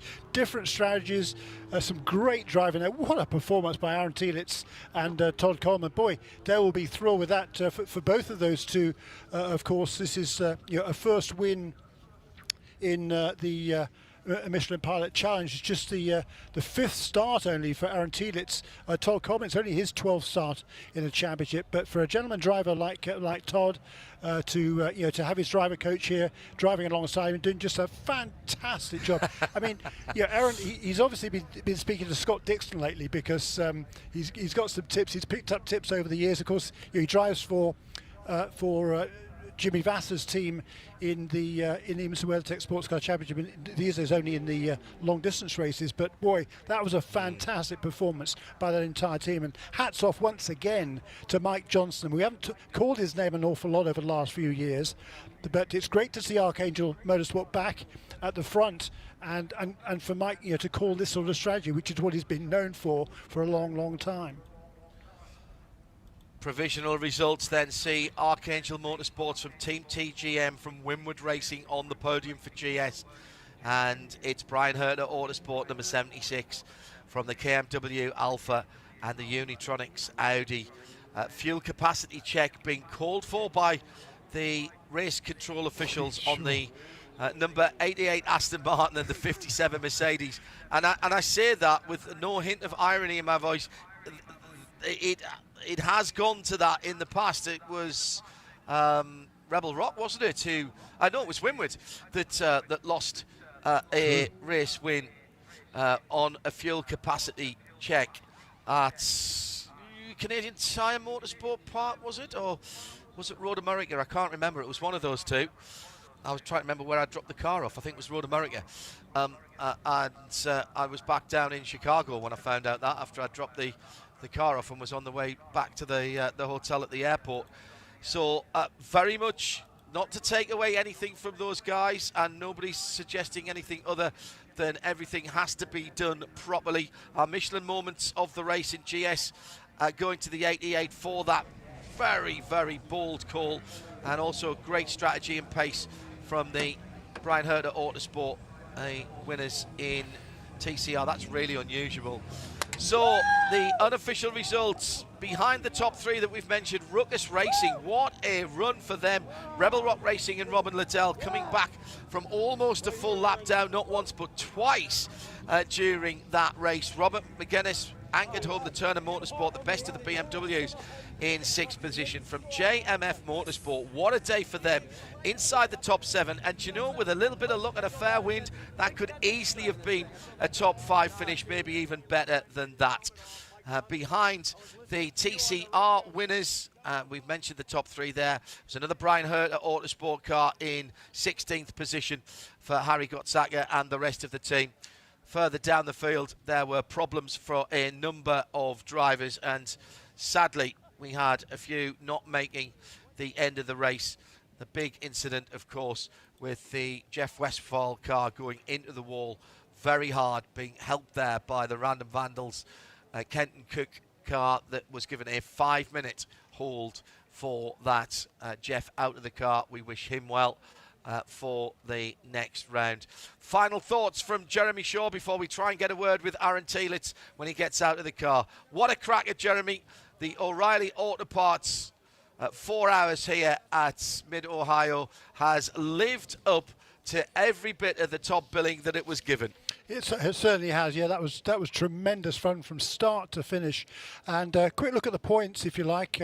Matt Plum will extend his championship lead, of course, with his third top 4 finish, or 4 top 6s, if you like. He's been in the top 6 in every race this season.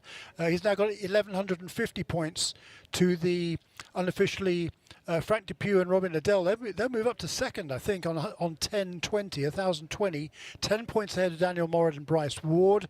And then Riley Dickinson and Michael McCarthy will be just 20 points behind them. So very, very tight there for second place in GS. Let's head down to Aaron Telitz for this BDO pit lane report.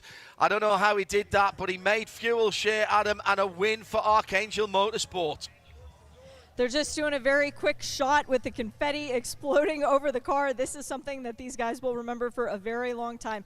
First win in this championship for this duo, and Todd Coleman, longtime coached by Aaron Telitz. And Aaron, bringing the car in, said the fuel light never came on, but then when he came into the pit lane and was sitting in the traffic, all of a sudden it started saying low fuel. Aaron, you're sweating, but I'm guessing it was more from trying to hit the impossible number they gave you. Oh, yeah, it was crazy. As soon as we hit that restart, they told me the number I needed to hit, and I was like, yeah, good luck with that. But it took me quite a few laps to get to it, and then once I figured it out, and then as soon as the 46 car pitted behind me and I didn't have any more pressure, I just focused on hitting that number and trying to get even better than that if I could. And it's something we'd practiced in practice. We knew that a lot of these races come down to saving fuel, so I'd already done quite a few laps trying to save a big number, but that was huge, yeah. Todd, how proud of you are you right now? Super. Like, what an amazing drive, but like this race was won on pit lane. Pit lane gave us the opportunity, and then Mike ran the strategy. I know you guys never saw a calculator work that hard every lap, and Aaron was doing amazing. Like, he was still, we had to try to slow him down because we wanted the white flag to come out a lap earlier. We're like, oh, Jesus. But we knew we could get there. And as I told you earlier, I stopped praying for a yellow a long time ago. Well, congrats. You got a trophy and a nice bottle of champagne. Thank you. Appreciate it. Brilliant stuff. And, well, we were entertained. Were we not entertained? We were entertained. Absolutely quality stuff. Jeremy, Shay, thank you very much indeed. What a weekend of sports car and endurance action from IMSA and from Le Mans on 91.2 FM as well for this race as well. And if you've been listening around the South area, thank you for staying with us into the early evening. Brilliant race wins, and I think happy podium for all of the 6 teams that will be there. My very great thanks to our production team back in London for RSL, and of course in North Carolina for NASCAR Productions. A particularly big thanks to our camera operators and techs on site who have had a long and very busy weekend. It was pretty quick fire over Saturday and Sunday as well. That's been the 4-hour race, the headliner, the second 4-hour race for the Michelin Pilot Challenge for 2024. You know what comes next, don't you? Well, another 20 hours on top of that, and we'll be giving you the most comprehensive coverage of any that are at Le Mans and the 24 Hours. Starting, well, right now, actually, if you're on 91.2 FM. Thanks for being with us for the Michelin Pilot Challenge. For Shay, for Jeremy, I'm John Hindorf. What a brilliant race to wind up a super weekend.